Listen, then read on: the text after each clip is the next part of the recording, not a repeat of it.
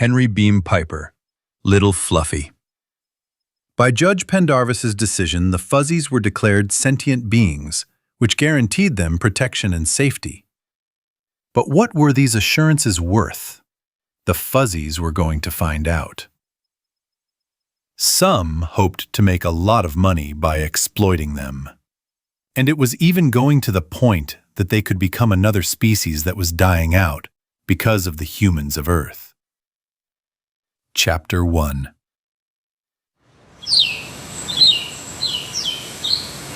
Chapter 1 took a sip of chilled fruit juice and pushed the glass aside, then lit a cigarette and poured hot coffee into his cup to replace the cold one. Another damn day. He had barely recovered overnight from the last and the days before that. He took a small sip of coffee and felt himself to be part of the human race again. The conference had been spent in mutual accusations and quarrels, but he hoped that today would be the end of it all. Tomorrow evening, the entire division of chiefs would know what had been done. They would either run to him with questions that they could easily solve themselves, or they would pester him with advice. Great God, if only they didn't start running things themselves. The trouble was that for the last 15, maybe 20 years, all the decisions had been made in advance, and the staff had worked from a template. But that was when Zarathustra was an uninhabited Class 4 planet, and the company owned it openly. The privileged Zarathustra company could have simply prevented that. That was until old Jack Holloway met a small, furry man he called Little Fuzzy. At that time, everyone lost their heads. And he, too, had done things he didn't even want to remember. Most of his subordinates never recovered, but the non-privileged Zarathustra company operated, if you can call it that, in a constant state of crisis. The cup was half empty again. He topped it up and used it to light another cigarette before stubbed out. Perhaps it would be best to start over. He reached across the table and turned on the comm screen. Mira Falala appeared immediately. She had carefully curled white hair, a slightly yellowish round face, and bulging blue eyes. Her lower lip was a protruding line of Habsburg descent. She had been his secretary since he had arrived on Zarathustra, and everything that had happened a week ago in Pendarvis's court had been, in her view, the end of the world. "Good morning, Mr. Grego."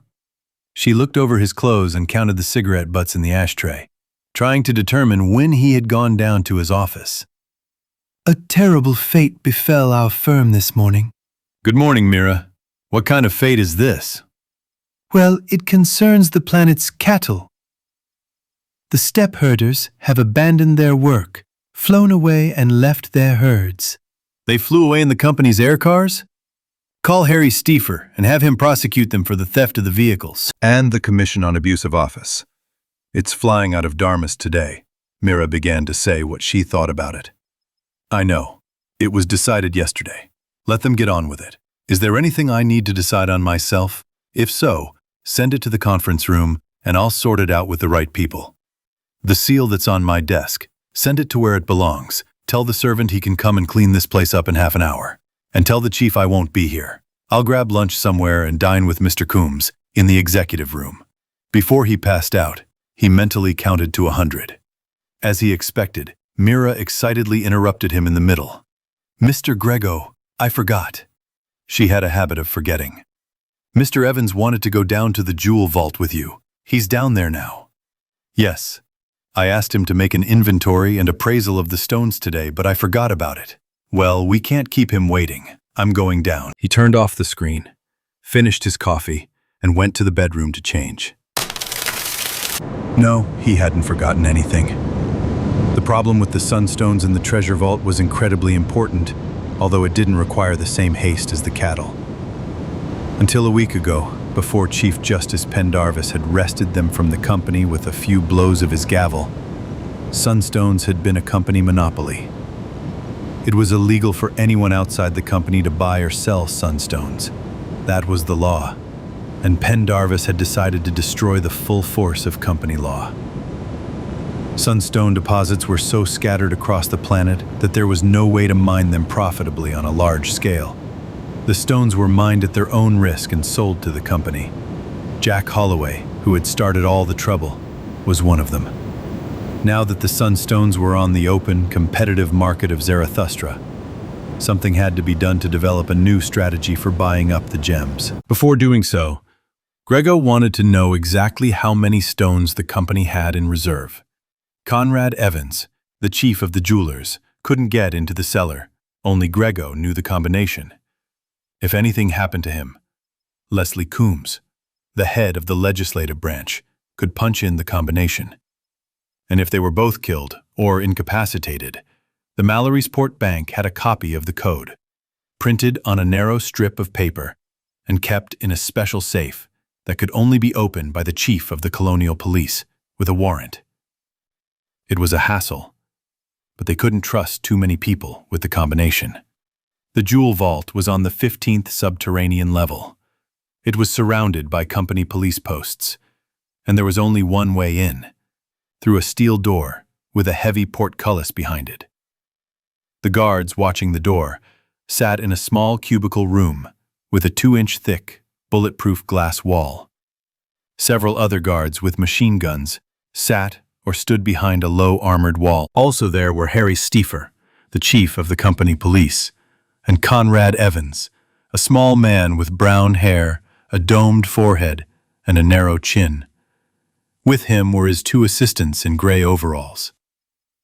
"I apologize for being late, gentlemen," Grego said. "Are you ready, Mr. Evans?" He was ready. Stiefer nodded to the men behind the armored glass, and the lowering grate rose smoothly. They entered an empty corridor, at the far end of which hung a transmitting television camera, and in the ceiling gaped the nozzles of sleeping gas. At the end of the corridor, a door opened, and they passed into a small room where Evans, his 2 assistants, the sergeant accompanying them with 2 guards, Grego, and even Stiefer, showed their identification to the guard. The guard spoke into a microphone. Someone out of their sight and reach pressed a button or flicked a switch, and another door opened. Grego went through it alone. He went down a short flight of stairs and came to another door, its armored plates gleaming brightly, like the hull of a spaceship or a nuclear reactor. It had a keyboard like a linotype. He tapped out a short sentence and waited 10 seconds. The huge door slowly slid open and then slid to the side. He walked into the room. In the middle of it stood a round table, the top of which was covered with black velvet. Above the table hung a wide, round, blackout screen. Built into the wall was a safe, steel, with numerous drawers. Grego was followed into the room by Stiefer, a sergeant with a machine gun, Evans and his 2 assistants. Grego lit a cigarette and watched the smoke flow around the blackout screen and disappear into the ventilation duct. Evans's assistants took out tools and laid them out on the table. The chief of the jewel buyers touched the black velvet and nodded. Grego also put his hand on the table. The table was warm, almost hot. One of the assistants took a box out of the safe and emptied its contents onto the table. There were several hundred smooth, translucent stones. For a while they looked like a pile of gravel. Then gradually they began to glow, and after a couple of minutes they turned into glowing coals. 50 million years ago, when Zarathustra was almost entirely covered by seas, there lived a marine life form that resembled a large jellyfish. The seas swarmed with these jellyfish. When they died, they sank to the bottom, into the mud, and were then buried by the sand. Time and pressure turned them into small pebbles, and the mud into gray stone. Most of them were ordinary, hard pebbles, but by some ancient biochemical quirk, some of them had become thermofluorescent. They were worn as jewelry, and they glowed from the body heat of the wearer, just as they glowed now on the electrically heated tabletop. Apart from Zarathustra, they were found nowhere else in the galaxy, and even a single modest pebble was worth a small fortune. "What is the approximate value of the contents of this premises, in round figures?" Grego asked Evans. Evans winced as if he had a toothache. He hated expressions like roughly and approximately. Well, of course, 6 months ago, according to the market prices of the earth, they were giving 1,125 souls per carat, but that is an average price. There are also markups on stones. He saw one of the stones and picked it up. A nearly perfect sphere, an inch or so in diameter, of a dark blood-red hue. It glowed in his palm. It was beautiful. He would have liked to have it himself, but none of it belonged to him. It all belonged to an abstraction called the Zarathustra privileged, now unprivileged, company, representing thousands of shareholders, subsumed among other abstractions called the Earth-Balder-Murdoch Space Line, the Banking Cartel, and Interstellar Research Limited. He wondered what Conrad Evans felt like, handling these lovely things, knowing what each one was worth, and owning none of it. "I can tell you the minimum value of this," Evans said, finishing his lecture on the valuation of jewelry on the Earth market. "The stones in this basement are worth no less than 100 million sols." It sounded like a lot of money when you said it quickly, without thinking. The privileged and even now unprivileged Zarathustra company was the greatest company, and everything they did was fantastically expensive. They couldn't afford for the sunstone business to stop or to remain at that level. "Is this stone one of the new ones?" he asked, placing the red glowing ball on the hot table. "Yes, Mr. Grego. We bought it 6 weeks ago, just before the trial." Grego winced. The day Pendarvis smashed the company with his hammer might have been the first day of the new year, on Zarathustra. "It was bought," Evans added, "from Jack Holloway." Chapter 2. Jack Holloway switched on his shiny new wall monophone and lit his pipe, and leaned back in his chair. He looked around what had been his sitting room, before it had become the office of the Special Commissioner of Local Affairs, on the Class 4 colonial planet of Zarathustra. It had once been a good room. It was a place where a man could relax, or entertain the rare guests who came from the distant desert. The wooden floor was covered with a rug, made from the skins of animals Jack had shot, and the deep chairs and sofa were also covered with skins. He had made a large desk for himself. On it stood an information screen and a metal box containing a library of microbooks. The gun pyramid cast a soft glow from the polished barrels and bolts of the weapons that sat on it. And what has it turned into now? 2 additional video screens and a communications screen, a teletype, all nestled in a corner. A makeshift desk, which was covered with plans and forms and blue stamps and all sorts of other objects. Those swivel red chairs he hated the most. 40 years ago he left Earth, longing to no longer sit in such chairs. And here, at the end of his life, let's call it the time of the second cocktail, he was trapped again. This was no longer his room. Through the open door, he could hear what was going on outside. The clatter of axes, the whine of power saws. He had decided to clear away all the big, feathery-leaved trees around the house. A centerfire rifle slammed, a bulldozer grunted and clanked. There was a cry of warning, followed by the crash of a falling tree and a chorus of blasphemy. He hoped none of the fuzzies were around, and none of them had been hurt. Someone gently pulled him by the leg of his trousers, and a thin voice said, "Weak?"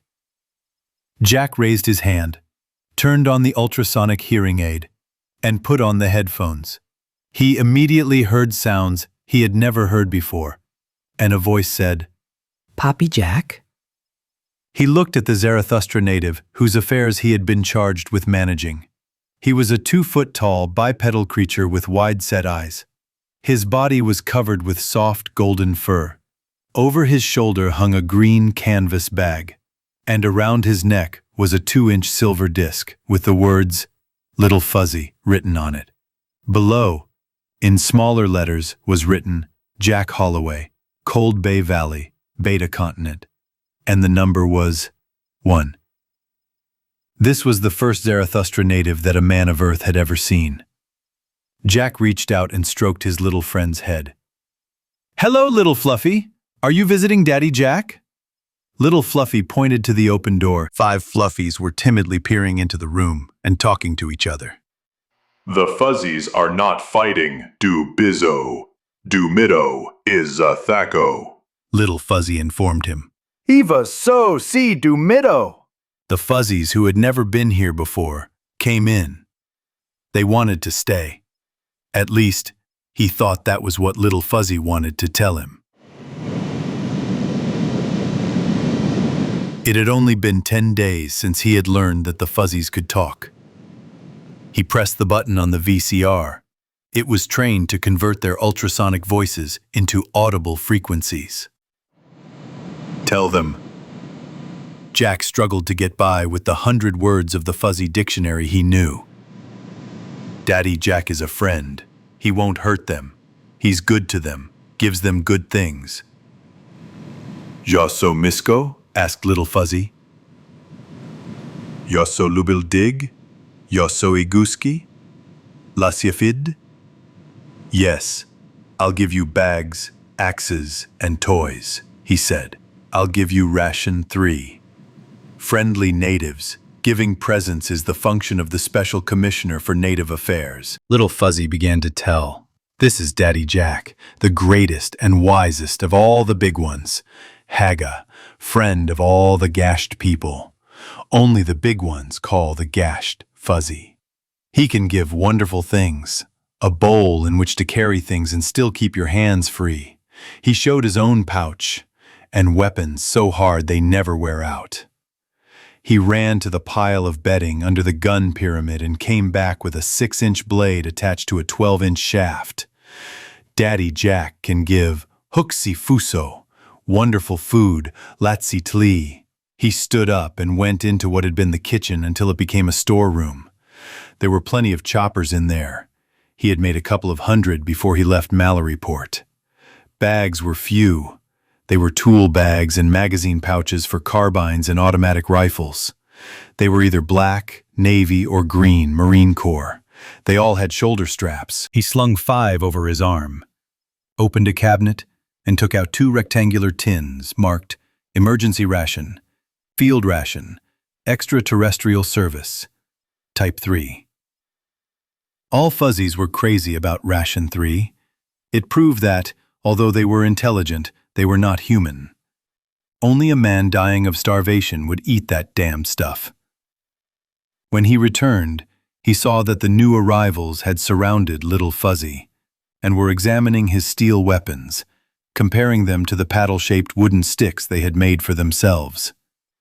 Several times he heard the word Zatki. It was an important word in the lives of the Fuzzies. It was their name for the large pseudo-crustaceans that Earthlings dubbed land shrimp. The Fuzzies hunted the Zatki greedily, and until they tried Extinction 3, they preferred them to any other food. If the Zatki had not filled the area, the Fuzzies would have been left in an unexplored part of the Beta continent, and it might be years before any Earthling came across them. Some Earthlings, especially Victor Greto, head of the Zarathustra company, wished that the Fuzzies had never been discovered. Zarathustra was registered as a Class 4 uninhabited planet. Apart from Earthlings, the planet was the only intelligent race on the planet. Because of this misunderstanding, the Zarathustra company was granted colonization and exploitation privileges and became sole owner of the planet and one of its moons, Darius. The other moon, Xerxes, was set aside for a Federation military base. This was prudent because Zarathustra became a Class 4 inhabited planet after the discovery of the Fuzzies.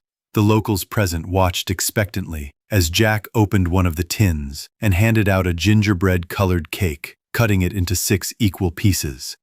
The new arrivals sniffed their portions and waited for Little Fuzzy to start eating. Then, after sampling a few crumbs, they pounced hungrily, making sounds of delight with their mouths full. At first, Jack had only suspected that they were not just clever little animals, but people, intelligent beings like himself and the other intelligent races Earthlings had discovered since they had entered the Starways.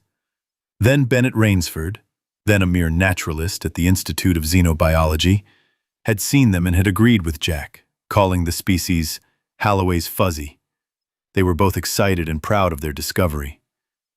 It had never occurred to them that the fuzzies would deprive the Zarathustra company of all its rights until it became obvious. Victor Grego had thought about it. Using all the resources of the company, he had fought desperately to prevent the fuzzies from being recognized as intelligent beings. The battle ended in court. Jack Holloway was accused of murdering an armed company thug and a company official. Leonard Kellogg was similarly charged with beating to death a fuzzy called Goldilocks. The two cases were tried as one in court, and the decision hinged on the question of the fuzzy's intelligence. The case was titled, "The Colonists of Zarathustra versus Holloway and Kellogg." Gus Branhard, Jack's lawyer, wanted to call it the Friends of Little Fuzzy versus the Zarathustra Chartered Company. Little Fuzzy and his friends had won. When the fuzzies were declared sentient, the company's rights went out the window. The same thing happened to the old colonial government. Zarathustra was left without a legitimate government.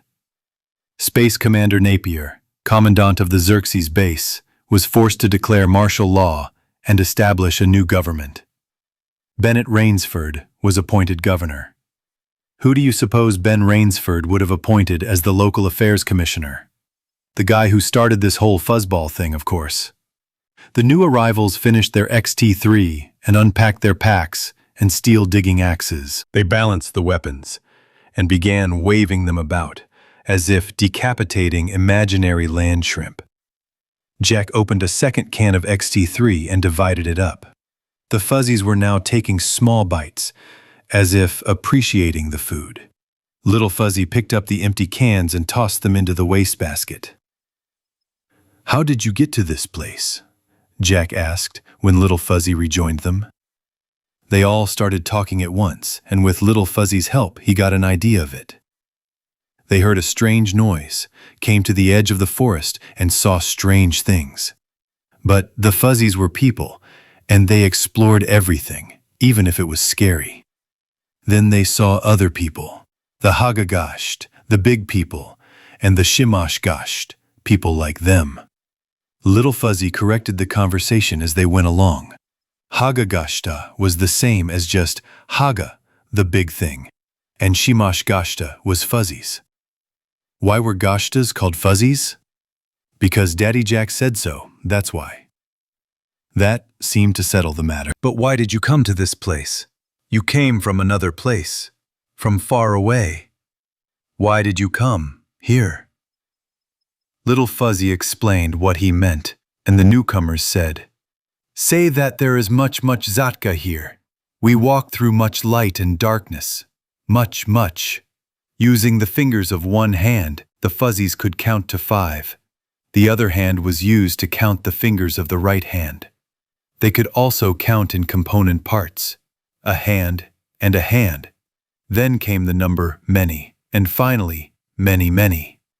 In the process of studying the fuzzies, someone might suggest watching what the fuzzies would do if they were given an abacus. Probably 3 months ago, this group heard that the area to the south was full of Zatki, and they decided to check it out. Little Fuzzy and his family were in the vanguard. The onslaught of arrivals was even greater. Jack tried to find out how they knew about it. The fuzzies said it was the same way he knew about it. Anyway, they went through the northern pass down into Coldstream Valley and ended up here. They came to the edge of the forest, noticed activity in the camp, and seeing other fuzzies, decided that there was nothing to fear here. A lot of things are harmful. Little Fuzzy immediately and furiously refuted their statement. You have to watch all the time. Don't walk in front of things that move. Don't walk under things that walk above the ground. Don't touch other people's things. Ask the big thing what might be dangerous. Haga, try not to harm fuzzies. Fuzzies must help. He continued his detailed instructions. The new arrivals exchanged fearful glances and quiet remarks. Finally, Little Fuzzy picked up his chopper and stood up. Bizzo, He said. Aki Pokoso. Come on, I'll show you. Jack understood this quite easily. First, show them the police's place, he advised. Get fingerprints and get bright things for your neck. It's cool, Agreed little Fluffy. Let's go to the police. We'll do some peeps, half Simbi or disco. The new arrivals let little Fuzzy go first, and, like tourists following a guide, filed out after him. Jack watched them cross the open space in front of the house and turn left toward a bridge over a small creek. Then, he returned to the desk and punched in his combination, calling the shop on Red Hill to order some knapsacks. "Perhaps tomorrow, Mr. Holloway. We are doing all we can," was the answer. Having made a video sound recording of the acquisition of Ration 3, he began to sketch something and casually write it down in the scheme of actions of the Special Commissioner for Local Affairs. "Hello, Jack. Another gang showed up?" He looked up. A squat man with a square face walked through the door. Something had been removed from his beret, leaving a light oval. The collar of his tunic showed that the single major star had been recently, very recently, attached in place of the lieutenant's stripes. On his left arm was an armband with the letters TZSZ. In other words, he was wearing the blue uniform of a colonial policeman. "Hello, George. Come in and rest. You look pretty tired." Major George Lunt, Commandant of the Native Defense Forces of Zarathustra, wearily agreed, took off his beret, his pistol belt, and laid them on the table. He looked around, then went to a chair, cleared away the open books, and brushed some papers onto the floor. Unbuttoning his jacket, he sat down and took out a cigarette. "The office is in chaos right now," he reported. They're waiting for a freight barge to lay the floors. "I was wondering about that an hour ago. They're coming this evening. By this time tomorrow, when all the junk is cleared out, this place will be a normal place to live again." "How many people arrived on the boat this afternoon?" 3. They just signed up today, and no one else is going to the recruiters. Captain Nasagara said he'd loan us 50 paratroopers and some transport for the time being. "How many fuzzies do we have now, including the new group?" Jack counted in his head. His own family? Little Fuzzy, Mummy, Baby, Mike, Mizzy, Coco, Cinderella. George Lunt's fuzzies. Flair, Hungry, Cabbage Eater, Borden's Wobble, and Trouble Woman. The 10 they had found in camp when they returned from Mallory's Port after the trial. 6 had come in the day before yesterday. And yesterday, 6 more. 4 in the morning and 2 in the evening. And now, this gang. "If you count the kid, 38. That's quite a lot," he noted. "That's not much," Lant countered. "The patrols we sent north saw a lot of them coming this way. There'll be a couple hundred of them here in a week. If the fuzzies who were here first feel threatened by overpopulation, the good new choppers and diggers may end up bloodied," Jack said, and asked, "Do you have a tactical plan of action in case of an Aborigine uprising?" "I'll think about it. You know, we could get rid of most of them," Lunt said. "We could announce on one of the TV shows that we've got more fuzzies than we need, and we could give them away." "At least they can. The lawsuit created such publicity that everyone went crazy for fuzzies. Everyone wanted their own fuzzy. And where there is a demand, there are people who will fill that demand, no matter by what means, legal or not. So far, these amazing forests have not been filled with people catching fuzzies for sale. Or maybe they already have? But many people shouldn't be allowed to keep fuzzies. The sadists and the perverts. The ones who wanted fuzzies just because the Joneses had them. The ones who might end up in court someday. The ones who are too stupid or feeble-minded to understand that fuzzies are people too, and not just pets. They need to establish a qualified fuzzy adoption system.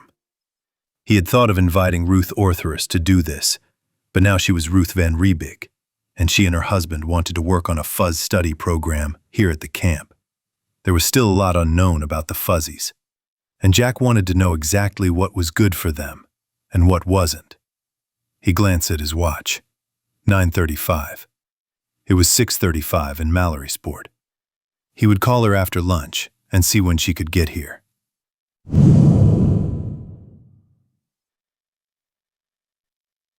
Chapter 3.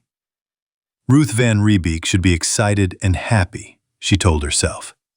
5 days ago she had retired from the Navy and from girlhood at the same time.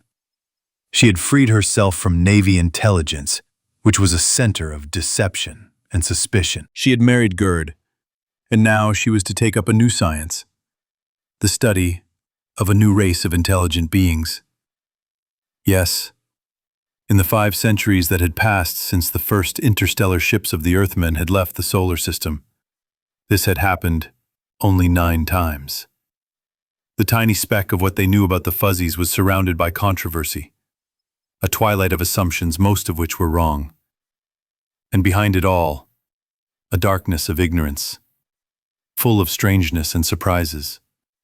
She was at the very beginning of the study, and she was bound to win. This was a magnificent chance, but damn, is it worth wasting your honeymoon on. When she and Gerd got married, everything was so wonderful. They could spend a whole week in the city, living happily together, making plans and buying things for their new home. Then they could go back to the Beta continent.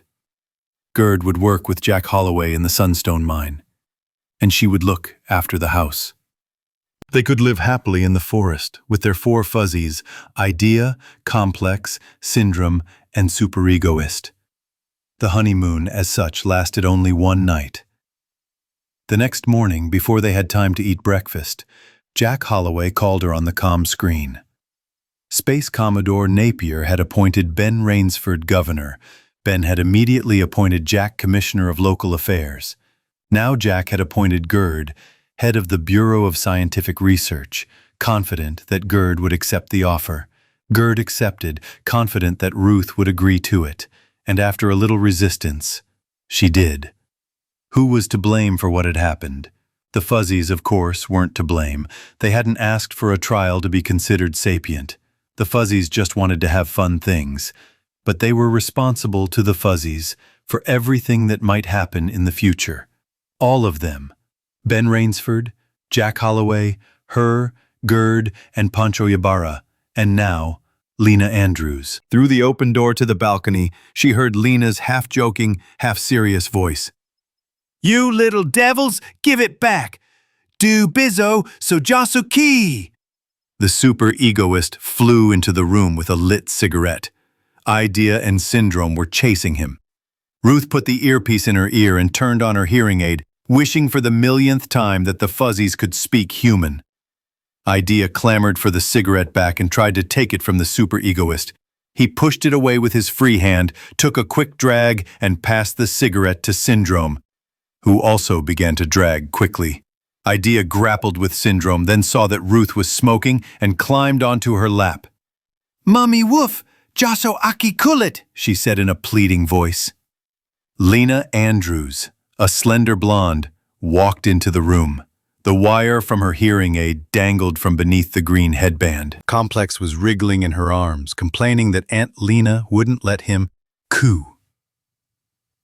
"It was the only earthly word they picked up without any difficulty," she commented. "Give 'em a cigarette," she added with scientific caution. "It doesn't seem to hurt them." Ruth knew what Lena would say. She had transferred, or rather had been forced to transfer, from Mallorysport General Hospital because they thought a MD had less to do than she or Pancho Ybarra. Lena was a pediatrician. She had been chosen because the fuzzies were the size of a 1-year-old human child, and besides, a pediatrician, like a veterinarian, could do well with a minimum of help from the patient. She had made the analogy, not quite rightly, and had equated the fuzzies with human children. A 1-year-old child should not smoke, so neither should the fuzzies, although, unlike a human child, the fuzzy might be 50. Ruth gave Idea her cigarette. Lena, abandoning all her best intentions, sat down on the sofa and lit another cigarette for Complex, another for herself, and then a third for the superegoist. Now, all the fuzzies were smoking. Syndrome ran to the low coffee table and returned with an ashtray, which he placed on the floor. The others, except Idea, who remained on the lap of Mommy Woof, sat around her. Lena, they won't do anything that could harm them, Ruth argued. Like alcohol, Lena agreed. Fuzzies could take a drink and do what the big ones did. The slightest amount of alcohol affected the fuzzies, and then they had a terrible hangover, and none of them dared drink a second time. She had discovered this while working with Ernst Malin, the company psychologist. She had outwitted him and the company in favor of military intelligence. Well, some of them are not cool. Some people don't smoke either. Some people are allergic to it. And what kind of allergy can Fluffy have? That's what you should find out. Ruth sat Idea down on the table, picked up a pencil, opened her notebook, and wrote a word at the top of a blank page. Idea picked up another pencil and began drawing a string of little circles in the notebook. The door opened in the hall, and they heard Panch Ibarra's voice and her husband's laughter. The three sitting on the floor threw their cigarettes into the ashtray, jumped to their feet, and ran toward them, shouting, "Pappy Geed! Pappy Panko!" Idea put down her pencil, jumped off Ruth's lap, and ran after them. A few moments later they returned. Syndrome was wearing a Navy officer's cap. He held it in both hands and peered at it from under the visor. Idea, wearing a large gray sombrero, followed him. Complex and superegoist were dragging a bulky briefcase together. Gerd and Poncho were the last to enter. Gerd's suit, ironed only that morning, was already rumpled, but the Navy psychologist was supernaturally neat. Ruth rose, greeted them, and kissed Gerd. Poncho went over to the sofa and sat down next to Lena. "So, what's new?" Gerd asked. Jack called me an hour ago. They set up the lab and brought in all the equipment. They also put up a little one-story house for us. Jack showed me the look of it. It's quite nice. All we have to do is pack our things. When do we start packing? "This evening, if we want to get out of here by nightfall," said Gerd. "Or tomorrow after lunch, if we want to have a nice time. Ben Rainsford has invited us tonight." Lena voted for tomorrow. How are things with the hospital? She asked. "They'll give us whatever we ask for without question," Gerd said. "Surprisingly, the Science Center will too," I'm not surprised. said Pancho. There's a lot of gossip about the new government. But in a couple of weeks, we'll be their masters. How about lunch? Shall we go ourselves or send for him? Let's send it. Ruth said. "We've made a list of the necessary equipment, and you can tell us if we've missed anything." Pancho took out a pack of cigarettes, which turned out to be empty. "Hey Lena, so hoso aki kulit," he said. Okay, this could be a honeymoon, a chaotic one, but fun. Plus, Pancho and Lena were starting to take an interest in each other. Ruth was happy about that. See, Chief Justice Frederick Pendarvis leaned his elbows on the table and looked at the three black-clad lawyers working on the case of John Doe, Richard Roe, et al., Unincorporated Voluntary Society versus Zarathustra Colonial Government. The first, on the defendant's side, was a giant. He stood over 6 feet tall and weighed over 200 pounds. His face, with its enormous nose, was hidden under a bushy beard. His unruly shock of red and gray hair suggested the incongruous suggestion of a halo. This was Gustavus Adolphus Branhard. Before the Fuzzies trial, he had been known chiefly for his ability to acquit clearly guilty clients, his prowess in high-stakes gambling, and his ability to drink vast quantities of whiskey without apparent effect. 5 days before, he had been appointed chief prosecutor of the Zarathustra colony. The man standing next to him would have seemed tall if he had been standing next to anyone else. He was slender and elegant. His fine aristocratic features had the usual half-serious, half-mocking expression, as if life were a tired joke he had heard many times before. It was Leslie Coombs, the chief attorney for the Zarathustra company.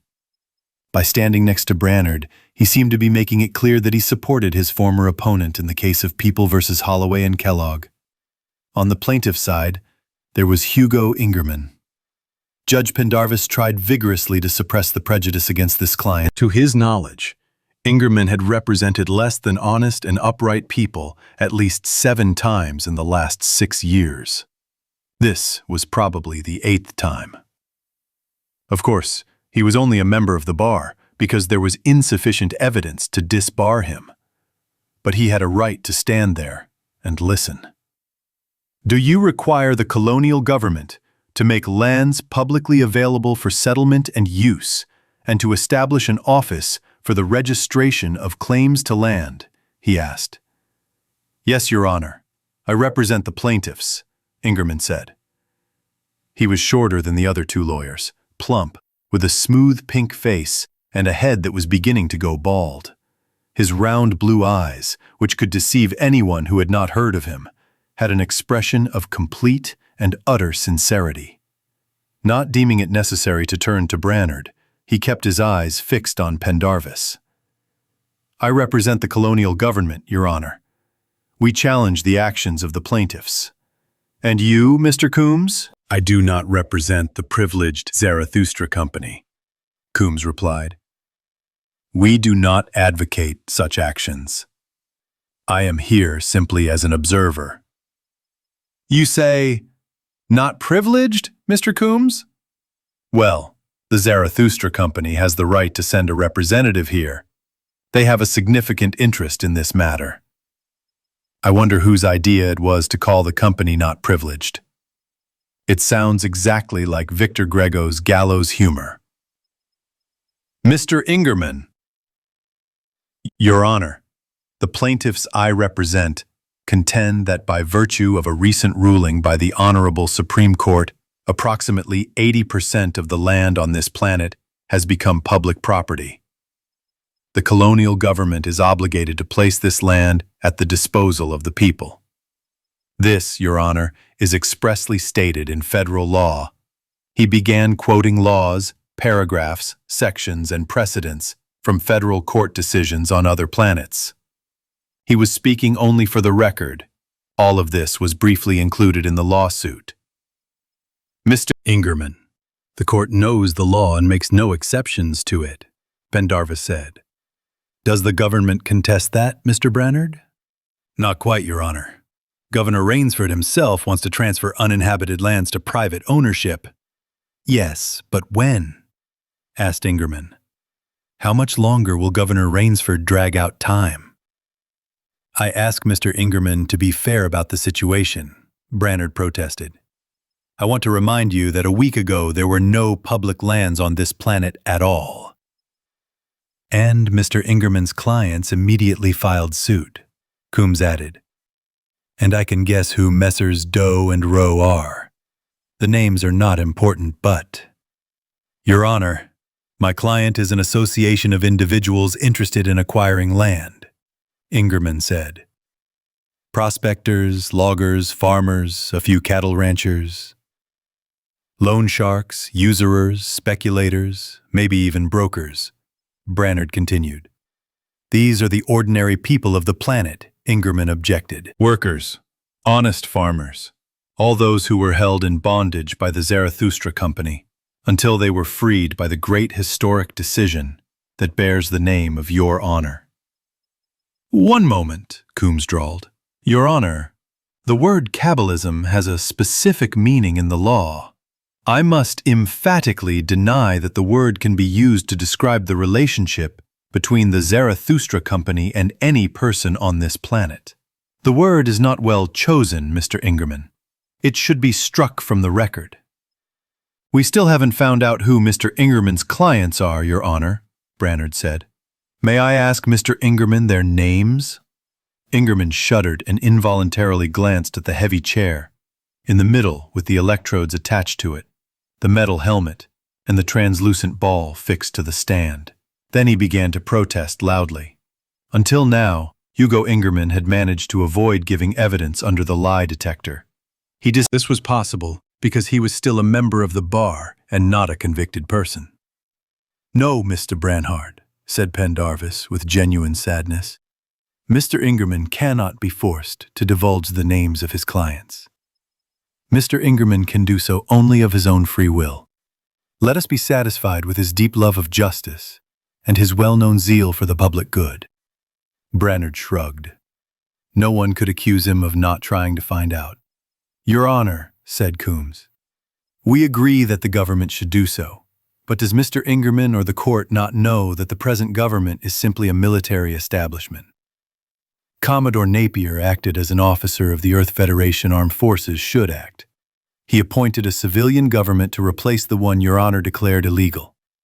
Until a colonial legislature is elected by the people, there may be serious doubts about the legality of some of Governor Rainsford's actions, particularly in the land question. Your Honor, do we want the courts to be swamped with land cases a year from now? That is the government's position, Branhard agreed. We want to hold these elections within a year. Once we do, we can choose delegates to a constitutional convention and adopt a planetary constitution. That will take 6 to 8 months. Until that is done, we ask the court to refrain from ruling on these issues. That is quite reasonable, Mr. Branhard. The court will recognize the validity of the claim, but will not require any urgency in its execution. If within a year the government opens up the public lands and establishes a land office, the court will be quite satisfied. He tapped his gavel lightly. "Next case," he said to the clerk. "Now I see," Ingerman almost shouted. "Zarathustra's company continues to rule, and the court turns a blind eye to it." The judge banged his gavel. The sound was like a rifle shot. "Mr. Ingerman, are you deliberately bringing contempt of court upon yourself?" he asked. "No? I hope so. Next case, please. The lower city of Sumayand." With a vague thank you, Leslie Coombs took the cocktail, tasted it, and set it down on the table. It was cool and calm on the garden terrace of Victor Grego's rooftop mansion. The great fire of the setting sun was painting the western sky, red, orange, and yellow. "No, Victor, Gus Branhard is not our friend, but he is not our enemy either. As Attorney General, he is the lawyer of Ben Rainsford and the government. There is no difference now. And Ben Rainsford hates us." Victor Grego looked up from his glass, where he was pouring himself a cocktail. His black hair was streaked with gray in the glow of the setting sun. He had a face with wide cheekbones and a wide mouth. There had been no gray in his hair before the Fuzzies' trial. "But why?" he asked. "I don't understand." They had secured recognition of the Fuzzies' intelligence. Was that all they cared about, or was it? Gregor was a perfectly honest man, Coombs thought. He just couldn't get mad at something that had already been done.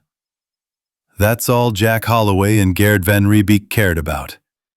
Branhard was their lawyer, and it was hard for him. But Rainsford was personally involved.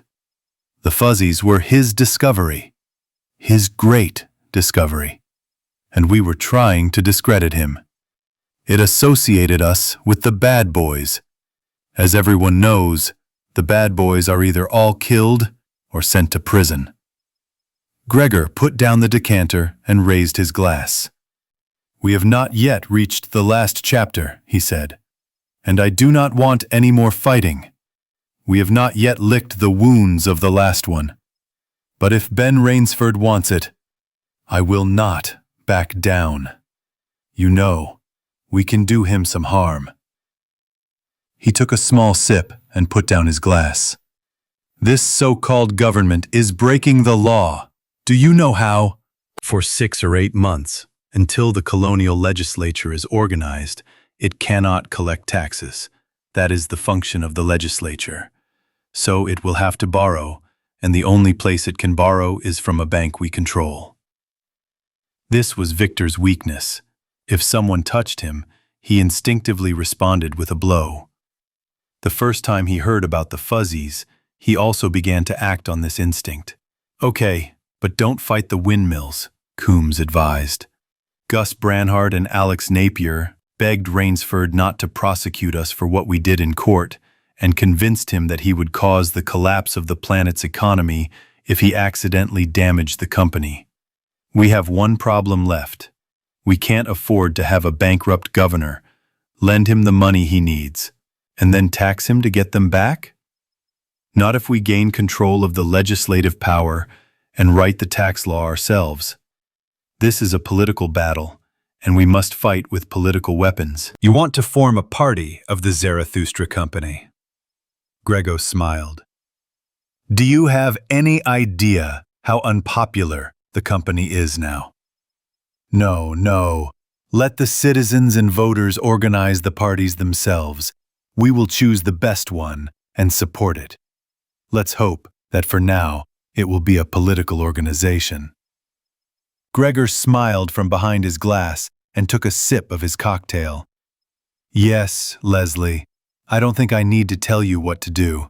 You know better than I do. Can you tell me who could lead the party? He shouldn't be associated with the company at all. At least the people shouldn't see that connection. Leslie named several names: independent businessmen, planters, professional politicians, priests. After each name, Grego nodded approvingly. Hugo Ingerman, he said. My God, Coombs said, thinking he had misheard, then indignant. We must not bring this man into this under any circumstances. There is not a crime, a gamble, or even a dishonest operation in Mallory's sport that he is not involved in. I told you what he said in court today. Gregor nodded again. That's right. We won't do business with him. Let Hugo have his stinking way. We'll exploit the scandals he creates. You said Rainsford prefers the terms good guys and bad guys? Well, Hugo Ingerman is the worst bad guy on the planet. And if Rainsford doesn't know it, Gus will probably tell him. Gus Branhart stepped onto the south lawn of the governor's house when two fuzzies rushed toward him. They were Flora and Fauna. He stopped and remembered that, although their names were feminine, only Flora was female and Fauna was male. Ben was a naturalist, and that explained it all. If Gus had had a pair of fuzzies of his own, he would have named them Crime and Misdemeanor. He turned on his hearing aid and squatted down. Hello, intelligent beings. Just keep your hands off Uncle Gus's sideburns. He looked up to see a short man with a red beard approaching. Hello, Ben. They don't touch your beard? Sometimes. And there's nothing to pull me by. You're more amusing to them. Jack Holloway says they think you're a big fluffy. The fuzzies were pointing to the end of the lawn, calling loudly for Gus to come and look at something. Oh, of course, their new house. I bet there isn't a single fuzzy who has a better house than theirs. Okay, kids. Bizzo. The new home was a Navy tent, pitched in an open clearing near the fountain. It was more suitable for two fuzzies than two Marines. Scattered about were the fuzzies' treasures, toys and odds and ends of bright colors and odd shapes that they had picked up for themselves. Branhart noticed a sturdy toy wheelbarrow and complimented it.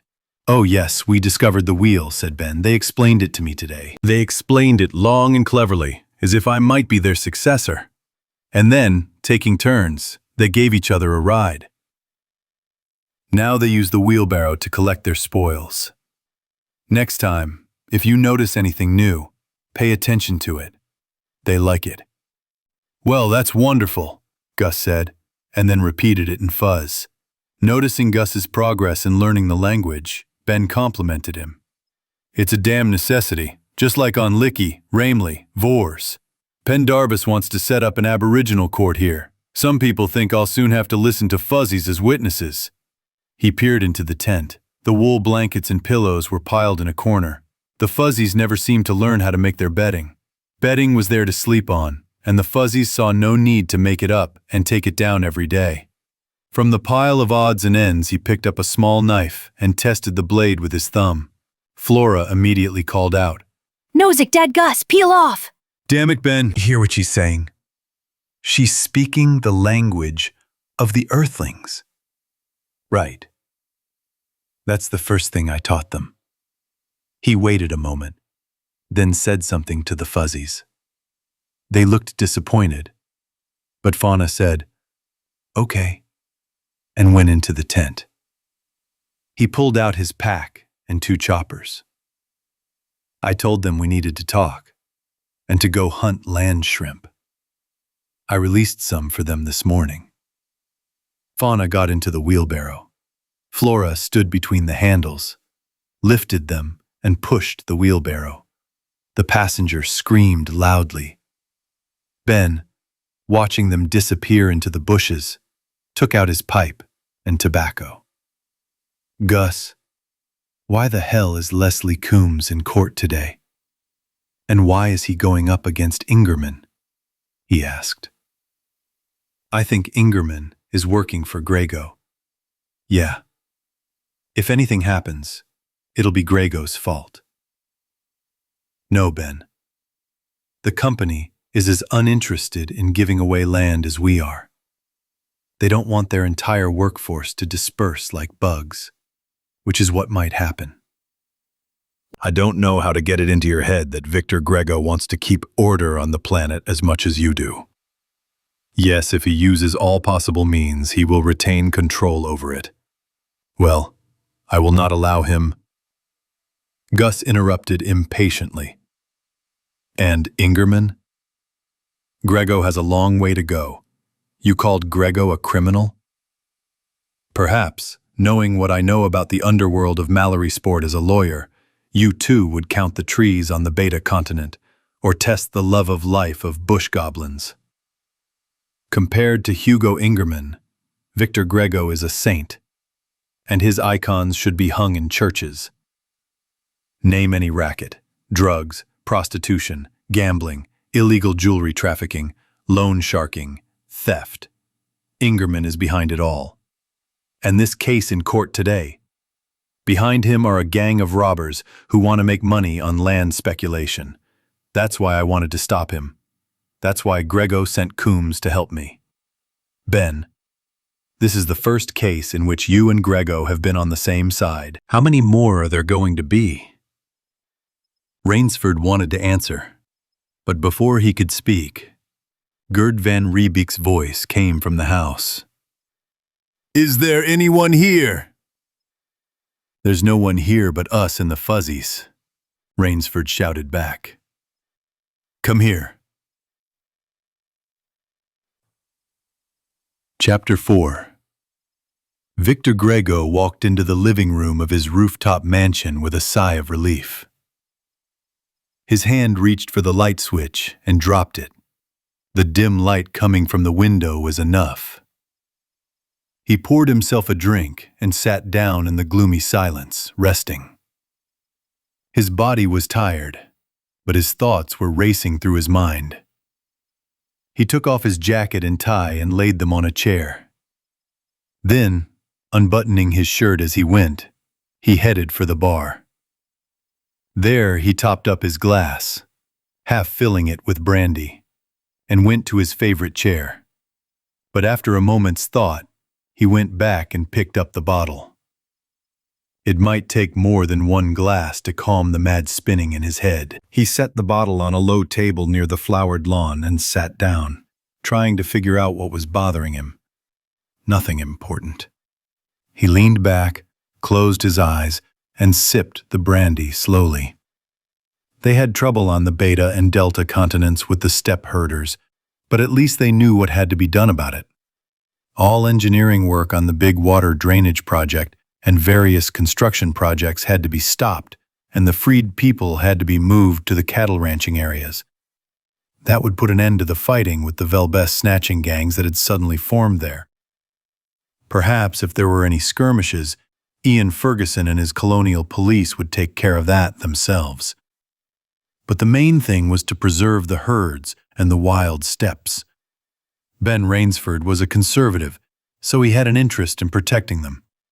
And the tactics for buying sunstones have not yet been developed. There is not enough information in the current situation. Something needs to be done about this. To hell with them. I'll think about it tomorrow. He took a sip of brandy and reached for the bowl on the table to find it empty. This worried him. When he and Leslie Coombs had gone out to lunch, it had been half filled with sweets and treats. Salted nuts, wafers, cookies. Or were they not there? Was he imagining it? This worried him even more. Besides, he had forgotten to take inventory of the sunstones this morning. He would have to call Ernst Mylan and have him check it out. He smiled mirthlessly as he thought about it. If anyone needed checking, it was the company's own psychologists. Poor Ernst. He'd been beaten up enough in court, and now he probably thought he'd been put through this slaughter on purpose. Of course, that wasn't true. Mylan had done the best he could in an impossible situation. Fuzzies were intelligent creatures, and everything was there to prove it. Mylan hadn't made any mistakes. The mistake had been to put Mylan under the direct command of Dr. Ruth Ortherus, who, as it turned out at the trial, was a lieutenant in Federation military intelligence. She had been the one who had first told military intelligence about the Fuzzies. She had been the one who had smuggled Jack Holloway's Fuzz family out of the Science Center, after Leslie Coombs had obtained them on a forged court order. She had insisted on setting a live trap of another Fuzz family, and had left Mylan unprotected. It was a fine job. He watched the trial on the screen. He watched poor Mylan try to claim that the Fuzzies were just little animals, and the red glowing ball of the detector called him a liar every time he opened his mouth. He watched Ruth Ortherus completely defeat the company with her own testimony. He should have hated her for that. But no, he admired her, as he admired anyone who did their job well, did it competently, and at the same time, he cursed some of the people in his organization. We should do something nice for Ernst. He can't stay at the Science Center, but he can be promoted. We should think of a job for him. Finally, he decided he could go to bed. He took the bottle of brandy back to the bar, picked up his clothes, and went into the bedroom and turned on the light. He glanced at the bed and saw a shapeless ball of golden fur lying on the pillow. He cursed. One of the life-size Fuzzies dolls that had been on sale since Jack Holloway discovered the Fuzzies. If this was someone's joke. Weak! Oh, damn! He's alive! Victor screamed. This is the real Fluffy. Fluffy got scared and watched Victor for a while, looking for a way to escape. Don't be scared, kid, Victor reassured him. I won't hurt you.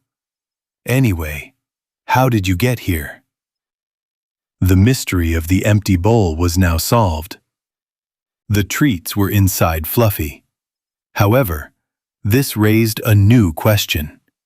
How did he get there? Thinking it was a joke, Victor became angry. Now, he doubted it, which worried him even more. Fluffy, looking at him carefully, apparently decided that he was not hostile, and even a little friendly. He rose to his feet, trying to free himself from the air mattress, and somersaulted over his head. Then he immediately jumped to his feet again, jumped up twice, and yeeked happily. Victor caught him on the second jump and sat down with him on the bed. Are you hungry, little one? There wasn't much food in the bowl, even for Fluffy. The nuts were heavily salted. I bet you're thirsty. What do Jack Holloway's Fluffies call him? Daddy Jack. Then Daddy Vic will bring you something to eat. In the small kitchen, while the owner was looking for something to feed the guest. Fluffy drank 2.5 glasses of water. Jack Holloway fed his Fluffy's diet 3, but he doesn't have it. Or maybe he does. Victor returned to the bedroom and opened the closet where his camping gear was kept. Rifles, sleeping bag, cameras, binoculars, and a couple of rectangular steel boxes full of camp supplies. They were usually delivered on the air cars. He opened the one containing the mess kit, confident that he would find a couple of cans of Ration 3. Fluffy, who had been watching him with interest, saw the blue label, yelped excitedly, and ran after Victor into the kitchen. He could hardly wait for the can to be opened. So, someone had given him Ration 3 before. While Fuzzy ate, Victor made himself a sandwich and sat down at the table. He was still uneasy. There were only 4 doors at ground level in the company building, and they were guarded at all times. The windows were 60 feet up. He wouldn't bet, but the windows were probably inaccessible to the Fuzzies, and he doubted they had learned to drive the air car. So, someone had brought this Fuzzy here. How was out of the question, but 3 other questions arose. When, who, and why? Why was what worried him most. The Fuzzies, he didn't need reminding, were human, and under the protection of the Earth Federation. Crimes could be committed against them.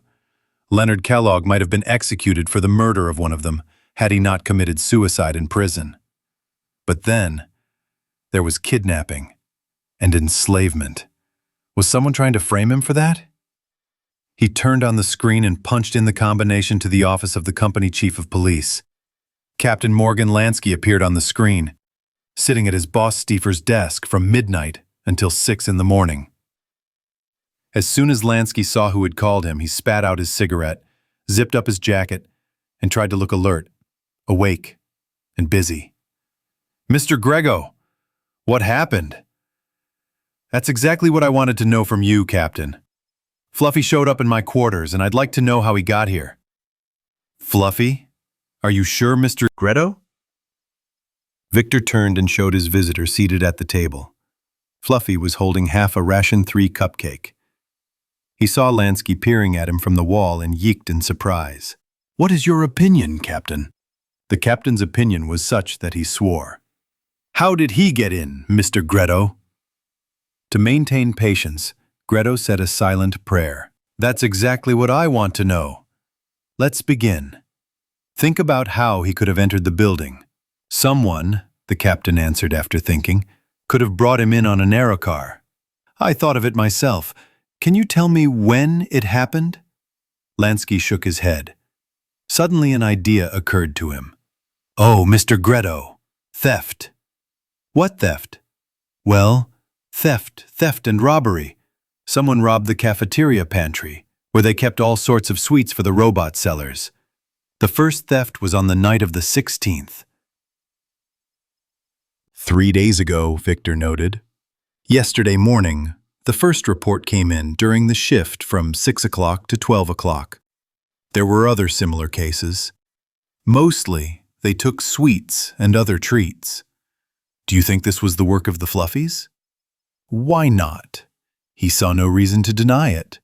Fuzzies were small people capable of making themselves very inconspicuous when they chose. Without these qualities, they would not have survived in the woods, dodging harpies and bush babies for thousands of years. The company house had plenty of places to hide. It had been built 12 years ago, 3 years after Grego had come to Zarathustra. It was a huge building. It was not like the skyscrapers that had been going up on Earth for 2 centuries. It was to be the headquarters of the Zarathustra Chartered Company for a couple of centuries. 18 levels, 6 or 8 stories on each. More than half of them were empty, many were unfinished. The Zarathustra Chartered Company had to expand. Dr. Jimenez caught Fuzzies for Dr. Malin, Lansky said. Could this be one of them? Victor sighed mentally, thinking about those Fuzzies. Catching them and giving them to Malin's lab was the biggest mistake in this case. And the way they got rid of them was completely unacceptable. Some Mallorysport police lieutenant had blew up a story about a 10-year-old girl. Lolita Larkin being attacked by fuzzies, and Nick Emmert, believing that Holloway's fuzzies were in town, had put up a reward of 5,000 souls for every fuzzy, dead or alive. This had set off a hysterical hunt for fuzzies. Now Nick Emmert, the company's resident general, accused of malfeasance, had been sent to Earth on a destroyer from Xerxes. That was when he and Leslie Coombs had created the masterpiece of their own imbecility. They had released the fuzzies being studied by Maylin, hoping that they would be shot for Emmert's reward. Jack Holloway didn't know it then, but his fuzzies were safe and sound at the Xerxes military base. He had been looking for his fuzzies, and he had found these. They were now living with Gerd and Ruth von Riebeck. This brought Lansky back to where he started. He moved on to another topic. Okay, Mr. Greto. I'll send someone to pick him up right now. Nothing of the sort, Captain. Fluffy is doing just fine here. I'll take care of him. All I want is to find out how he got into the company house. Just investigate carefully and report to the chief when he shows up. He paused, then added, "Get me a case of XD3. Do it before you turn in for the day. Leave it in my delivery lift. I'll pick it up tomorrow morning." Fluffy was disappointed when Victor turned off the screen. He wondered where the funny man in the wall had gone. He sluggishly finished his piece of ration 3 and didn't want to take another. Well, that's not surprising. One such muffin gave a person the opportunity to do heavy physical work for 24 hours. Victor made Fluffy's bed. But what if he wanted a drink? The sink in the kitchen was too high and inconvenient for Fluffy. There was also a faucet outside that the gardener used.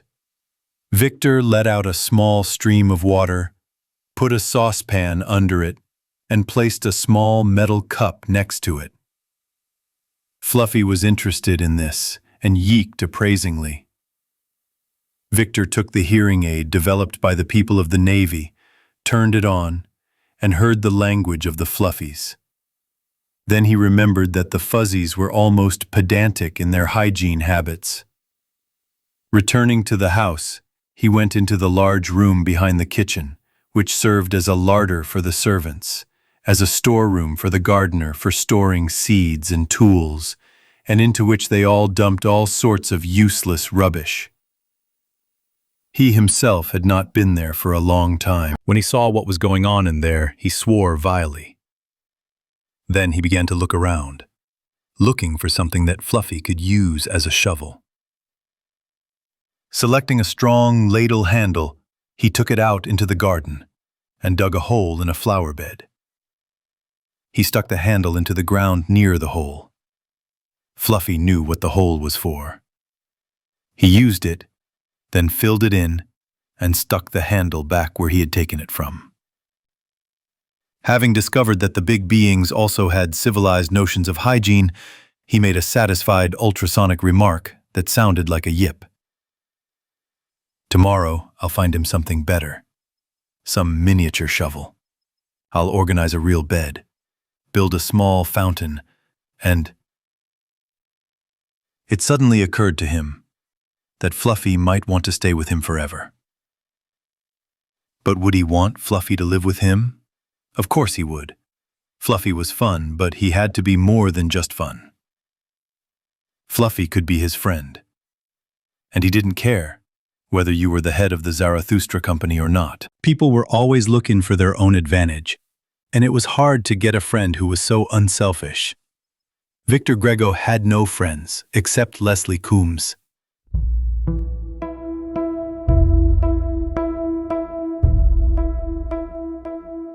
Several times during the night he woke up, with Fluffy touching his shoulder warmly and gently. "No, friend. I think you need to make a separate bed." "Weak? Oh, do you like sharing a bed with Daddy Vic?" "Great." And they fell asleep again.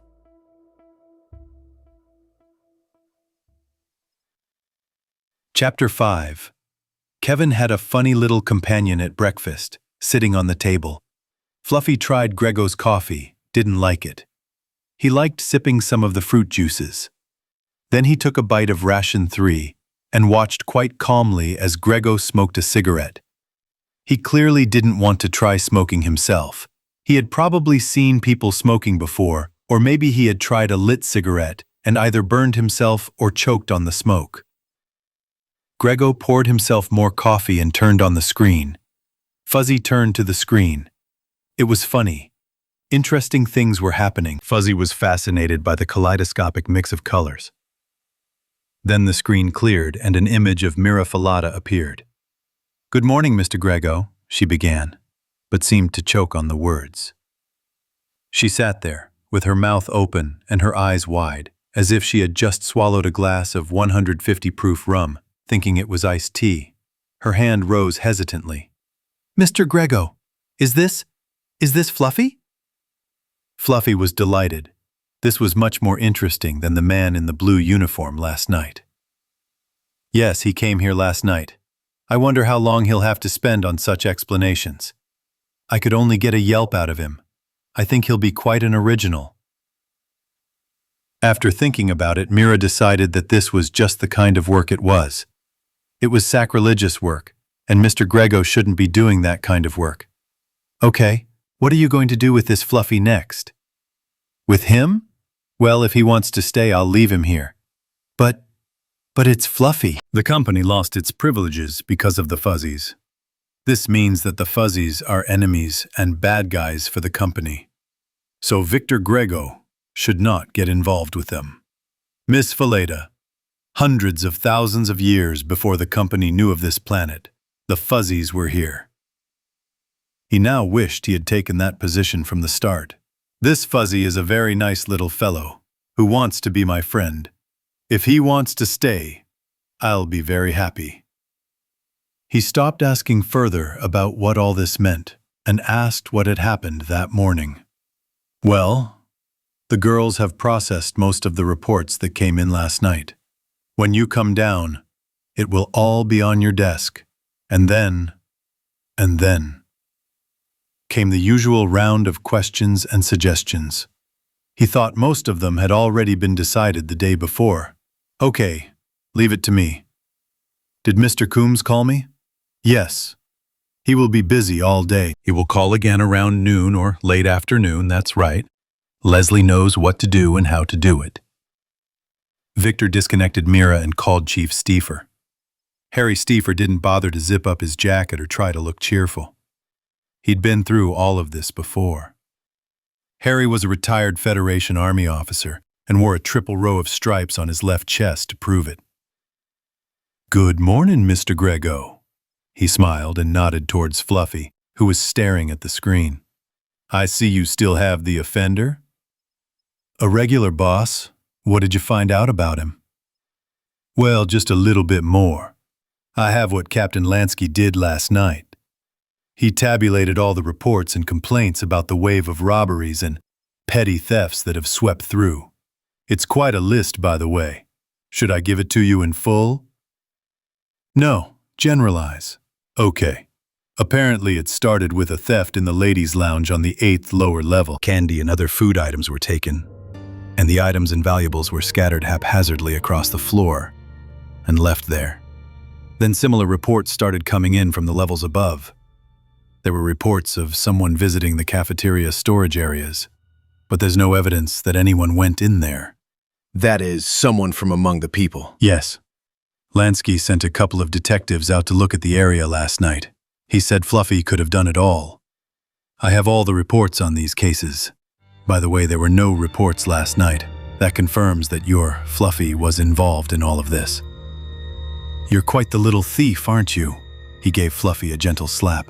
"So nothing happened before the 16th and below level 8. "Yes, Mr. Grego. See if Dr. Jimenez or Dr. Malin know anything about it." "I'll talk to them." After Dr. Jimenez captured 4 Fuzzies and handed them over to Dr. Malin for study, he stayed to study the Fuzzies in their natural habitat. He is assisted by 2 people, either hired hunters or forest rangers. "I'll find out who it was," Stiefer said. "And one more thing. Someone from the company who worked on the Beta continent might have picked up Fuzzy, brought him here and dumped him here? We'll try to find out, Mr. Grego. Grego thanked Stiefel, turned off the screen, and dialed the code again. This time it was Leslie Coombs's apartment. Coombs answered immediately. Dressed in a dressing gown, he was sitting in his library. In front of him was a cup of coffee and a pile of papers. He smiled at Grego. Then his gaze shifted, and the smile widened. Well, it's just a touching scene. Victor Grego with his Fluffy. Since they couldn't defeat them, they joined them, he commented. When and where did you pick him up? I didn't pick him up. He came to me himself. Victor told Coombs everything. Now I want to find out who brought him here. My advice to you is to take him to the Beta continent and return him to where he came from. Rainsford has agreed not to prosecute us for what we did before the court. But if he finds out you're keeping Fluffy in the company house, he'll turn against us. But he likes it here and he wants to stay with Daddy Vic. Or does he, little one? Victor asked. Fluffy answered, and it sounded like agreement. I suppose you could go to Pendarvis and get me the guardianship papers he gave to Holloway, George Lunt, and Rainsford. There was a spark of interest in Leslie Coombs's eyes. He would like to meet and fight Gus Brannard in court again, if only the case were not as hopeless as the last time. I suppose I can. Then he pushed away the temptation.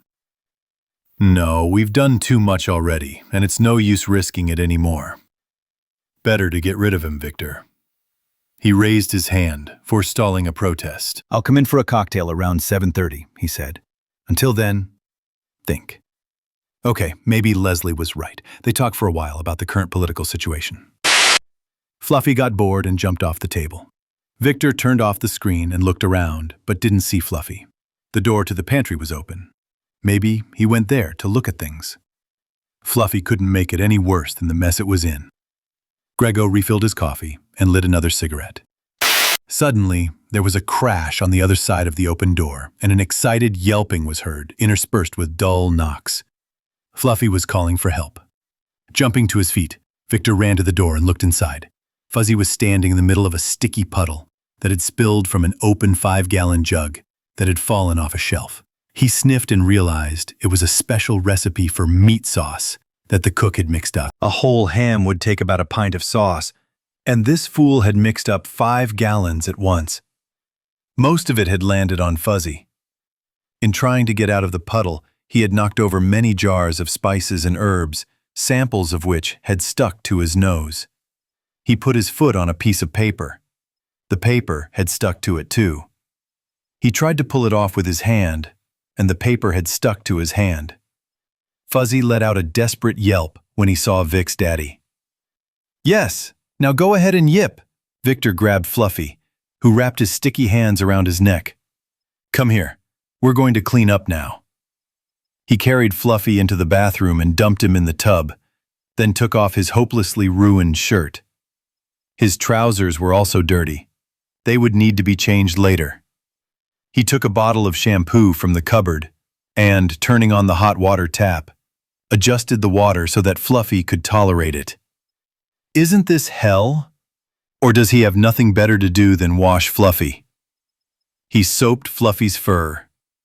At first he was offended, but then he liked it and yeeked contentedly. Having scooped up a handful of soapy water, he even tried to soap Daddy Vic. Finally, the washing was over. Fluffy liked the dryer, too.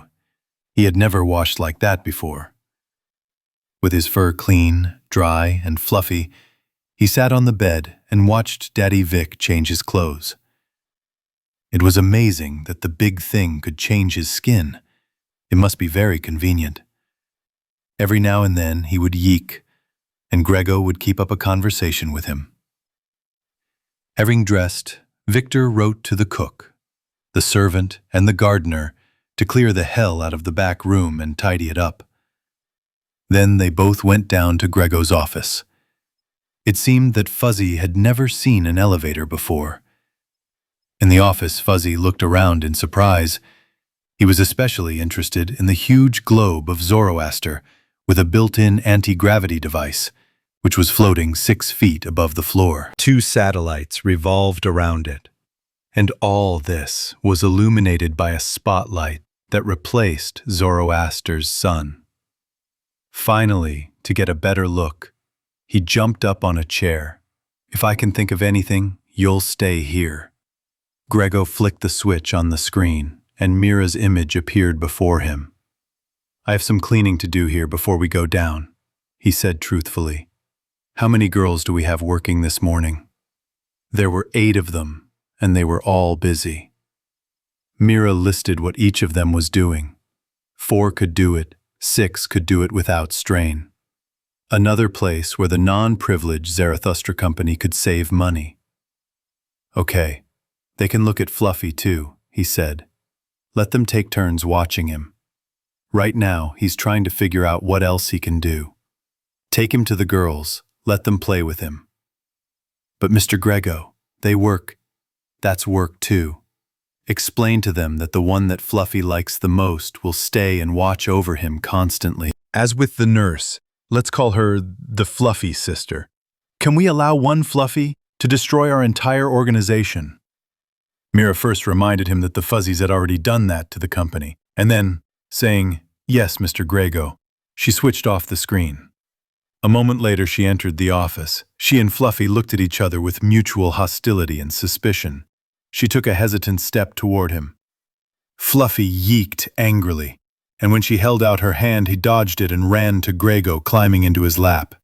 "She won't hurt you," Victor consoled him. "It's Mira, she likes Fluffy. Or, no, Mira?" He stroked Fluffy. "I'm afraid he doesn't like you."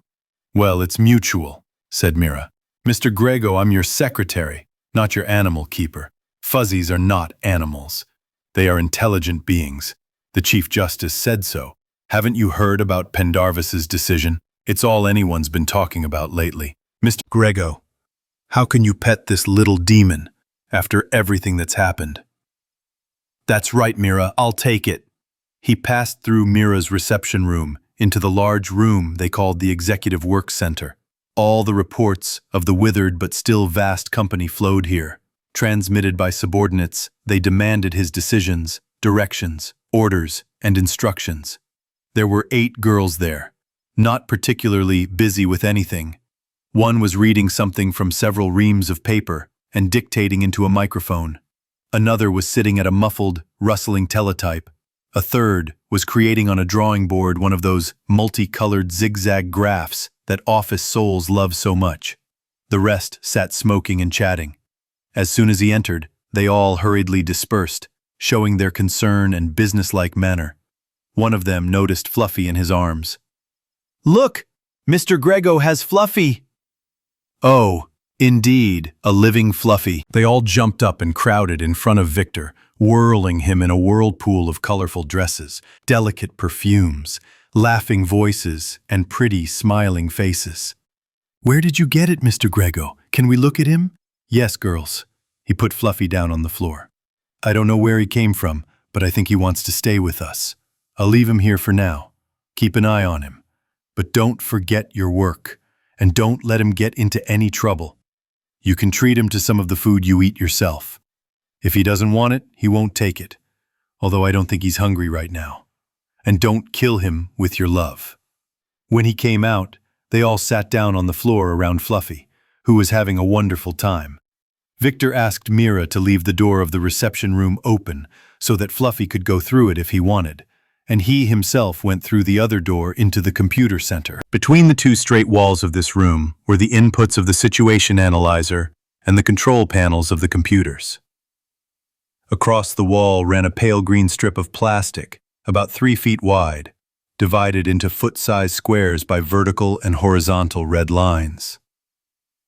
Each square was perforated with thousands of small holes. In some of them were lights that glittered with all the colors of the rainbow. The 3 lower levels were entirely occupied by computers. Here, incoming information was converted into quasi-mathematical symbols that the computers understood and transmitted downward. He paused for a moment, watching the lights of the Christmas tree. Nothing in the world could tempt him to touch it. He had only a vague idea of it all. He wondered if the computers had started working on the tactical problem of buying up sunstones. He went into his office, closed the door behind him, and sat down at his desk. In the old days, before the fuzzies, he would sit here for a couple of hours, sipping coffee and leisurely reviewing reports. Occasionally, he would make some comments, ask questions, or give advice, showing that he was aware of what was going on. A situation requiring his personal action arose very rarely. Now, however, the same situation kept coming up, the conflicts developing. He had to contact people he would not have bothered under normal circumstances. The manager of a meatpacking plant on the Delta continent, the chief engineer of the suspended Great Black Water Drainage Project, the foreman of a nuclear power reactor plant. Then he called the foreman of an electronics plant that had begun making ultrasound machines and asked him to send half a dozen of them to his office. With one of these, he could hear what his new friend was saying. As he was talking to the head of chemical production about expanding the production of powerful explosives, Mira Falada appeared in the doorway, shaking. As soon as he switched off the screen, she said, "Mr. Greto, you must remove this horrible creature from the operations center. The girls have abandoned all their work, and the noise is driving me crazy."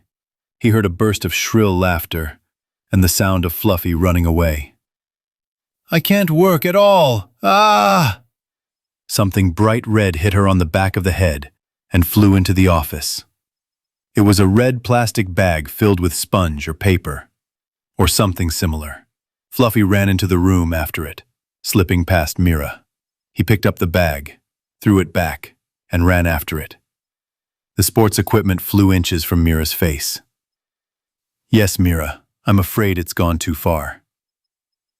He stood up and walked past her.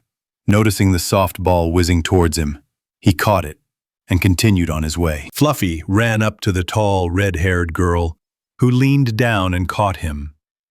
"Girls," Grego said, "I asked you to look after him, but I didn't ask you to set up a daycare.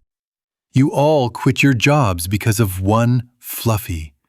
"But we only played a little," said the tall, red-haired girl. "Yes, a little. What's your name? Sandra Glynn? Sandra, he seems to like you. Take care of him. Just please be quiet and don't disturb the others." He hoped that she would not ask how to do this, and she did not ask, but only said, "I'll try, Mr. Grego. Perhaps there would be a price to pay for such self-sacrifice." That was all he could do for her. Back in his office, he received a call from the Chief of Public Services, who wanted advice on the future work of the school teachers. Having gotten rid of him, Grego called Dr. Ernst Malin from the Science Center. The head of the scientific center was fussy and elegant in his invariable black and white suit, which perfectly suited his invariable black and white thoughts. He had a narrow face and a small mouth with compressed lips, the arrogant face of a positive person. At the moment, this face expressed the expectation that the chair under him could collapse at any moment. "Good morning, Mr. Grego," he said timidly and trying not to show it. Good morning, Doctor. Are the fuzzies you worked with before the trial and the ones that are now living with Dr. and Mrs. Van Riebeek the same ones? The question surprised Malin. He answered in the affirmative. The Fluffies were the same ones that Juan Jimenez had caught for him. Have you mentioned this to Dr. Jimenez yet? He asked, upon hearing of Fuzzy's appearance at the company house. I don't think he brought anyone else back from Beta. No, not yet. I wanted to tell you first about Fluffy and something else. Dr. Malin, I have concluded that you are not enjoying running the Science Center. Yes, Mr. Grego. I took it on only because it was necessary, but now that the trial is over, I am inclined to return to my own work. Well, you wouldn't want your salary to suffer from it. I want to assure you that you can be absolutely sure of that. During the trouble with the Fuzzies, in a completely impossible situation, You did everything better than anyone else could have done. He saw the worry drain from Maylin's face. Before he finished, the psychologist smiled his reserved smile. Now, a question about your successor. What do you think of UN Jimenez? Maylin frowned. He was the kind of person who thought with every muscle in his mobile face. He is too young, but I think he will be a good choice, Mr. Grego. I can't say anything about him as a scientist, because his field of activity is different from mine, but he has good abilities as an executive. He has a flair and super foresight, can take responsibility, and can communicate excellently with people. Yes, I can recommend him. He paused, and then asked, "Do you think he will accept this offer?" "What do you think, Doctor?" Maylin chuckled. That was a stupid question, he admitted. "Mr. Grego, is this Fluffy still in the company house? What are you going to do with him?" "I want to keep him, but I'm afraid I can't. Besides, he's too enterprising. Today my quarters looked like a battlefield, and he turned my office into a circus arena. And Leslie Coombs advised me to get rid of him. He thinks it might turn Rainsford against us. I'll probably take him to the Beta continent and release him there. Give him to me, Mr. Grego. Let him live with me. We will play with him, talk to him, and try to find out what he thinks about this. Mr. Grego, the fuzzies are the most intelligent creatures I have ever seen. I know that. I tried to disprove it. I did experiments that affected the psyche, but I simply could not do otherwise. If we can study their basic mental patterns, I can advance psychology and psychiatry as no one has since Freud. He said what he thought. This was a different Ernst Maylin now. He was ready to learn and eradicate his ignorance, not deny it. But the fulfillment of his desires was in question. I'm sorry, but if I give Fluffy to you, Leslie Coombs will have a fit, and that's nothing compared to what Ben Rainsford will do. He'll press charges against us. If I keep Fluffy for your study, but I'm afraid that's impossible. He cut off the call and switched off the screen. The noise in the operations center stopped, and probably the work stopped too. Victor Grego didn't want to part with Fluffy. He was a good kid, but... Chapter 6. He couldn't get in touch with Ewan Jimenez right away. Ewan was doing something at the zoo, and the zoo was so big that he couldn't be found there. Grego ordered a call at the earliest opportunity and went back to his work. Finally, he ordered his lunch and ate it. There was another noise outside. It seemed the girls were trying to feed Fluffy. He wondered what. Some things could upset Fluffy's stomach. The head of the mammalian research group was a young man with a face that was at once alert, sincere, and amiable. The kind one might see in the upper echelons of power in a major corporation or institution. He might not be a good scientist, but he was 200% a company man. "Hello, Yuan. Have you heard from the Science Center?" "Yes, Mr. Grego. I was at the zoo. They brought in a new batch of armored pigs from Gamma.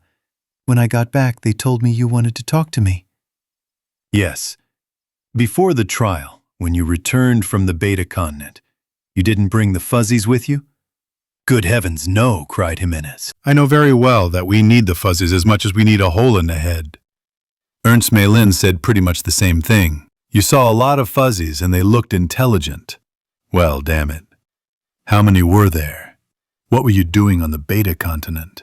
"Well, as I told you, Mr. Greta, we set up camp there and lured several dozen fuzzies there with the help of Ration 3. We studied their behavior, took photographs, but made no attempt to capture them, except for the first 4. You said we? Who was with you?"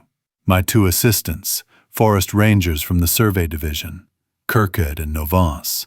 They helped me catch the first 4, which I handed over to Dr. Maylin. Then they helped with the work in the camp, taking pictures and such. I have an unforeseen situation here," he continued, realizing why the testimony of witnesses who have told the whole story to the police hundreds of times sounds so glib. "You see, I want to understand what is going on. I believe in your innocence, but I want to be sure to the end. Okay, I didn't bring Fluffy. And Kirkand and Novance returned with me. They're out of the question. I wish it had been you or them. Then I would have known it would all be over. Oh, one more question, Dan. As you know, when Kellogg was arrested, Dr. Mei Lin was brought in to run the research center. Now he is returning to his real job, and, I might add, quite pleased with it. Do you think you are up to the job? If so, you may take over. One thing was for sure about Jimenez. He was no hypocrite. He accepted the offer with honor and did not question his suitability for the position. Well, thank you, Mr. Grego, he said, and then made a little speech that sounded remarkably deliberate. Yes, he certainly did. I suggest you contact Dr. Mei Lin at once, Grego said.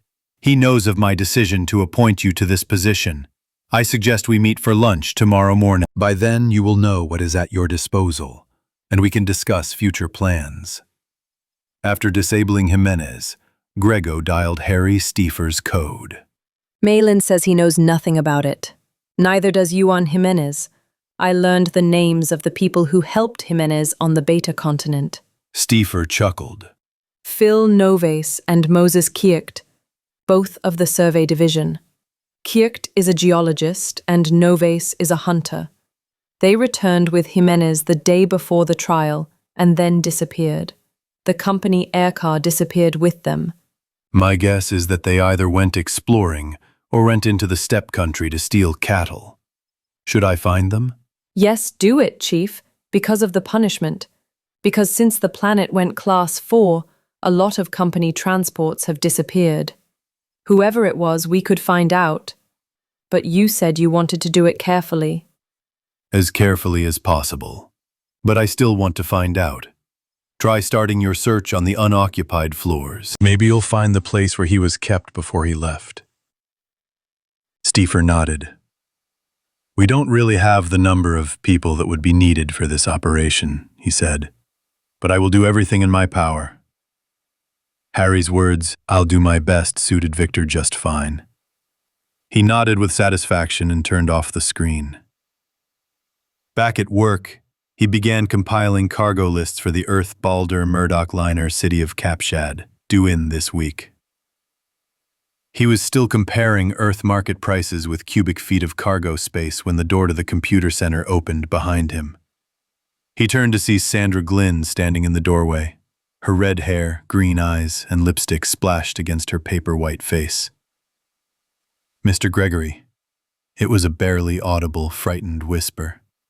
Have you done anything with the computer controls? Oh my God, no. He pushed the chair away and jumped to his feet. I'm keeping my ignorant fingers out of all this. What else happened? She cleared the doorway. Victor peered in and saw the central control panel glowing with a multitude of colored lights. Not the random scattered lights that came on when the computer was turned on, but a deliberate design, symmetrical and harmonious. A beautiful design, but only God, Allah or Zeus, take your pick, knew what had been unconsciously inserted into the vast interior of that computer. Sandra had a rough idea of what might have happened here. That, said Victor, was our little friend Halloway's Fuzzy Fuzzy. When he came in here and saw the lights, he found out that they could turn on and off, blink and move around the screens. When he discovered how to do that, he decided to make something really beautiful. Was there anyone looking after him? Well, I had some work to do, and Gertrude was looking after him. Then he went to take a nap after lunch, and Gertrude was called to the screen. That's right, you're not the first one Fluffy has fooled, and neither is Gertrude. He's fooled a boy named Victor Grego several times already. Is anyone trying to clean up the mess around here? No, I saw it just a minute ago. Okay, call Joe Vergano. No, actually, I'll do it myself. His secretary won't argue with me, and you go find Fluffy. He walked up to the communications screen and, looking at the card lying next to him, punched in the code. Senior Programmer's Office. The girl who appeared on the screen began to speak and then looked up. Oh, Mr. Grego. Give me Vergano quickly. Her hands moved.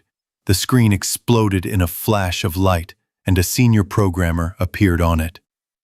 "Joe, I've got a hell of a job to do," Grego said before Vergano could open his mouth. "Someone's been playing with the controls and making a mess, over here."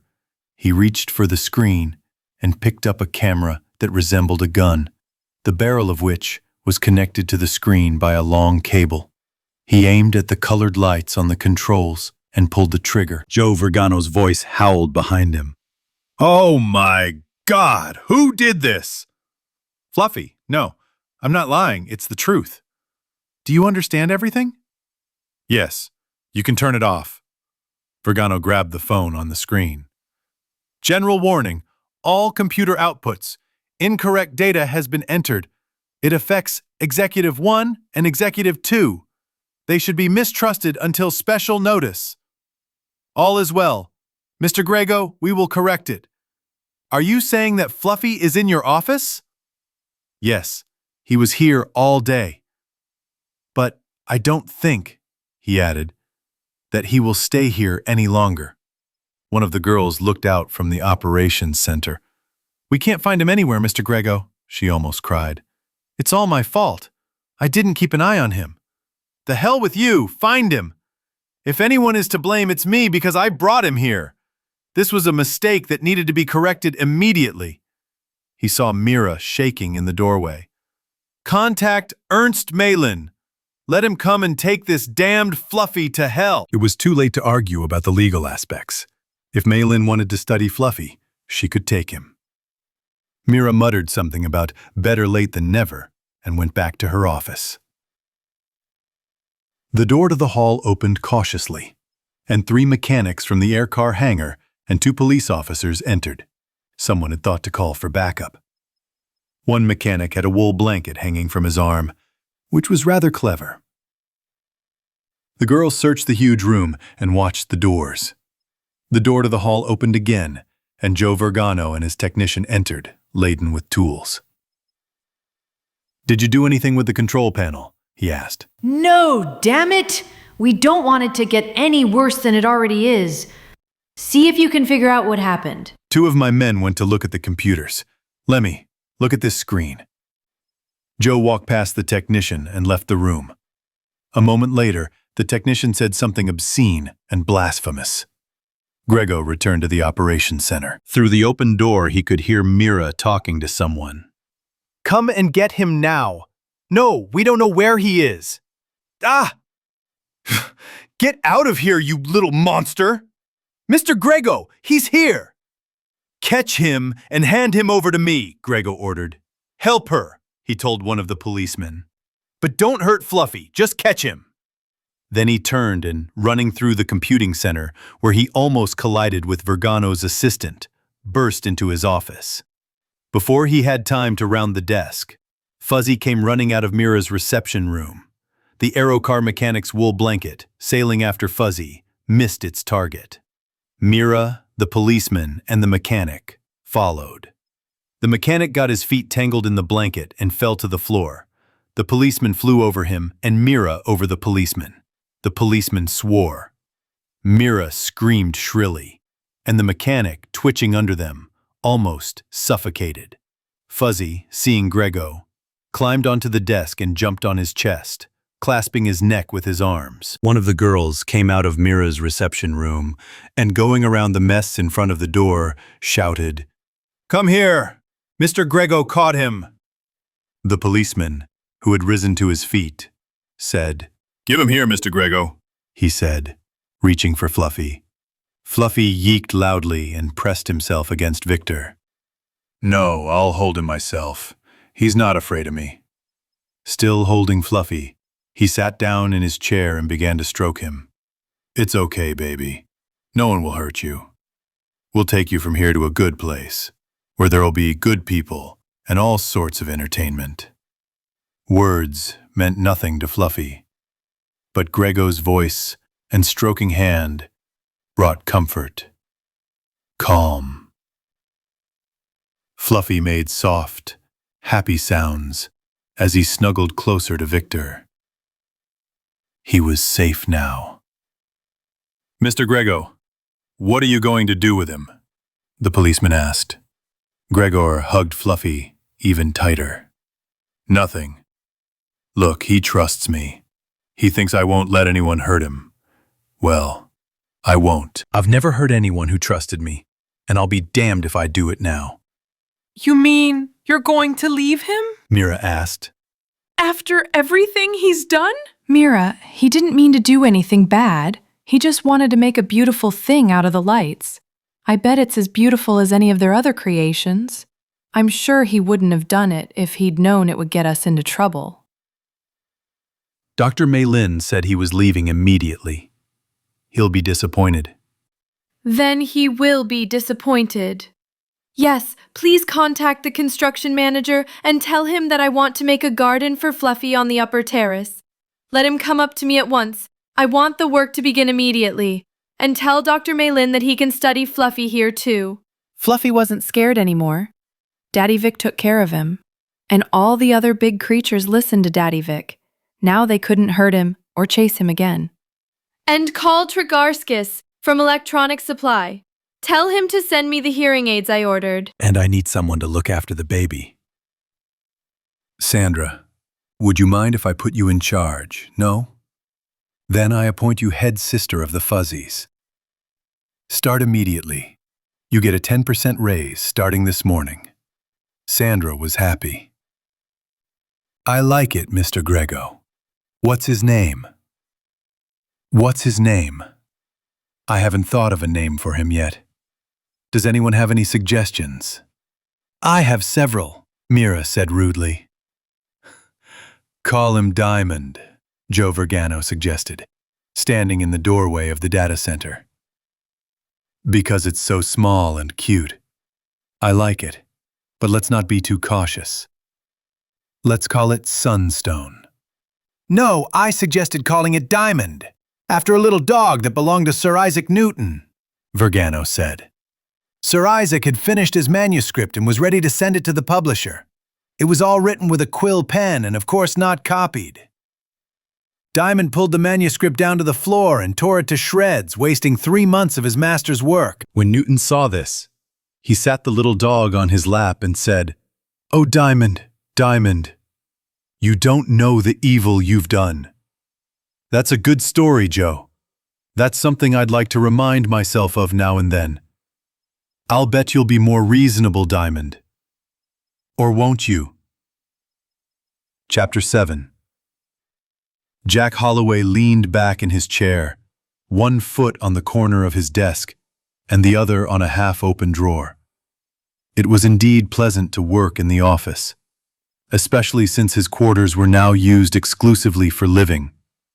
The wide doors of the prefab house were open, and a light breeze blew in, cooling the air and carrying away the smoke from his pipe. Most of the new buildings had already been erected, so there was not as much noise from outside as there had been before. All he could hear was a distant pop. It was 12 recruits of the ZEF, the local defense force of Zarathustra, practicing their marksmanship. 100 yards away, Sergeant Yorimito was watching a video screen, watching a transmission from 2 air cars out on patrol, while Lieutenant Ahmed Kadra and Sergeant Naber were fingerprinting 2 fuzzies who had arrived an hour ago. Little Fuzzy leaned on his chopper and watched the proceedings with boredom. He was no longer interested in fingerprinting. There were several empty tables in the middle of the room and non-working machines along the walls. Sometimes they worked, and then Jack would go out to the natives and do what a commissioner was supposed to do. By now, the problem of the Fuzzies' reservation had been solved. Ben Rainsford had closed off the whole area from Little Black Water to East Snake Fork. That whole area belonged to the Fuzzies and no one else. Now, all that was left was to convince the Fuzzies to stay there. Gerd, Ruth, Pancho Ibarra, and the young girl Andrews were all living there now. Perhaps they could learn something. He struck the stamp twice, putting numbers on the discs for the new arrivals. Kadra took the discs and, squatting, put them on the Fuzzies. "How many are there, Ahmed?" Jack asked. "These are 58 and 59th, Kadra replied. "Subtract 3, 2 Rainsfords and Goldilocks." Poor little Goldilocks. How happy she would have been to get the disc. Before she was killed, she was so happy when Ruth gave her a cute little bell. 56 Fuzzies. That's a whole settlement. The comm screen chimed. Jack flicked a switch on the edge of the desk and turned around, swinging his feet to the floor. It was Ben Rainsford, and he was very angry about something.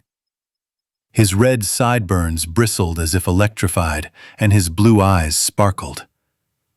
"Jack," he began indignantly, "I have just learned that Victor Grego is keeping Fuzzy in the company house. He also had the audacity to go through Leslie Coombs and ask Judge Pendarvis to allow him to become Fuzzy's guardian." This surprised Jack a little. Apparently, Grego was not one of little Fuzzy's friends. "Do you know where Gregor got it?" Rainsford took a deep breath and said, "He claims that he went up to the roof of the company building the night before last and found Fluffy in his apartment. God damn that claim. He thinks we're stupid enough to believe it." "Yes, it's an odd place to find a Fuzzy," Jack admitted. "You think it's one of the Fuzzies left for Malin to study before the trial? Ruth said there were only 4, and they were all released the night of the Larkin case." "I don't know. All I know is what Gus Brannard told me. Pendarvis's secretary told him what Pendarvis told her, and what Coombs told Pendarvis. It sounded like a nice carousel, but Jack thought the chief ruler was getting somewhere by going that way. Gus said that Coombs, when he sued Grego, said he didn't know where Fuzzy came from, or how he got into the company house. That's a big lie. It's probably true. Besides, Victor Grego wouldn't lie to his lawyer, and Coombs wouldn't lie to the Chief of Justice. Judges are amused by that. They want statements to be verified by a lie detector, and after what happened to Mei Lin in court, none of that bunch would risk trying to fool a detector. Rainsford snorted contemptuously. Grego was lying. If the lie detector was for him, then the detector was as big a liar as he was. "Well, I don't care how he got Fuzzy. I care what he's going to do with it," Rainsford said. "And Ernst Malin. Coombs told Pendarvis that Malin was going to help Grego keep an eye on Fuzzy. Keep an eye on him. They're probably torturing the poor guy. Grego and that quacking sadist with the shrunken head. Jack, you've got to get that Fuzzy away from Grego." "Oh, I doubt it. Grego wouldn't mistreat the Fuzzies, and if he did, he wouldn't be able to get the guardianship papers and become their legal guardian. What do I do next?" "Okay, let Gus get a warrant. After all, you're the local commissioner, and it's your job to protect the Fuzzies." Jack didn't think Fluffy needed protecting. He knew Grego cared about him and could be allowed to keep Fluffy. He nodded. "Right. I'm flying to Mallory's port now. If I use Gerd's bot, then taking into account the 3-hour difference, I'll show up at the board house at 15:30 your time. I'll take Pancho or Ruth with me, and you, Ben, meet us. I want to borrow your flora and fauna." "For what?" "As translators. We need to interrogate Fluffy Grego. I don't want to take any of our own, because they're not supposed to leave the reservation. And tell Gus to get all the papers needed to crack down on the company house. That's all I think. We'll give them a thorough background check." He turned off the screen, wrote something down in a notebook, and tore off the sheet of paper to look around. Coco, Cinderella, Mommy, and a couple of fuzzy policemen were sitting at his desk, working on composite pictures. "Coco," he called. "Dubizzo!" When Coco rose to his feet and came over, Jack handed him the note. "Give it to Uncle Panko," he said. "Run faster." Wake takes is a cold of a mom anak short, Ongan Panko comma. On Victor Grego's screen was Leslie Coombs. The lawyer was saying, "The Chief of Justice is not hostile to us. I would say he is benevolent. I think he does not want any precedents that could later embarrass the local affairs committee.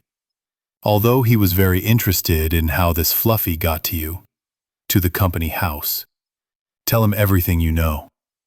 "Did Stiefer's people find anything else?" "No, just what he reported." I'll talk to him. He seems to be spinning it too thin. If we find an explanation, it might help us. Will you agree to tell what you know under a lie detector? With reasonable caution, unless I am asked about commercial matters. Naturally. And what about Malin and Jimenez? And they will agree. Do you think this is inevitable? I think it's reasonable. Rainsford will be against our request. Perhaps Holloway too. Did you learn anything from Fluffy? Malin and I tried it last night. I don't know the language, and all he has is a few tapes he got from Lieutenant Ubara at the trial. We got hearing aids, but that damn language. It sounds more like Earth's old Japanese than anything else. Fuzzy tried to tell us something, but we couldn't understand it. We have it all recorded. We also showed him the video sound portraits of the two men who helped Jimenez. He recognized them both. I doubt he liked them very much. We watched him. He had the same reaction when they showed him a copy of the company reconnaissance ship that disappeared with those men. Vehicle theft is a felony. We need to catch them and question them, Coombs reminded. Okay. See you for drinks? Yes, but you'd better call me every half hour. If Rainsford does something nasty, you might be needed sooner. After that, he called Chief Stiefer. Stiefer greeted him. Mr. Grego, is my face too red? It's not that noticeable. Should it be red? Stiefer cursed. Mr. Grego, I need permission to search this entire building, inch by inch. Oh my God, Harry. He calculated how many millions of inches that was. Have you found anything? This doesn't concern the fuzzies, but you can't imagine what goes on in the unused levels. We found a place where people live for weeks. We found a place where the drinking had probably been going on for a month. There, the elevator was filled with empty bottles. And we found a den. Yes? What does it look like? Nothing. Lots of mattresses scattered around. And the floor is covered in cigarette butts. Mostly marijuana or contraceptive tobacco. I don't think they were our people. I don't think there's a single person in Mallorysport who hasn't been here with their girlfriend. We've left people in all these places, but there's certainly not enough. His face hardened. The work is going too slowly, and it's driving me crazy. Harry, we're all working sluggishly. Grego thought of the troubles going on in his storeroom. It was symptomatic. You know, we should be grateful to Fluffy that what happened forced us to act. Well, let's move on. It's not so important how Fluffy got here, but to clean the house in general while you're at it. You'll see how neat and tidy it will be. Then he called up Juan Jimenez's office in the Science Center. Jimenez had changed somewhat since the day before. He was wearing a new, more formal suit. His broad face had grown even broader, emphasizing business-like efficiency rather than cheap effect. Good morning, Victor. He stumbled a little, calling Grego by his first name. It was the department head's prerogative, but he wasn't used to it yet. Good morning, Yuan. I know you haven't forgotten that we're having breakfast together, but try to come a little earlier. There are a couple of things we need to discuss. Can you come 20 minutes earlier? Yes. If you want, I can come earlier. Come if you can. Go through the emergency exit. Then Grego made another call. This was an external call, so he had to look at the table to get the code in quickly. When the screen brightened, it showed the thin face of an older man with gray hair. The man wore a gray work jacket with tools sticking out of the outside pocket. It was Harry Stenson, and he was as much an instrument specialist as Benvenuto Cellini was a master jeweler. Mr. Grego, he said, pleasantly surprised, it's been a while since I've heard from you. Since the device you installed in my globe stopped transmitting. By the way, the globe lags about 30 seconds, and the moons are simply impossible to synchronize. We stopped it to remove the microphone, but none of my people have such a fine sense as you. Stenson winced slightly. I suppose you can guess who I did this for. Well, or for military intelligence, for which our employee Ruth Ortheris worked. or for the Colonial Service Bureau of Investigation. It doesn't matter. Whoever it is, they will be pleased. You know, I could do something nasty. Installing radio-transmitting microphones in people's offices is a criminal offense. But I don't want to make a fuss. Put yourself in my shoes. Yes, of course, Mr. Grego. You know, he added, I thought it was undetectable. Instruments, yes. My people were scared when they saw the reflectors on it. Have you patented them yet? If so, we'll have to pay you because we copied them. But you didn't get the information. Once it became known that everything said in my office immediately became known at Xerxes base, we practically stopped conducting business conversations there. Stenson nodded gravely.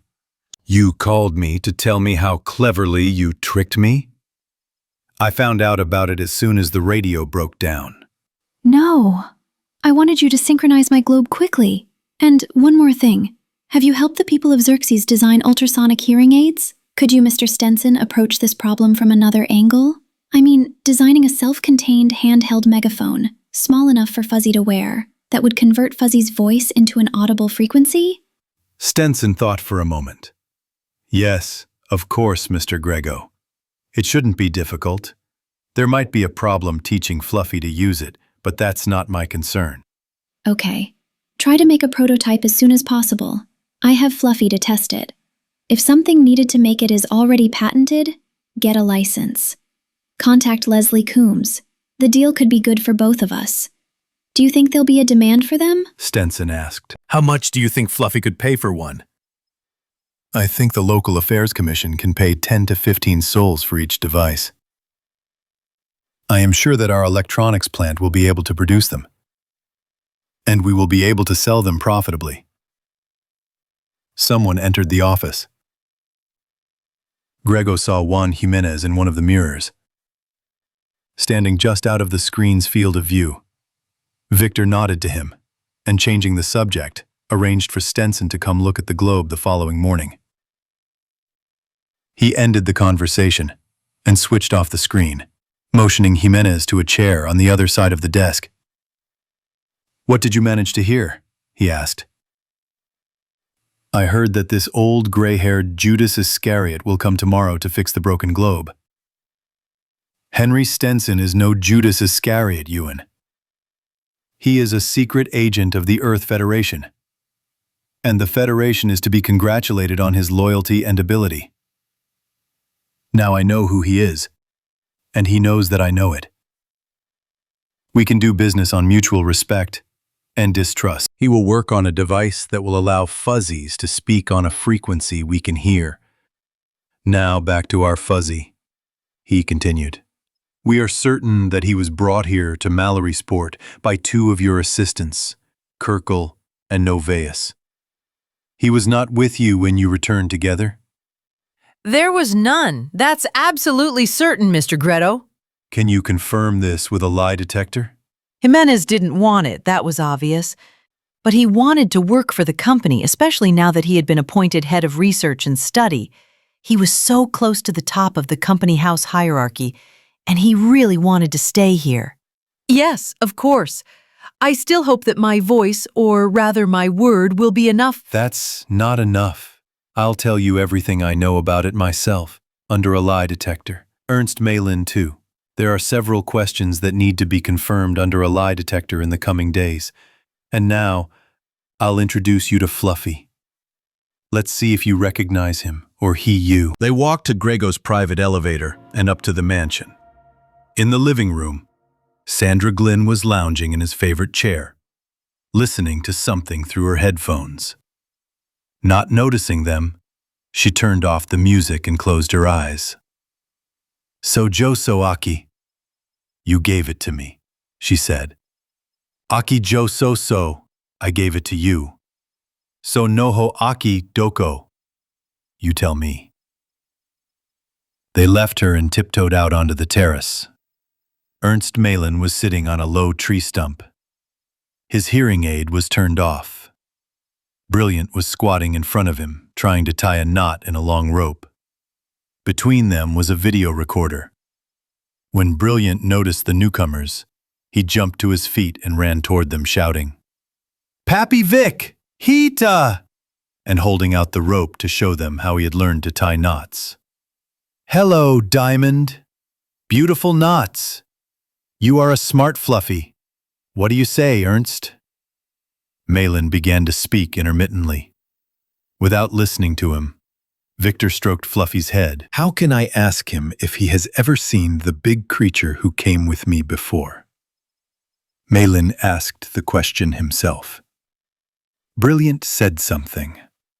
Grego heard the word wow a couple of times. It was a denial. He says he doesn't know you, Ewan. I'm sure Kirkt and Novas returned with you to Mallory Sport before the trial. And then, probably in the air car they stole from us, they came back and picked up this fuzzy. Why? We won't know until we catch and question these people. Grego turned to Malin. Did you learn anything from him? Malin shook his head. I've picked up the meanings of a few new words, but I'm not entirely sure of them yet. He says that two hags, the creatures we showed him in the movies, brought him here. I think there were other fuzzies with him, but I'm not sure. I don't think his language has any plurals. He says they were Toshki Gashta, bad people. They put him in a bad place. We'll put them in a bad place ourselves.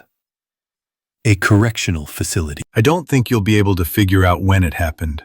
I'm guessing during the trial or right after the trial. Sandra Glynn came out onto the terrace. Mr. Grego, Miss Faleda is on the screen. She says that representatives from all the services are gathered downstairs. They have heard about the diamond and want to record a story about it and take photographs. That's all we need. Well, tell them to bring a policeman with them. I'm afraid, Yuan, our lunch will have to be postponed for a while. Chapter 8. Jack Holloway stepped out of the elevator to make way for the men who followed him, and paused when he saw 3 men waiting for him in the foyer of Victor Grego's apartment. He had met 2 of them before. Ernst Milan at his own camp, in the tragic circumstances of the Goldilocks murder, and Leslie Coombs when he had filed his complaint against George Lunt against Beta 15, and then in court. True, the cold politeness had thawed in court, turning into something like mutual cordiality. Except on the video screen, he had never seen Victor Grego before. Generals of 2 opposing forces rarely met in battle. He was struck by how he had liked Victor Grego from the first. He remembered that Grego had wanted to declare the Fuzzies fur-bearing animals and exterminate their entire race. But Grego had not known the Fuzzies at that time. It had been a simple, cruel plan, prompted by the instinct for self-preservation. The 2 groups stood frozen in front of each other, as if waiting to see who would draw their weapon first. Malin and Coombs flanked Grego, and Gus Brannard, Pancho Ibarra, and Ahmed Kadra, with Flora and Fauna behind him, Jack. Then Grego stepped forward and extended his hand. "Mr. Holloway, I am happy to meet you." They shook hands. "You already know Mr. Coombs and Dr. Malin. Of course, it would have been better if you had warned us of your arrival." Ben Rainsford didn't think so. He wanted to swoop down on the company house and try to catch Grego out on any dirty trick he might have done. Branhart and Coombs shook hands too. Ubarra and Malin did the same. Jack introduced Ahmed to Kadra. "And these people are called Flora and Fauna," he added. "I took them to introduce them to the diamond." Gregor leaned towards them and said, "Hello, Flora. Hello, Fauna. Akigaza. Hitaso." His pronunciation was good, but he was choosing his words slowly. The Fuzzies responded politely. Grego started to say that Diamond was on the terrace, but he saw a Fuzzy peeking around the living room door and smiled. A moment later, Diamond spotted Flora and Fauna and rushed forward, and they ran to meet him, chattering excitedly. A tall red-haired girl came out behind Diamond. Grego introduced her as Sandra Glynn. Juan Jimenez followed her. Now everyone was there. "Shall we go into the living room or out on the patio?" Grego asked. "I suggest the patio. The living room is a bit cramped for three fuzzies who just met. Sometimes it feels cramped with just one fuzzy." They walked through the living room. The quiet and tasteful furniture made it cozy, but the VCRs, record player, information screen, and communication screen were more at home in an office than a living room. And there was one more thing in the living room that was surprising: a chair that looked like an old-fashioned electric chair. Next to it was a stand with a metal helmet hanging on it, and a large translucent sphere attached to it, a polyencephalographic lie detector. Grego knew he would have to prove his case. Without touching anything, they went out onto the terrace. This was obviously Grego's personal garden. Now it belonged more to Fluffy. Someone had probably done some serious work here recently. A whole play complex had been erected: swings, a slide, a ladder, a horizontal bar, and so on. A small drinking fountain, just the right size for Fluffy, had been installed, and a swimming pool had been made. Grego seemed to have thought of everything that Fluffy might like.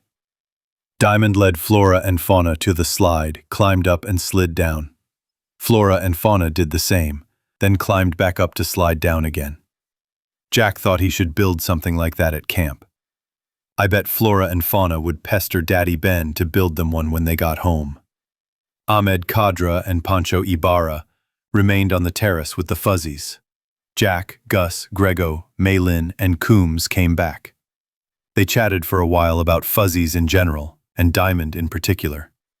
One thing was clear: Grego loved the fuzzies and was devoted to his Diamond. "I suppose you want to hear how he got here? If you don't mind, to leave no doubt. I'd prefer to talk about it in front of a lie detector. Mr. Brannard, would you check the car first?" "That's not a bad idea. Jack, maybe you should try it, if you ask." The lie detector worked by picking up and recording the characteristic oscillations of the brain's electromagnetic waves involved in suppressing a true thought and replacing it with one that was obviously false. Obvious deception changed the blue glow to red, and even the most capable yogi could not control his thoughts enough to prevent this. Jack sat down in the chair while Brannard attached the electrodes and placed the helmet on his head. "What is your name?"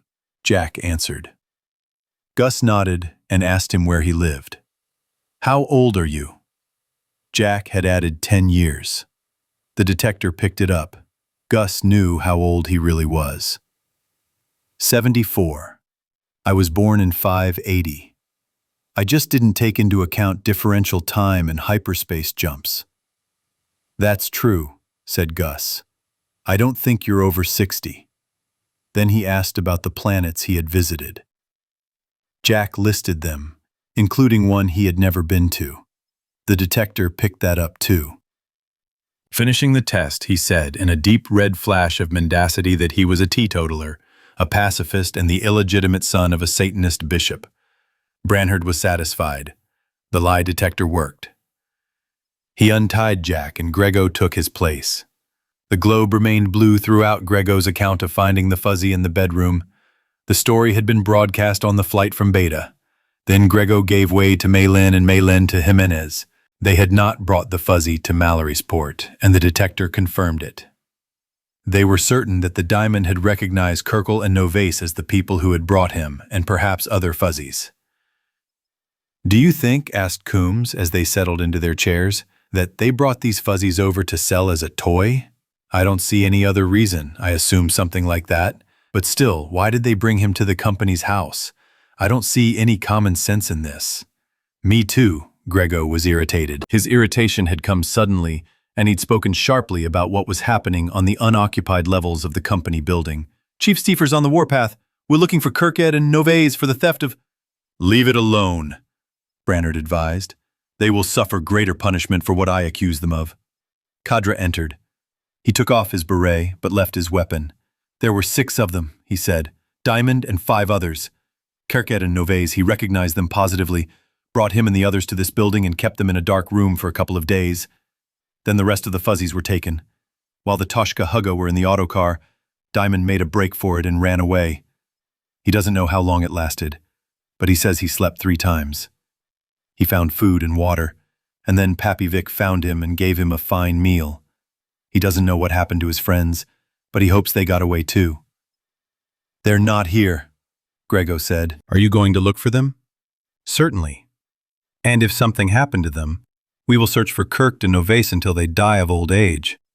Unless, of course, we catch them earlier, Brannard added. "Ahmed, does Diamond like it here?" "Oh yes, he's the happiest fuzzy I've ever seen. And I've never met a melancholic fuzzy. You've got a nice, energetic fuzzy, Mr. Grego." "That's how he'll stay if they let me keep him," Grego said. "I won't object," Kadra answered him. "Of course he'll stay with you, Mr. Grego. You love Fluffy, and he loves you. He's happy here, that's all I cared about. But Mr. Holloway, Lord Rainsford did not come to see Fluffy.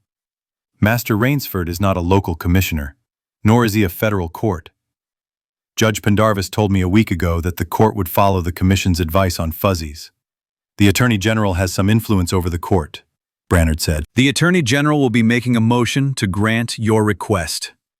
He rose to his feet. "Are those all the questions? Then let's go see what the fuzzies are doing."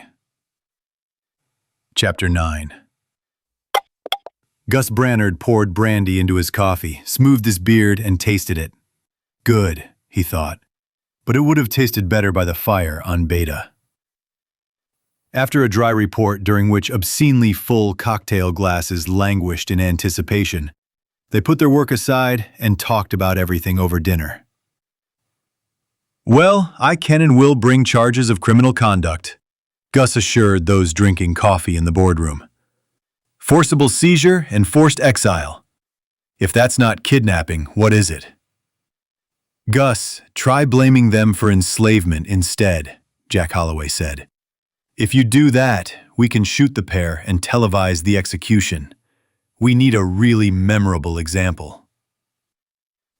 "Well, I'll tell you the story of Diamond," said Pancho Ibarra. "He and 5 other fuzzies were going down a small stream, and then, after going over a waterfall, they turned off to where there were 2 haggas, the creatures he recognized from the video.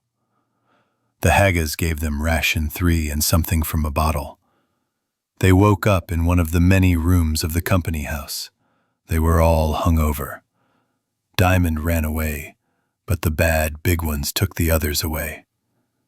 "Okay, now we have to find the 5 fuzzies," Holloway said. "That's your job, Ahmed. You'll stay here in Mallorysport. We're making you captain and chief of detectives, which will put you on par with the leaders here. If the fuzzies were caught for sale, that's a Federation matter. They were probably captured for Mei Lin's experiments," Ben Rainsford said. Jack cursed. "Ben, you just didn't notice that all of this material was confirmed by lie detector readings. They didn't catch any fuzzies except the 4 of Gerd and Ruth. The governor, Mr. Grego, is cooperating with us," Ahmed Kadra announced formally. "The entire company police force is working on this case. Chief Stiefer will report everything to us. And Dr. Jimenez is flying to the Beta Continent tomorrow to show our people where his camp was. From the descriptions the fuzzies gave us, we believe that's where Kirk and Novase returned." "Okay. What are you going to do with Fluffy from the company house?" Ben asked Jack, ignoring Kadra's words. "Are you going to leave him with Grego or not?" "Of course we will. Diamond is happy, and Grego is taking care of him. I will recommend to Judge Pendarvis that Grego be appointed as Fluffy's guardian." "You can't do that. After what Grego did? No." Rainsford insisted. "He wanted to round up all the fuzzies for their fur. He took your own fuzzies. He had Jimenez catch the others, and had Mei Lin torture them. Ask Ruth about that. And then he made a deal with Larkin's daughter, and threw them out to be devoured by the mob. Look how he tried to convince everyone that you taught the fuzzies a few tricks, and then fabricated the claim that they were intelligent creatures." Ben finally spoke the reason for his hatred. Grego tried to accuse him of deliberate scientific falsification. The naturalist might forgive, but it was like accusing a general of treason or a doctor of criminal negligence. My professional opinion is, said Pancho Ibarra, that Grego and Diamond have become attached to each other, and it would be unfair to separate them. Besides, it might be harmful to Fuzzy's psyche. I will tell Judge Pendarvis so. That will be our official policy, Holloway said. If we see that humans and Fuzzies are happy together, we will not separate them. Rainsford began to fill his pipe irritably. You have forgotten that I am the ruler here. I make policy. I order you. The tips of Jack's white mustache twitched. His eyes narrowed, and he looked like an old, angry tiger. That's true, he said.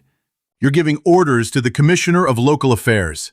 If you don't like the way I do my job, find yourself another commissioner. And the new Attorney General, too. I agree with Jack on everything. So you're all against me? You want to work with the unprivileged Zarathustra company? Rainsford's pipe crashed onto the table. After such a bang, some might have asked for a second to grant them satisfaction. Gus himself might have challenged anyone, but not Ben Rainsford. He turned to Pancho Ibarra. Doctor, what can you say as a psychologist about this explosion? He asked. I have no right to express my professional opinion, replied the psychologist of the armed forces. Ruler Rainsford is not my patient. You mean I can be someone's patient? Rainsford asked. Well, since you asked, I can answer. You're not crazy, but you are not being reasonable with Victor Grego. Do you think we'll let him do whatever he wants? Do you want to make the planet the way it was before Pendarvis's decision? Ben, he didn't do anything wrong, Gus said. I'm beginning to think he did a better job than you could have done. It's time to stop playing around and start working. You've been holding up the election of delegates and the ratification of the Constitutional Convention while the company's public service rights were invalidated, and you've rewritten them and put them into effect. You've got to stop the cattle raids on Beta and Delta, or there'll be a couple of first-class wars here, and you've got to start thinking about the influx of emigrants that'll pour in when the other planets get word of Pendarvis's decision. Rainsford jumped to his feet, putting his pipe and tobacco in his pocket. He tried to interrupt Gus a couple of times. Oh, damn it, he cried at last. I'd better go and talk to my Fuzzies. And with that, he ran out of the room. There was silence for a moment, then Jack Holloway swore. I hope the Fuzzies will bring him to his senses. It's beyond my power. Perhaps they would have reasoned with him if he had listened to them. The Fuzzies were more sensible on this point than he was. Ahmed Khadra, who had sat silently during this noisy quarrel, slammed his cup down on its saucer. Jack, I think we can go back to the hotel, he asked. No, damn it! This is not Ben Rainsford's private estate! This is the board's house! Holloway exclaimed. We work for the board, too. We do now. We'll talk to him again, Gus said, looking around with some satisfaction. We'll get together and work out a fuzzy code, and he'll approve it. We'll have to pass a decree before we can work out a colonial law. We'll have to figure out how many fuzzies we can put up for adoption. We can't shut down the black market, but if you give people a way to get a fuzzy legally, they won't buy them from gangsters. I know that, Gus, said Jack. I've been thinking about setting up an adoption agency, but who's going to run it? I don't know anyone. I know every single person in the central courthouse, where everyone knows everyone. Perhaps Leslie Coombs would be willing to help me? Oh my God, Gus, don't tell Ben that, Jack begged. It's going to be a megaton blast. He can be of great help. If we ask, he will do it. Ruth has done a lot of work with the youth court, Ibarra said. They have some kind of youth welfare association there.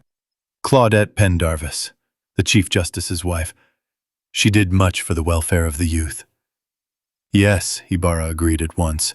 I heard Ruth speak of her.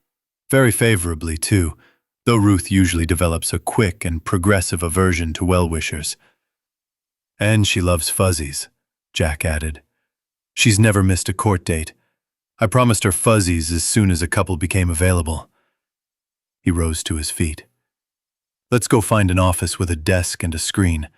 I'll call her and tell her our decision. Stott.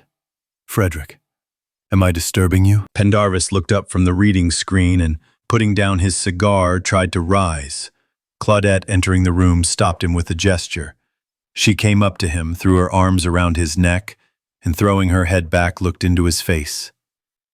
She had done that on Baldur, when they had first met and he had courted her. Frederick, I want to tell you something, she began. Mr. Holloway contacted me. He says he's picked out 2 fuzzies for me, a boy and a girl. He'll bring them tomorrow or the day after. Well, that's wonderful. Claudette was obsessed with the fuzzies. It started after the first TV show about them. She went to court, visited them at the Mallory Hotel during the trial. I think I'll enjoy it as much as you do. I've grown fond of them ever since they stopped appearing in the boardroom. They both smiled, remembering the 17 fuzzies and the baby who had behaved with dignity in court while their sanity was being debated. I hope it won't be taken as some kind of privilege, he added.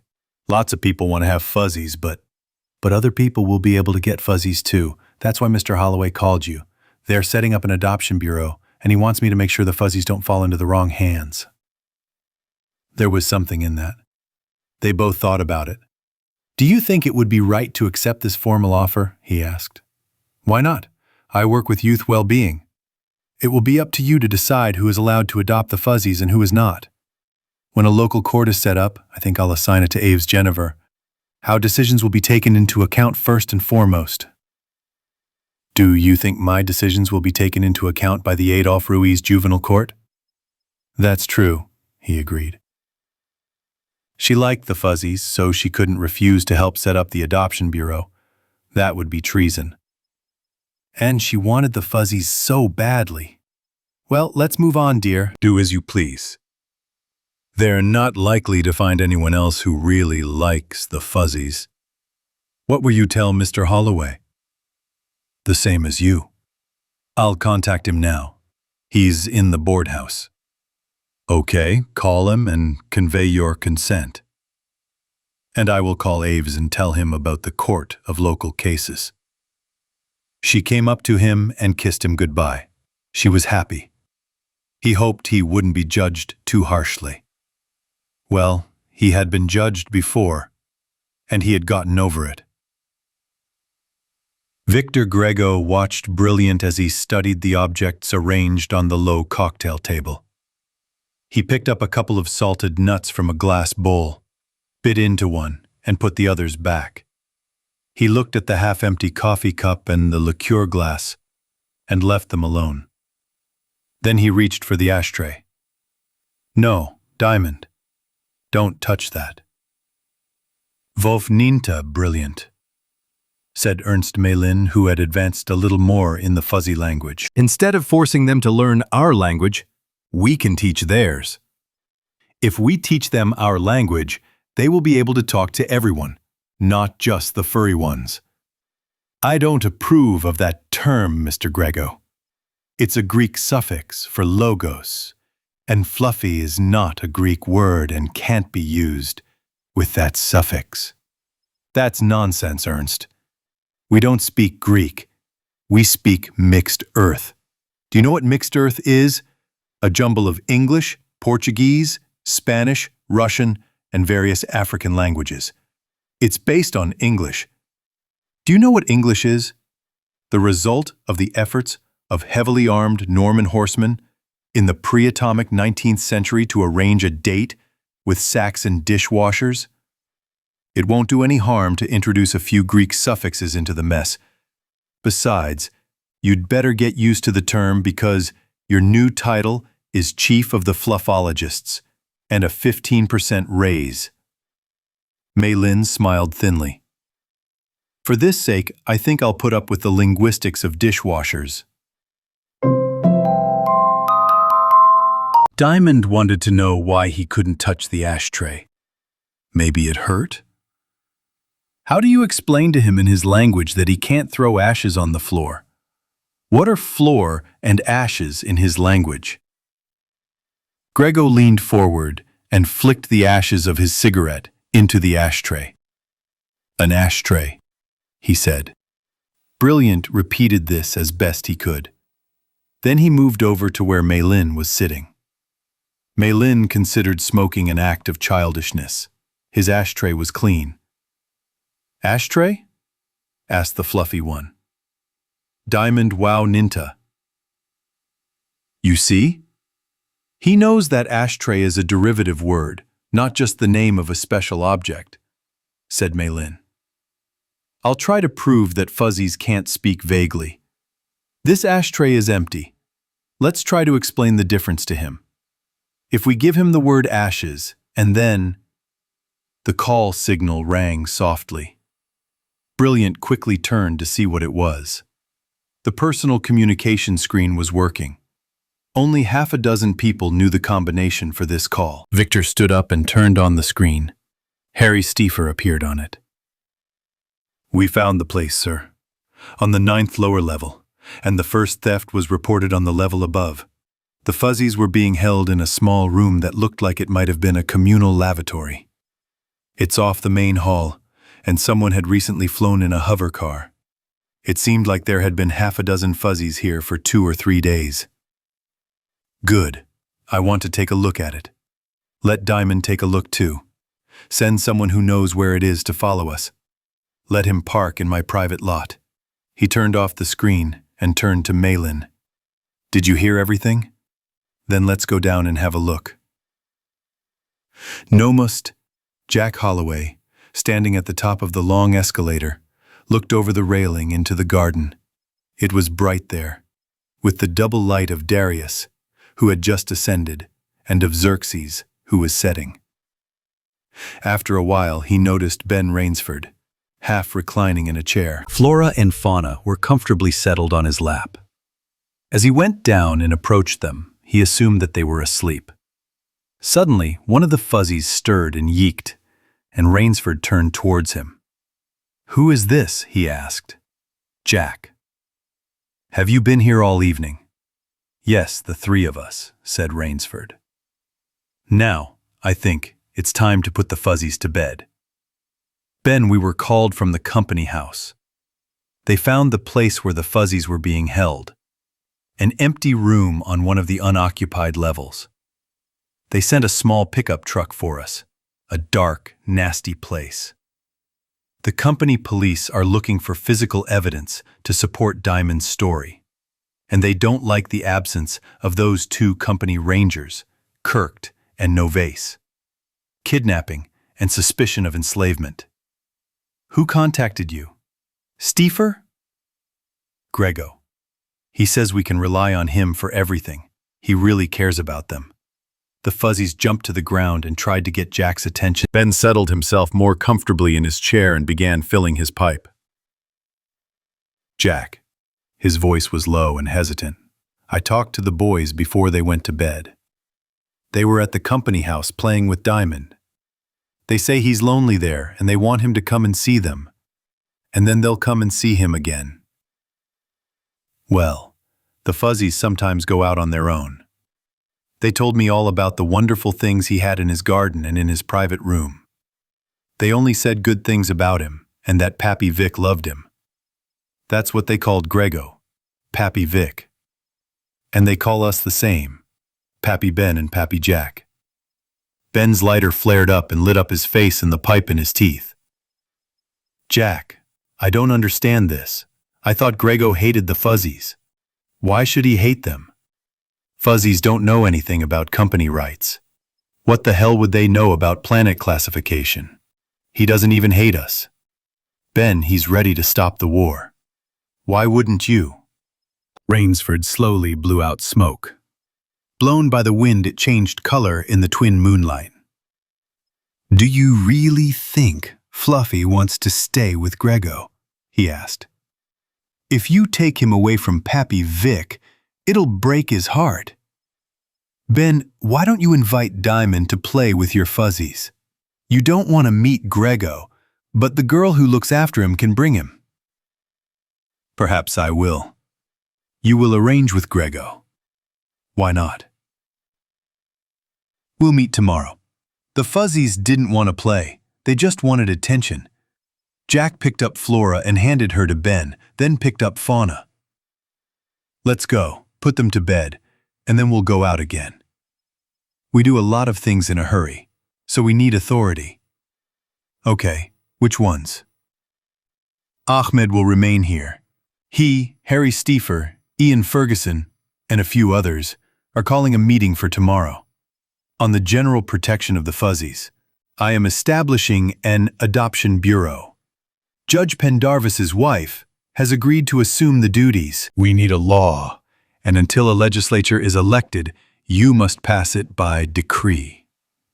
Okay, that's all right, but there's one caveat, Jack. Just because Grego is with us doesn't mean I'm going to let him take control of this planet again, like he had before Pendarvis's decision.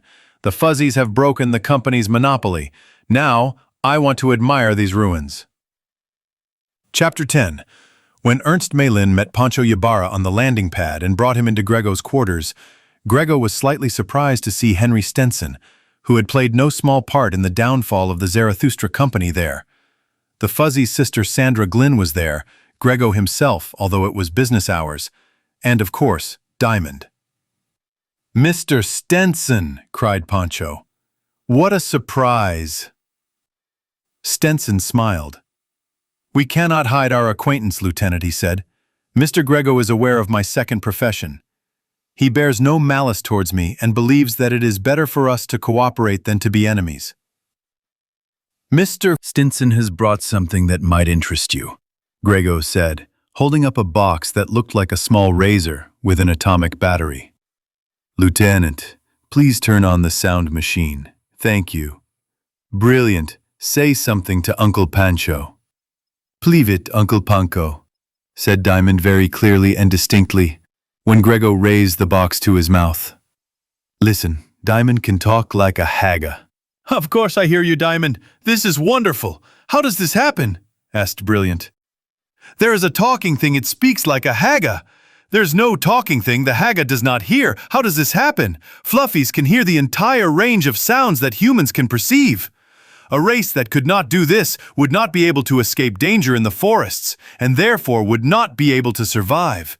They could easily hear sounds with a frequency of about 40,000 hertz. None of the other mammals of Zarathustra could do this." According to Gerd van Riebeck's theory, fluffies were living fossils, the only ones from a large extinct order of primates of Zarathustra. According to Gerd, long before they learned to symbolize thoughts into speech, in connection with some ancient problem of survival, they also developed a sensitivity to ultrasound, and they probably began to converse with each other in the ultrasound range, in order not to give themselves away to their natural enemies. The haggas are big and make big talk. The fuzzies are small and hear the talk of the big ones. The haggas do not hear the talk of the fuzzies, because the fuzzies are small and make little talk. The big ones made an ear thing, which makes the talk of the fuzzies big in the ear, and it can be heard. Now the haggas made a talking thing.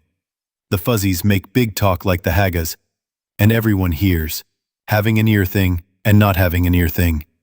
It was not a question. Brilliant had worked it out himself. The question he repeated was, "How does this happen?" Gregor chuckled. "You explain everything perfectly, Lieutenant."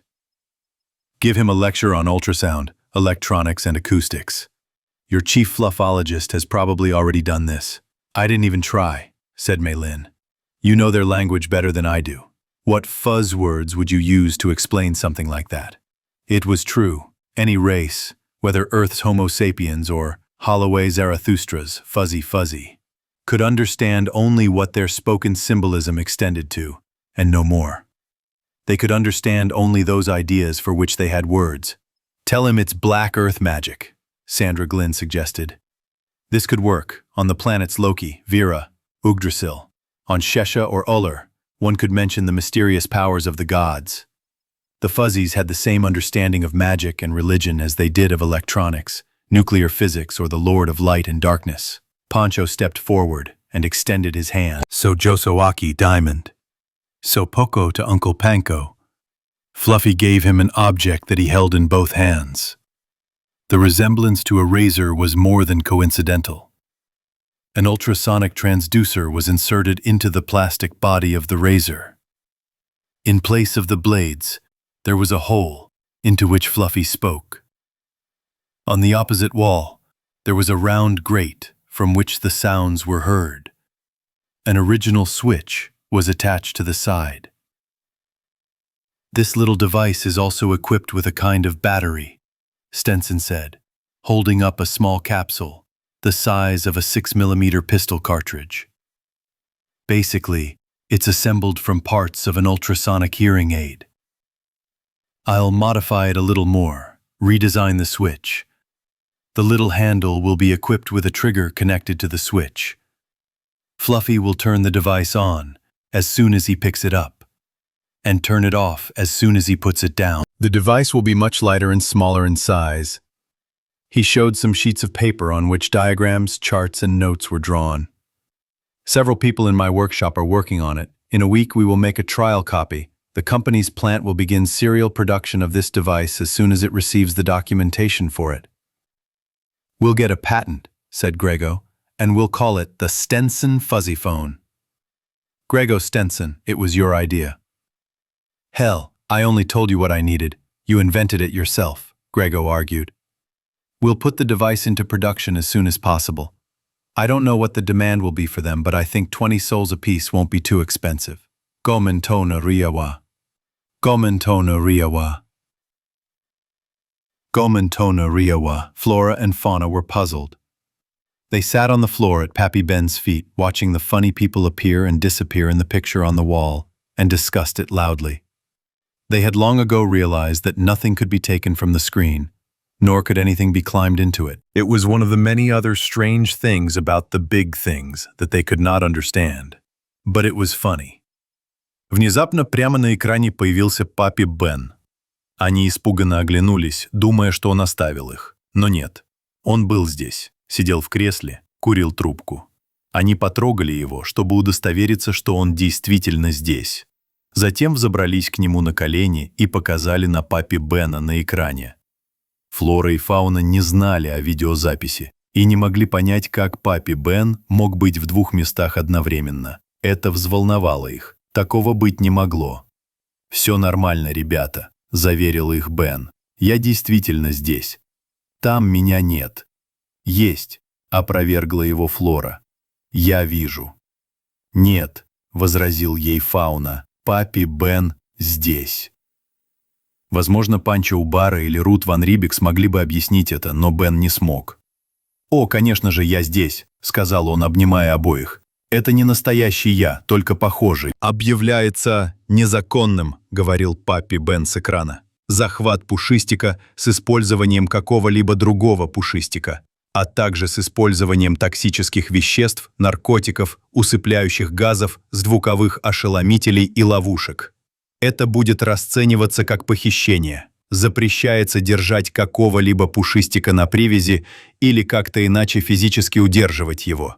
Запрещается перевозить пушистиков с континента Бета в любую другую часть этой планеты без разрешения комиссии по местным делам. На каждом разрешении должны стоять отпечатки пальцев перевозимого пушистика.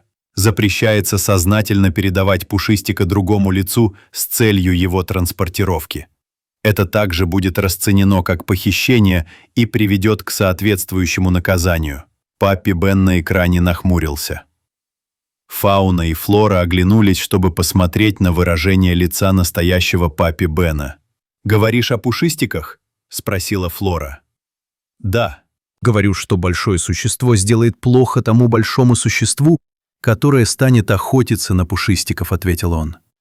«Сделает мертвым, как плохое большое существо, которое сделало мертвой Златовласку?» — спросил фауна. «Вроде того. Так думали все пушистики, которые были на суде во время судебного разбирательства. Что такое самоубийство, объяснять пушистикам было довольно сложно, по крайней мере, в данное время. Все пушистики, которые знали о случившемся со Златовлаской, считали, что плохое большое существо получило по заслугам. На бровитине месила ложение та, западлиса лежении, и мушкетслете. Капитан защитных сил Пушистиков, шеф детективов и полковник Ян Фергюсон, комендант и колониальный полицейский сидели с Максом Фрейном, начальником колониальной полиции, в кабинете последнего и смотрели телепередачу. На экране выступал правитель Рейнсфорд. Если кто-нибудь поймает Пушистика и будет держать его принужденно или незаконно перевозить для продажи, будет обвинен в порабощении. Ого! Макс Фрейн поднял руку с воображаемым пистолетом к виску и щелкнул курком. Смерть по декрету. Суд проявляет неосторожность. Все дела с участием Пушистиков будет рассматривать Овес Дженнивер. Он любит Пушистиков, сказал Фергюсон. И не любит людей, которые плохо обращаются с ними. Вот так. I know how Jennifer feels about the death penalty, said Frayne. He thinks it's wrong to shoot people for committing a crime. He thinks they should be shot before they break the law. He'd shoot criminals the same way you shoot sick step-dwellers. A preventative measure, I suppose. He'll do the same here. If Kirk and Novice aren't fools, they'll give up now, Ferguson said. Do you think they still have the other 5 fuzzies? Cadre thought and shook his head. I think they sold them to someone in Mallorysport right after they took them out of the company house. If we could find out who, I could name a dozen contenders, said Max Frayne. And behind each of them stands Hugo Ingerman. Well, that's beyond your power. Ingerman is a lawyer, and you can only interrogate a lawyer with a lie detector if you catch him standing over a corpse with a gun in his hand or with a poisoned knife. Then you'll have enough time to do it. A great many people want fuzzies, and we know it, said Governor Rainsford. Many people will be able to have them and make them happy. We do not prevent such people from adopting these charming little individuals. The Adoption Bureau has already been established. The wife of Chief Justice Frederick Pendarvis has assumed responsibility for its work. The Bureau's office is located in the Central Courthouse and will open tomorrow morning. Oh, Daddy! Mommy! Cried the little girl. Did you hear that announcement? The ruler said that people could have Fluffy. Will you take me a Fluffy? I'll love him so much, or her, or whatever. The parents looked at each other and looked closely at their 12-year-old daughter standing next to them. What do you say to this, Bob? Marjorie, animals require a lot of attention. They need to be fed, bathed, walked, and... Oh, I will. If I only have one Fluffy, I'll do anything. But people shouldn't call Fluffy animals, Daddy. Fluffy's people, just like us. You didn't call me a little animal when I was a little, did you? I'm afraid your father thought so, my little one. That's the first thing. In order to talk to your fuzzies, you'll have to learn their language, because fuzzies don't speak Earthlings. You know, Bob, I think I'll be glad myself if we have a fuzzy. I think so too. Well then, tomorrow, when we wake up, we'll go to this adoption bureau. Chapter 11. The party was held at Pendarvis's house. Jack Holloway squatted on his haunches, smoking a pipe and explaining something to his hosts. The judge and his wife sat quietly on comfortable low chairs, introducing themselves to their new guests, the 2 fuzzies that Juan Jimenez had brought back from Beta that evening. Brannard lounged in one of the large chairs, tugging at his beard. Juan Jimenez and Ahmed Kadra had turned off their hearing aids and moved their drinks to a table across the room. They were discussing Jimenez's visit to the site of his former camp with 2 of George Lunt's men. After we left, they came back, Jimenez said. We found the place where they landed the car, but there wasn't much to see there. They cleaned it up before they left. There wasn't any trash left around. And no evidence, Kadra added. Urimitsi and Calderon said the same thing when they saw all this. The place has become cleaner since we left it. They cleaned up the crime scene and thereby committed a crime, worse than all the dishonest lawyers in the galaxy put together. There is no question about that. Kirked and Novace brought these fuzzies. We know that. Do you have any witnesses? Can you test Fluffy under a lie detector? Brannard asked over his shoulder. If not, The defense will object. Pendarvis looked back. Mr. Brannard, I'm afraid I'll have to sustain that objection, and so will Judge Jennifer, who's going to hear this case. If I were you, I'd find out later. Can I have you lie detected? He asked Fuzzy, who was sitting on his lap. The fluffy male, fiddling with the zipper on his jacket, asked, "Weak?" The judge scratched the back of his head, which all the fuzzies liked, and asked how long it would take to learn their language. "Not so long," Jack replied. "In one day, I learned everything the scientists from Xerxes had discovered. After a while, when we returned home after the trial, I could talk to them. What would you call them?" "Don't they have their own names?" asked the judge's wife. "I don't think so. They go in groups in the forest. No more than 6 or 8 fuzzies in each. I think all their names are like the words I, you, this, and that. You have to figure out how to include them in the adoption document," Branhard said. "In camp, we called them the newlyweds," Cadra said. "What if we called them Pierrot and Columbine?" asked Mrs. Pendarvis. "I think that's excellent." Her husband nodded in agreement and pointed to himself. "Aki Papi Frederick. So Piero. Aki Peo. Peo Sigo Papi Felix. He has taken the name. He says he loves you. Mrs. Pendarvis, what will you do with them tomorrow? Do you have servants?" "No, only robots. And I wouldn't want to leave them with robots for long. Of course, until they learn how to use them. Send them to the boarding house, where they can play with flora and fauna," Branhard suggested. "I'll contact Victor Grego and invite his diamond. They'll throw a great party." The event of the year. The first meeting of the Fuzzies. The bell rang softly. The judge sat Piero down on the floor and, apologizing, went out. Piero ran after him. Soon they both returned. "Chief Early is on the screen," the judge said. "He wishes to speak with Captain Cadra or Mr. Holloway." It was the new Mallorysport police chief. Jack nodded to Cadra and they left the room. "They probably found something related to Kirk and Novase," Brannard suggested. "Do you really want to charge them with enslavement?" asked Mrs. Pendarvis. "That's a death sentence by law." "You captured a man, deprived him of his freedom, made him your property," Brannard objected. "What else would you call it? A pet slave is an even greater slave. I don't know what kind of work fuzzies can do. Entertainment in nightclubs, advertising in bars, interludes." Cadra returned.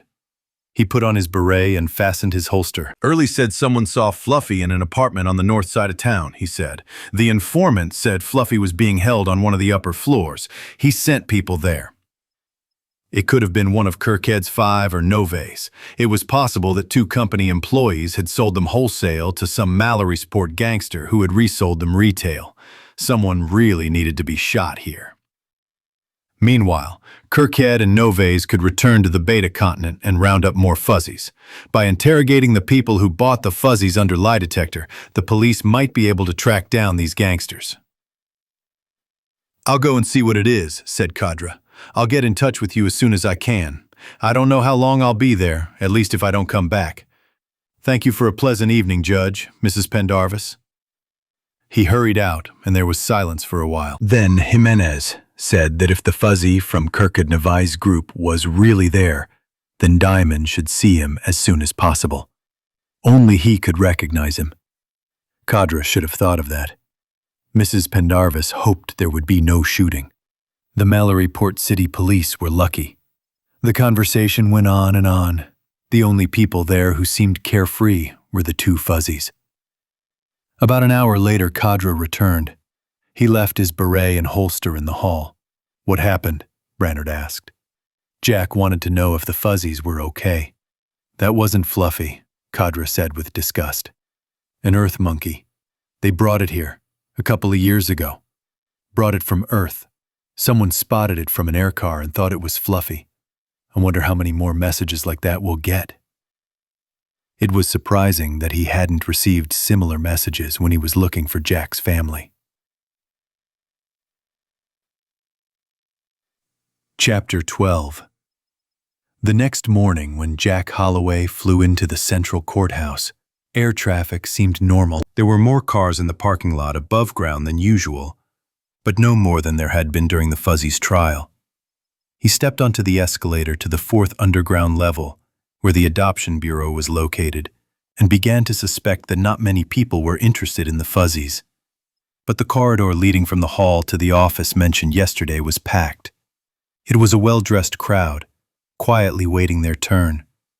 Most of the couples, avoiding the crush, stood to one side.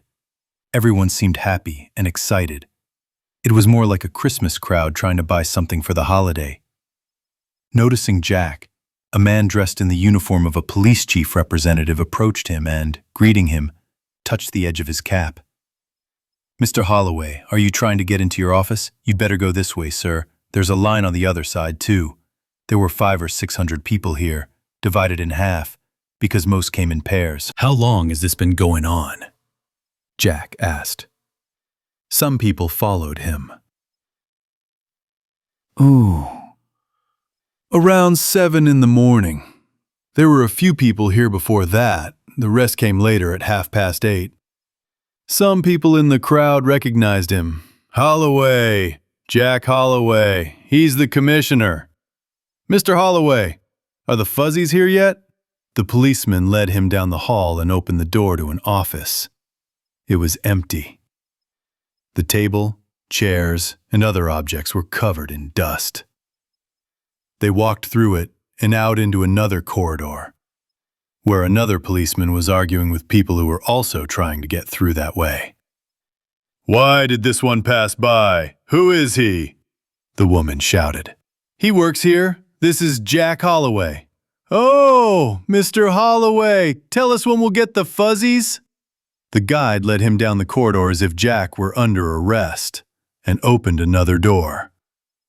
"This way, Mr. Holloway. This is Mrs. Pendarvis's office." "I'll come back and calm this crowd." He raised his hand to his cap and hurried out. Mrs. Pendarvis sat at a desk with her back to the door, reading through a stack of forms in front of her. She handed the forms to a girl sitting at a small table, whispering into a computer microphone. 2 other girls sat at another desk. One was talking to someone on a communication screen. Asking who it was, Mrs. Pendarvis turned her head, then stood up and extended her hand. "Ah, Mr. Holloway, good morning. What's going on in the hall now?" "Well, you saw me come in.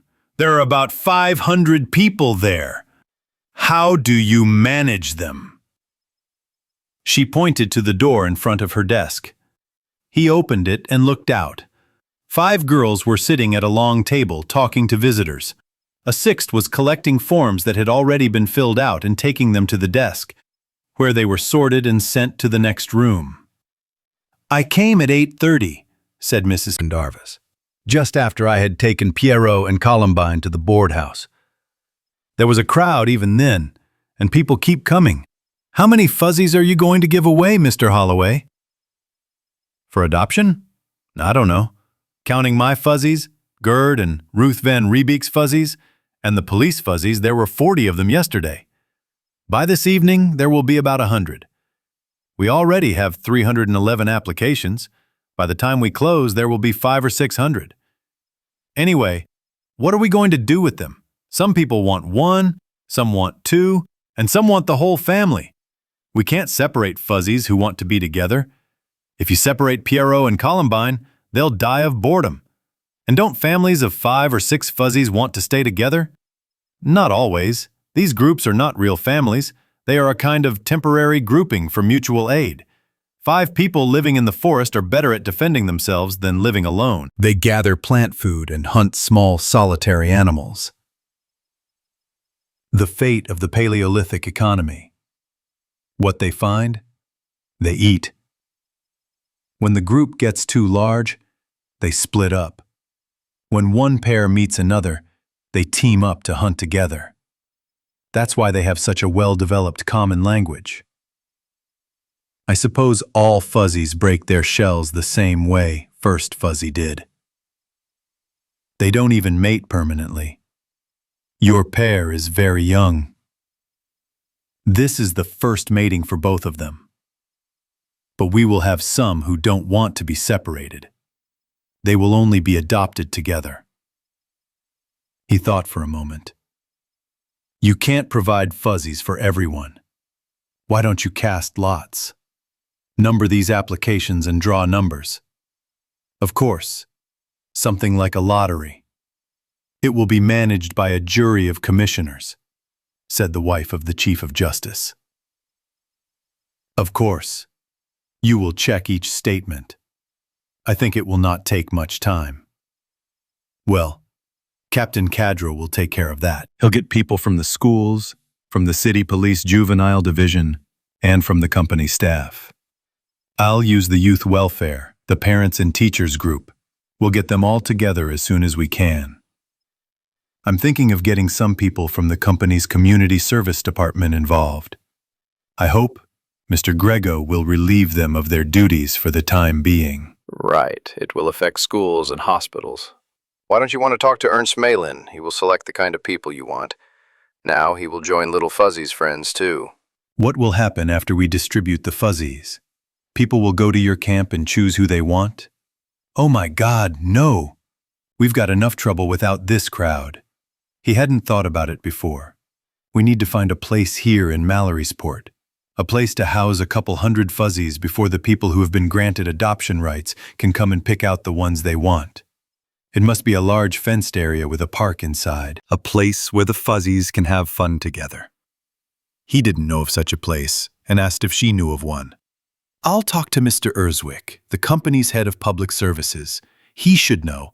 Mr. Holloway, I had no idea when I took this job how complicated it all is. ... Mrs. Pendarvis. I've been talking about this every hour since Ben Rainsford gave me this job. In addition, you must give the following talks to the people: care and nutrition of fuzzies, psychology of fuzzies. We'll try to prepare a brochure and tapes for those studying their language. Hearing aids are needed. There was a sign on one of the doors in the hallway that said, "Investigation." In the room behind that door, he found Ahmed Kadra talking on a video link to a man in a city police uniform. "Did you get anything out of them?" he asked. "Damn it," the city policeman replied. "We've been dragging everyone we've registered in here all day, but as soon as they come in, Hugo Ingerman drags them away. He's got a couple of his men with walkie-talkies somewhere, and whenever we bring some simpleton in here, someone at the central court writes out a summons for him, an urgent order to produce his land for re-registration. We can't even question most of them. Hour after hour passes, and those we've managed to question under a lie detector know nothing about this damn business. Okay, they didn't find any accomplices. Maybe they have some friends? Yes, they are all average people of the company. They cooperate, but no one knows anything about their dark deeds. The conversation continued for a few more minutes. Then Ahmed turned off the screen. He turned in his chair and lit a cigarette. "You heard it all, Jack," he said. "They've disappeared, and the fuzzies with them. I wouldn't be surprised if their friends in the company don't know anything either. They may not know anything. We've searched their rooms. They seem to have done a thorough cleaning before they disappeared. We couldn't get anything out of the dregs of society. The provocateurs in the police force don't know anything either. You know, Ahmed, I'm starting to worry. I wonder what happened to those fuzzies." He sat on the edge of the table and took out his phone. "When can you start testing people who want fuzzies?" Number 7 times, Gerd van Riebeek topped up his coffee and passed it across the table to George Lunt. He had to get back to his work. They both had to. The work had piled up since Jack and Pancho had left the camp, and Ahmed Kadra had gone off to track down the criminals.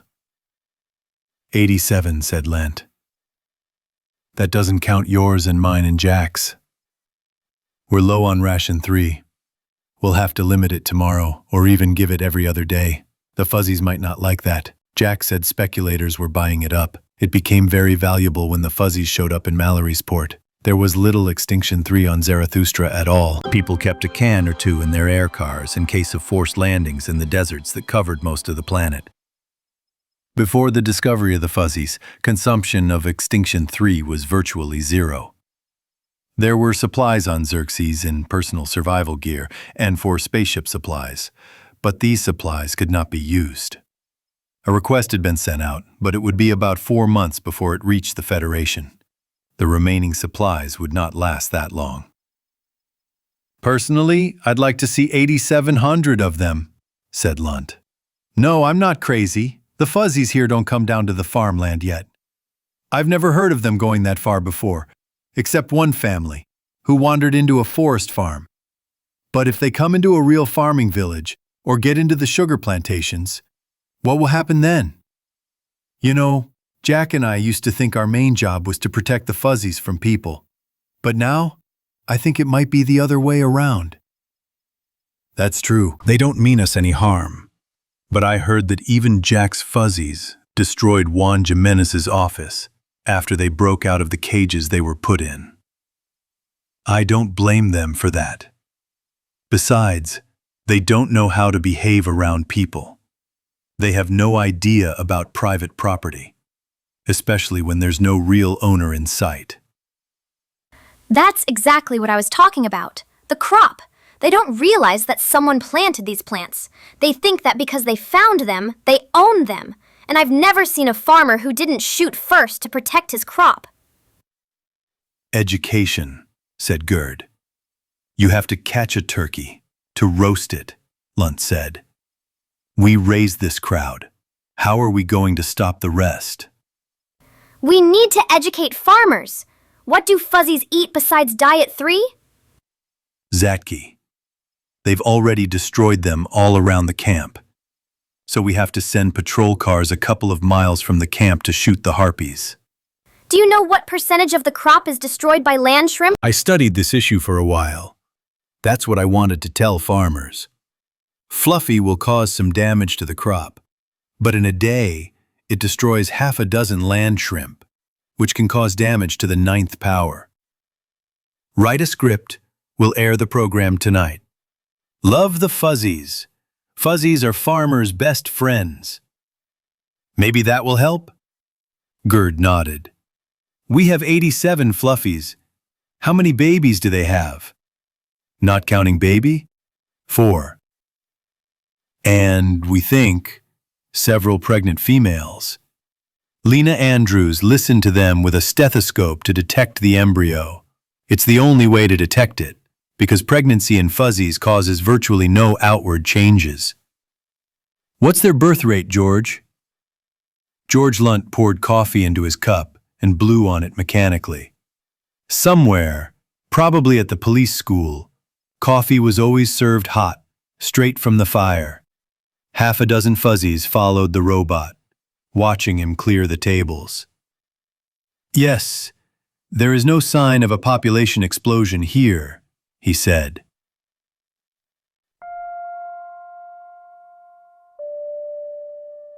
They are a dying race, Gerd. I don't know what their normal lifespan is in the forests, but I think 4 out of 5 die violently. In addition, their birth rate is significantly lower than their death rate. This race is dying out. 4 children for 102 fluffies. Yes, you say 5 girls got pregnant? Doc Andrews uses a stethoscope to determine pregnancy. And you admit that they could have miscarriages? I'm surprised you noticed that. That's a good ratio for females who have a monthly mating cycle, rather than an annual season. We don't know anything about the developmental period of these 4 babies, but in the 3 months we've been watching them, each has gained only 6 ounces and grown an inch. I think it will take them about 15 years, or at least 10, to reach full maturity. Then, said Lant, the birth rate has nothing to do with it. It's the high infant mortality rate. That's what worries me, George. Ruth and Lena, too. If we don't find the cause and stop the infant mortality, in a little while there won't be any fuzzies left here at all. Victor, this is like old times, Coombs said, lounging in his chair. There's no one here but us. That's right. Grego brought a jug and 2 glasses and placed them on the table, trying not to destroy the mosaic lying on the edge, assembled from fragments of colored tiles. This is the art of the fuzzies. The work is not finished yet, but the deep symbolic meaning is clearly visible. You can see him, but I can't. Coombs thanked him automatically, took his glass, and took a big sip. Where is everyone? Diamond is visiting where my presence is not welcome. At the board house, he, Flora, and Fauna are meeting Piero and Columbine, the fuzzies of Judge and Mrs. Pendarvis. Sandra accompanies him, and Ernst is conferring with Mrs. Pendarvis about the quarters that can house the couple of hundred fuzzies that are due to be brought to town for adoption within the week.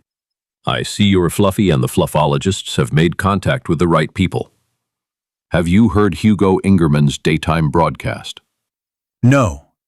I pay people to do it for me. I only get the semantically accurate summary. I know Ingerman's propositions. A. Ben Rainsford is a bigger crook than Victor Grego. B. Victor Grego is a bigger crook than Ben Rainsford. C. They are conspiring to rob and enslave the entire planet, including the fuzzies. I heard it and even wrote it down, hoping that he might forget and say something that would give grounds for prosecution. But he didn't forget. He's a good enough lawyer to know what is slander and what isn't. Sometimes I dream of putting the bastard in jail for something. To interrogate him under a lie detector. But he just shrugged. I noticed one thing. If earlier he attacked the company and Rainsford, now he is trying to drive a wedge between us so that we do not unite against him. Yes. Take the case of the spaceport, for example. Why doesn't our honest and straightforward ruler put an end to the company's infamous monopoly on space transportation? The company that is strangling the planet's economy? Well, why doesn't he? Because it would cost him 15 million souls, and with our services, the ships could load and unload in orbit. It seems a real question to people who never think for themselves, and they make up the vast majority of voters. Do you know what I'm afraid of, Leslie? Ingerman is attacking Rainsford for conspiring with the company. Rainsford might hurt us by proving otherwise. I think so too. Coombs agreed. Besides, among the many consequences of Pendarvis's judgment, Zarathustra now has a democratic government. That means politics. Any scam that occurs here is controlled by Ingerman. And politics is the biggest scam of all. Hugo Ingerman will run as the political boss of Zarathustra. Chapter 13. The air car descended toward the ground. The Navy sergeant at the controls breathed a sigh of relief when he saw that he had not hit any of the half-dozen fuzzies who had run out to greet him. Pancho Ibarra opened the door and, nodding to his companion, jumped down. George Lunt, in a police uniform, and Gerd van Riebeek in a khaki jacket, came up to him, followed by a crowd of fuzzies. The fuzzies greeted him enthusiastically and asked where Pappy Jack was. Pappy Jack is in the place of the big houses. He didn't come here with Uncle Ponko. Pappy Jack will be back soon. It will be 2 lights and 2 darks, he told the fuzzies. Puppy Jack makes a lot of talk with the other big things. Talk about fuzzies? Asked Little Fuzzy. Want to find big creatures for all the fuzzies? Yes. And find a place for the fuzzies in the place of the big houses, answered Ubera. That's why he left, said Gerd. Every Fluffy will now have his own big creature. Yes, Jack is working on it, Pancho said. Do you know Captain Nasagara? Gerd van Riebeek, Major Lant. The captain will stay with us for a couple of days. Lieutenant Pine will arrive tomorrow with reinforcements. 50 men and 15 war cars for patrol. They will stay until we have our own forces. I'm glad to hear it, Captain, said Lant. You'll be a great help to us. You have a large territory to control, Nasagara said. As Lieutenant Ubera said, I will only remain here for a few days to sort out the situation. While you recruit and train your own cadres, Lieutenant Pine will remain here. That is, unless further trouble arises in the steppe country. I hope they don't, Lance said. We need transport as much as we need people. We don't have enough of our own anymore. The company will provide several cars, Pancho said. In addition, Ahmed Kadra has begun intensive recruitment into the protective forces of the Fuzzies of Zarathustra. Jack didn't manage to get any ration 3? Gerd asked. Pancho shook his head. He can't get a single gram for the reception center where the Fuzzies will be placed in the city. The company will start producing ration 3, but it will take time. Once they have the unit installed, they will probably need a couple of weeks of experimentation before they release the first batch of products. But the formula is very simple, Nasagara said. Some of the production processes are quite complex. I told Victor Greto about this. His people are not optimists, but he constantly pushes them with clicks to start producing ration 3 as quickly as possible. What? Gerd asked. Victor Grego likes the Fuzzies, and Jimenez and Malin. You should hear my exquisite and gentle wife when she talks about them. The enemies of the last war may become allies in the next, smiled Nasagara. I spent a couple of years on Terre. The clans that shot at us without warning in the first season could become our bosom friends in the next, and attack us again the next. An air car of the Zarathustra Fuzzies defense forces rose from behind the barracks and flew south, and another one, returning from patrol, flew towards it. Happy patrol, Lant called, and explained to Nasagara. The Fuzzies have wiped out all the land shrimp around camp. They have to hunt further every day. The Harpies love the Fuzzies as much as the Fuzzies love the Zatki, so we've been covering them from the air. Pancho, we've been patrolling since you left. We've killed about 20 Harpies since then, 4 of them this afternoon. Maybe more, I don't know. Have any Fluffies died during this time? Not from the Harpies. They went on a rampage last night. 2 families got into a fight over some toys and started using the pick and dig. A couple of the Fuzzies got hurt. There's one of them. He nodded toward the Fuzzy with the white bandage on his head, who seemed rather proud of it. One of them broke his leg. Doc Andrews put him in a cast and left him at the hospital. Before I could get into the fight, Little Fuzzy, Coco, Mommy, and a couple of mine had them all cleared out. They put down the riot like they'd been doing this job all their lives. You should have seen the way Little Fuzzy scolded him afterward. He talked to him like an old drill sergeant to a bunch of rookies in camp. Are they fighting among themselves? Nasagara asked. This is the first time here. I believe they were fighting in the forests with their wooden Zatki Hodla. They have an excellent system of fencing. It has nothing in common with the interstellar Olympic standards, but it is very effective. That is why a good half of them were not killed in the first seconds. Lant looked at his watch. Okay, Captain, are you coming with me? At the headquarters of the Defense Forces, we will coordinate our actions and see how we can best use the help of Lieutenant Pine and his men. Nasagara approached the car, climbed into it, and said something to the pilot. Lant climbed into the cockpit after him. Ubara and Gerd headed to the lab. One of the pregnant women had a miscarriage, Gerd said. The baby was stillborn. We froze the baby, or rather, the premature fetus. I think it's equivalent to a 6-month human embryo. It shouldn't have survived, anyway. It's not formed well externally, and I suppose internally either. We haven't done anything to it yet. Lena wants you to see it too. The Fuzzies are all sad. They wanted to have a funeral. We explained to Little Fuzz and a couple of the others what we wanted to do, and they tried to explain it to the others. I don't know what came of it. Fluffy, who was running ahead of them, shouted, Mummy Voot! Aunt Lena! Uncle Panko! Uncle Panko Bizo Dunito!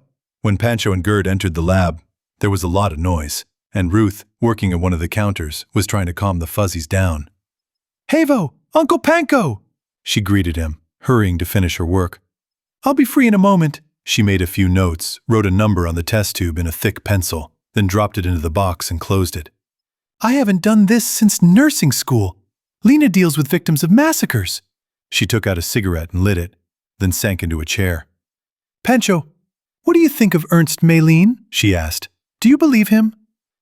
Yes, he really loves the fuzzies. I've seen him play with Grego's diamond fuzzy, Ben's flora and fauna, and a couple of Mrs. Pendarvis's. I can't even imagine it. I saw what he did to the idea, the complex, the syndrome, and the superegoist. It's a miracle they didn't go crazy. But they didn't go crazy. They're as healthy as any other fluffy. And Malin regrets what he did, but he doesn't regret what he learned about them. He says that the fluffies are the only completely healthy people he's ever seen. And it's impossible to drive him crazy. He says that if people learned to think the way the fluffies do, the mental hospitals would be empty, and all psychiatric work could be abandoned. But they are very much like little children. Smart little children, but... Perhaps children, who also suffer as they grow up. Perhaps we too will be like the fuzzies, if the adults who surround us from birth do not infect us with their stupidity. I hope we have not infected the fuzzies with it at the present time. What was that fight last night? Well, it started because of the toys that were lying around. A new group that showed up yesterday afternoon saw them and decided to take them for themselves. The toys were communal. Anyone could play with them, but they didn't know that. An argument ensued, and then the Lubilo digger started. The group that started it all now regrets what happened. They've already made friends with our fluffies. The door leading to the infirmary opened, and Lena walked in. 2 fuzzies ran next to her. Those who had crowded the lab went to the door to visit their wounded friend. Lena approached Ruth and the others. Gerd asked her about the patient. He was obedient and did not object to his forced stay in bed. What about the girl who had a miscarriage? She runs around as if nothing had happened. Pancho, it was heartbreaking. The fetus was so indeterminate that it was impossible to know whether it was a male or a female. She touched it, looked at me and said, Hada, Chinoza. Dead, as always, Gerd translated. She acted as if she expected nothing less. I don't think they have a survival rate of more than 10% of their newborns. Pancho, would you like to see this? He didn't want to. It wasn't his area. But fuzz embryology wasn't anyone's area. They went to one of the refrigerators and Gerd pulled out and unwrapped the fetus. It was smaller than a mouse, and Pancho used a magnifying glass to get a better look at it. The arms and legs were short and underdeveloped, and the head was misshapen. I can't say anything, said Pancho. It's a good thing he was stillborn. What are you going to do with him? I don't want to dissect him myself, Lena replied. It's too important, and I might ruin everything. I'm not good at dissection either. Send it to Mallory's Port Hospital. That's exactly what I would do. He wrapped the fruit again and put it in the refrigerator. The main thing is to squeeze everything out of it. You can find answers to many questions here. That's what I'll do. I'll contact them today. 6 fuzzies tumbled into the lab, carrying a dead land shrimp. Oblivious to everything, they headed for the infirmary. Come on, Pancho, let's see, said Gerd. They brought a present for their sick friend. They had to drag that shrimp 3 or 4 miles. As the car passed over the board house, 2 humans and 5 fuzzies could be seen in the western part of the garden. The humans were Captain Ahmed Kadra and Sandra Glynn, and the fuzzies were Piero and Columbine of the Pendarvis, Victor Grego's diamond, and the owners, Flora and Fauna. They had a red and gold ball about the size of a fuzzy, and they were kicking and kicking it around the lawn. Every now and then they would roll it to where Kadra was standing, and Kadra would kick it back to the players. Jack Holloway smiled. It was like the romps he used to have with his fuzzies on the lawn near the camp, when there was still a lawn there, and his own fuzzies. Ben, shall we go to them? He said. I feel like Fluffy getting excited by the game. We'll do that, said Rainsford. Bill, please let us off here. As they descended, the pilot circled and held the car above the ground until they were out. The fuzzies saw the car descending and rushed toward it. At first, Rainsford thought they had pistols, They were belted with small holsters, with small pistol grips sticking out of them. Then the fuzzies pulled them out and put them to their mouths, and he saw that the ends of the objects were 3-foot-long bells. "Puppy Ben! Pappy Jack!" they all cried shrilly. "See? Now we're talking like big things." Jack turned off his hearing aid. It was true. They were all speaking in the audible range. "Puppy Vic did it," Diamond said proudly. "Harney Stenson made them," the girl corrected him. "Mr. Grego just said he wanted them. It's a fuzzy phone." "Hida, Pappy Jack!" Diamond held out his hand with the device. "Weep, weep, weep!" He was angry, but then he realized he had pulled the fluffy phone away from his face. "Fluffy is talking here, on this side." There's a conversation growing there. "There's a big conversation going on here on this side, like a Haga," he said, bringing the device back to his mouth. "That's good, Diamond. Very good," Jack praised. "Ben, what do you say to that?" Rainsford squatted down in front of his fuzzies and held out his hand. "So pakoaki, Flora," he said. Fluffy handed him the device and said, "Kefi, Pappy Ben, Dublick." "Yes." Rainsford looked at the device curiously and handed it back. "It's a good thing. No matter which hand Fluffy holds the device in, the micro switch on the handle will still turn on." And so it was. The Fluffies were equally good with both hands. Gerd put forward a theory about this. Perhaps Earth's Homo sapiens, at some stage of their development, were also freely ambidextrous, but in fights and battles, in order to better protect their hearts, they more often took weapons in their right hand. As in most of Gerd's theories, this one also made sense. "Who made them?" Ben asked. "Stenson?" "Yes, in my workshop. The electronic equipment factory of the unprivileged company of Zarathustra will begin their production," Sandra said. "Tell Mr. Grego that his electronics factory might start advertising them. The local affairs committee thinks they might need a lot of them." "Miss Glynn, will you stay and dine with us?" Rainsford asked. "Thank you, but I'll take Diamond home." "I'll take Pierrot and Columbine too," said Kadra. "What are you going to do this evening?" "I'll do my homework on the fluffy language." "Why don't I help you with this lesson?" Kadra asked. "I talk to the fuzzies as if I were one of them." "Well, if it's not too much trouble," she began. Holloway smiled. "Who are you kidding, Miss Glynn? Look in the mirror. Would it be too much trouble for some Ahmed to teach you the fuzzies' language?" "If I were 10 years younger, I'd leave him with the fuzzies and take care of your lessons myself." Pierrot and Columbine decided that this conversation was too boring and did not apply to them. They rolled the ball to Kadra and commanded, "Mexico." Kadra threw the ball, and it took off from the ground and flew to the side. The fuzzies ran after it. Dr. Malin said he looked at the sanatorium. Sandra said, "Yes, it's a good place." "Have you been there?" Holloway asked Kadra. "It's a big place," Kadra said. "I've seen it from the air, of course. They're only using 10% of it." "Yes. We'll take the building that's meant for the mentally ill and a square mile of parkland around it. We'll fence it in so the fuzzies don't get lost and die. We can fit 500 or 600 fuzzies in there, and they won't feel crowded. It'll take a while before the place is full. I think there'll be 250 fuzzies in a week." When the Adoption Bureau closed this evening, they had accepted 752 applications, Kadra said. "Jack, when will you be returning to camp?" "The day after tomorrow. I want to make sure that work at the reception center has begun. Maybe I can find some more Ration 3. I want to corner the market speculators and bring down the prices." The fuzzies had driven the ball into the bushes and were now trying to get it out. Sandra Glynn ran to help them. Ben Rainsford followed her.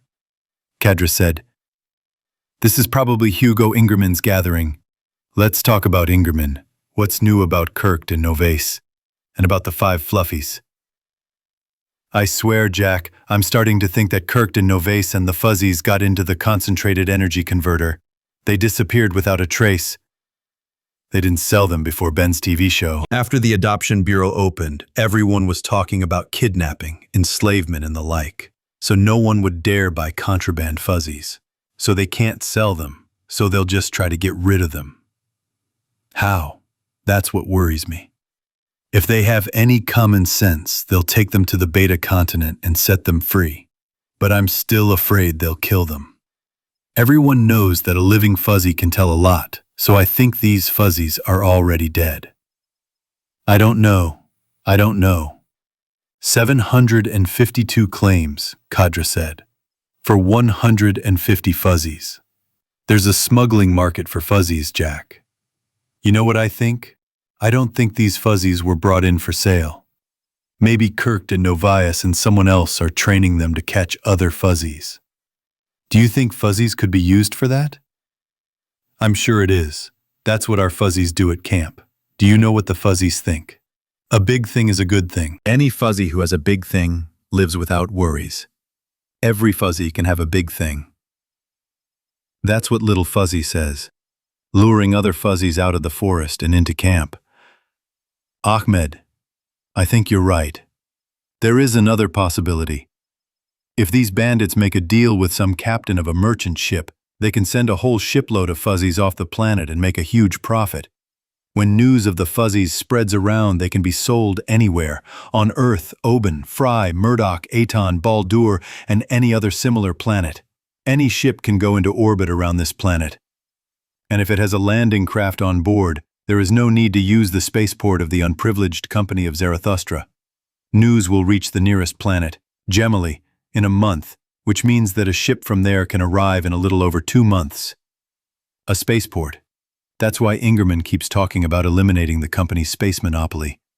If he had his own little spaceport, then we could do some smuggling, Kadra finished. If not sunstones, then drugs or fuzzies. Rainsford and Sandra Glynn were approaching. Sandra was carrying Diamond. Pierrot and Columbine were running after her. And behind them all, Flora and Fauna were rolling a ball. Jack wanted to talk to Rainsford as soon as possible.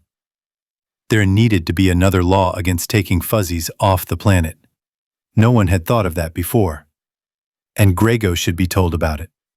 The company controls all illegal spacewalks. Lena Andrews sat up straight and looked away from the eyepiece, closing her eyes. The other 4 men and 2 women in lab coats moved lights, magnifiers, and cameras, putting away instruments. He couldn't have lived 30 seconds, even if he'd been born at term, one of the men said. And that doesn't add anything to what we already know about fuzz embryology. He was an embryologist, though. Of Earth people, I've dissected 500 premature abortions, and I've never seen one in worse condition than this one. He was so tiny, said one of the women, a midwife. I can't even imagine that this is the equivalent of a 6-month-old human fetus. I can, someone said. I know what young fuzzies look like. I spent a lot of time with baby Jack Holloway during the trial. I don't think a fertilized fuzzy egg is much different from ours. So it's safe to assume that there's a steadily progressing abnormality going on here. Underdevelopment, I'd say. This can be fixed, Doc. Can you suggest why this fetus is underdeveloped? No, I can't. They came from the north of the Beta continent. There was only aerial reconnaissance there. Do you know what the radiation levels are there? I've seen photographs of victims of radiation poisoning from the nuclear bombings of World Wars III and IV, when the First Federation was being formed.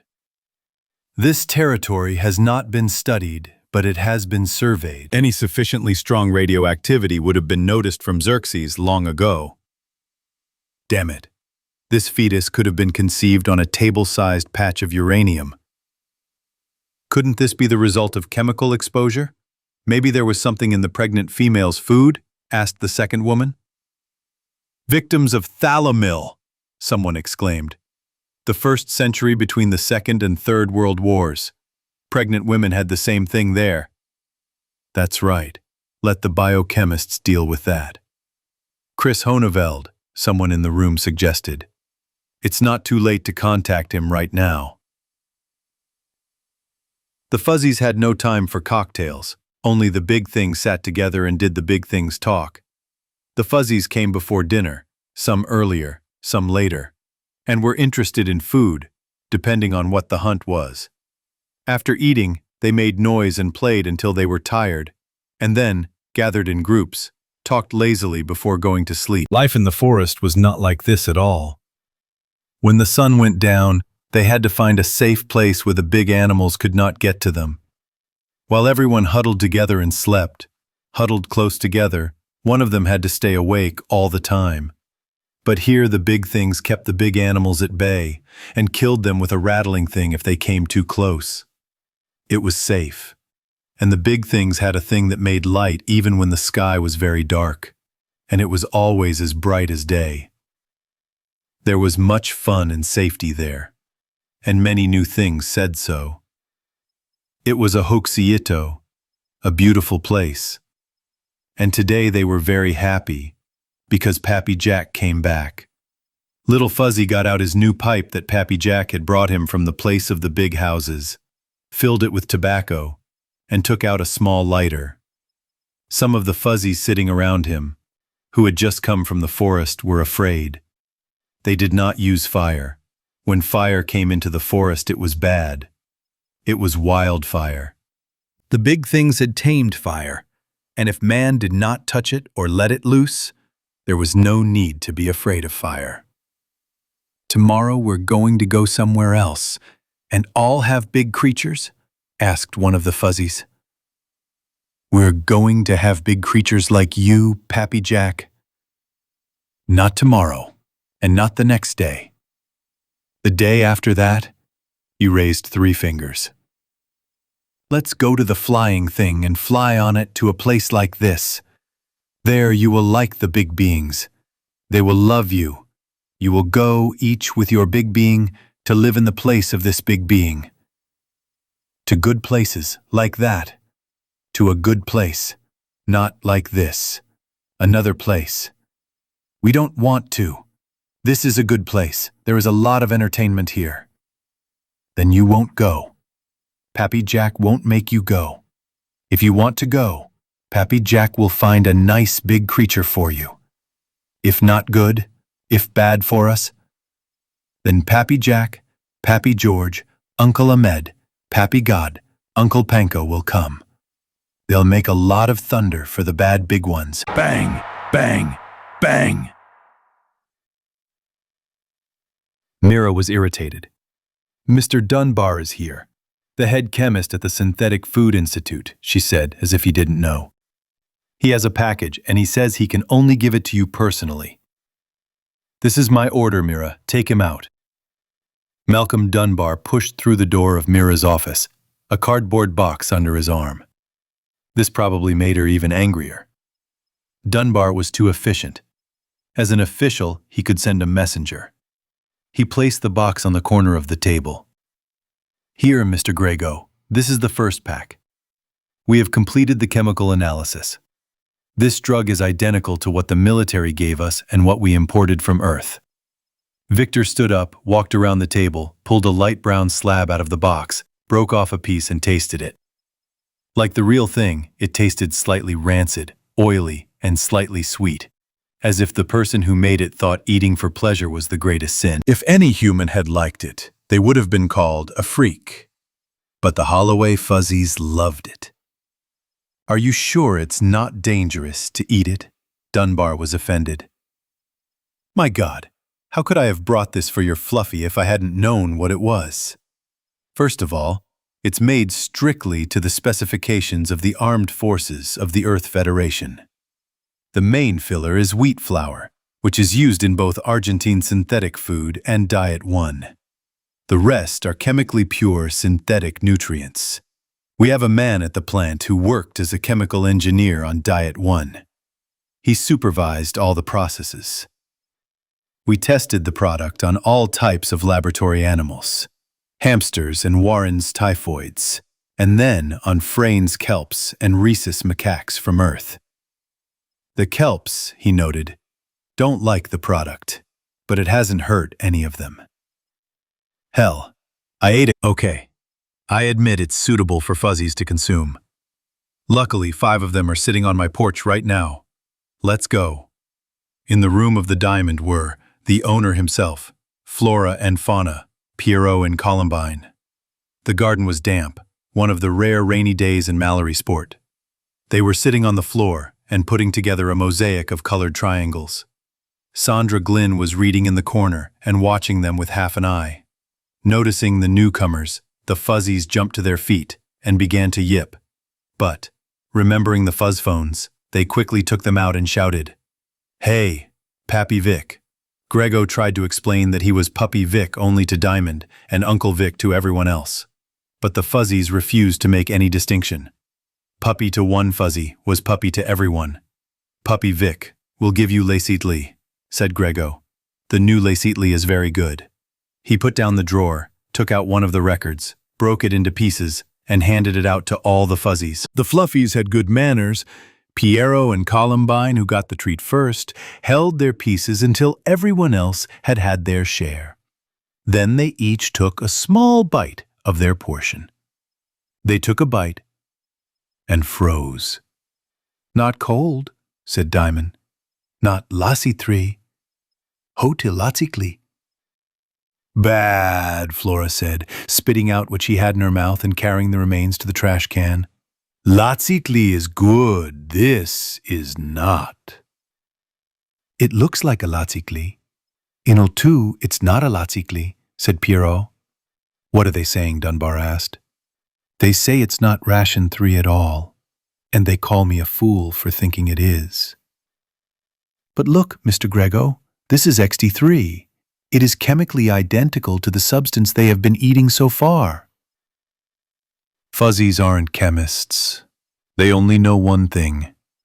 It's both similar and unlike ration 3. In my opinion, it tastes exactly like ration 3. "You're not a fluffy," Sandra told him. She turned to the fluffies and explained that Puppy Vic and the other big creatures really did think it was ration 3. Puppy Vic didn't know, he confirmed to them. Puppy Vic wanted to give a real lassity. Grego took the box and carried it into the kitchen. There he opened one of the cupboards and pulled out a can of the real thing. There were only a dozen packages left and he himself was starting to economize. Victor cut the cake into 6 pieces and, setting one aside for Diamond's dinner, handed out the pieces to the guests. Dunbar was still trying to prove to Sandra that the substance they had brought was chemically pure. "Malcolm, I believe you. The thing is, the fuzzies don't care about the chemical composition." He looked at the can's label. "Your man worked in Diet 1, didn't he? And this is a synthetic food product from Argentina. What did they use in the bread filler in Diet 2? Local grain? No. They import earthly wheat grown in the Mississippi Valley in North America. Chemically different soil, different bacteria. Hell, take tobacco. We export it to all the colonized planets, and there's no tobacco anywhere that tastes like ours." "Do we have Diet 1's Ration 3? Sandra asked. "Smart girl, do we have it?" "Yes, the armed forces provide Dietary 1. And the fuzzies don't see the difference?" "Of course not. Jack Holloway bought Ration 3 from us, and the fuzzies liked it. When they got to Xerxes, the military fed them their own supplies." "What kind of litter did they use?" "Wheat brought from South America and grown on the Gamma continent." "Well, Mal, here's the solution to the problem. We need to study this substance at the molecular level. Who's our best biochemist?" "Hohenfeld. Let him work on it. There's a difference here, and the fuzzies are picking it up." "You said the stuff was made to military specifications?" "Yes, and it fully meets all the requirements. Napier has large reserves of Ration 3 on Xerxes. He won't give them to us because he can't give up all his reserves. Let's try to swap with him." "They are writing." "Well, you're completely nuts about this," the manager of the synthetic food plant claimed. "The fuzzies eat Ration 3 all the time. They're crazy about it. If they don't eat your stuff, it's not Ration 3. Look, Zeb, I'll be damned, but I'm sure it's Diet 3. We've got the formula down to the last detail. Ask Joe Vesky. He worked at Diet 1. That's right. Mr. Fish, the process is completely identical to the process on Diet 1. As you remember, Fish finished triumphantly. Maybe you remembered something incorrectly. Nothing of the sort, Mr. Fish. Look, here's the diagram. The flower, the main filler, goes here. Jan Christian Hohenveld was annoyed because he was a scientist and Victor Gretto was only a businessman. And he made no attempt to hide his annoyance. Mr. Grego, I have too much work to do right now. Dr. Andrews, Dr. Rayner, and Dr. Doshihara have asked me to find out the biochemical cause of premature births among fuzzies. Now you want me to find out what the difference is between one pack of XD3 and another for fuzzies? There's a gunsmith in town who has a sign over his shop that says, "There are 24 hours in a day and only one is mine." I've had that same sign up in my lab many times. He sat there for a moment, frowning. Mr. Grego, has it ever occurred to you or anyone else at the Synthetic Food Institute that the difference lies in the fuzzy's sense of taste? That it's different from the sense of taste of earthlings? I think that the fluffies with their sense of taste will put most of the famous tasters of the galaxy to shame, but I doubt that it will be more accurate than your analysis.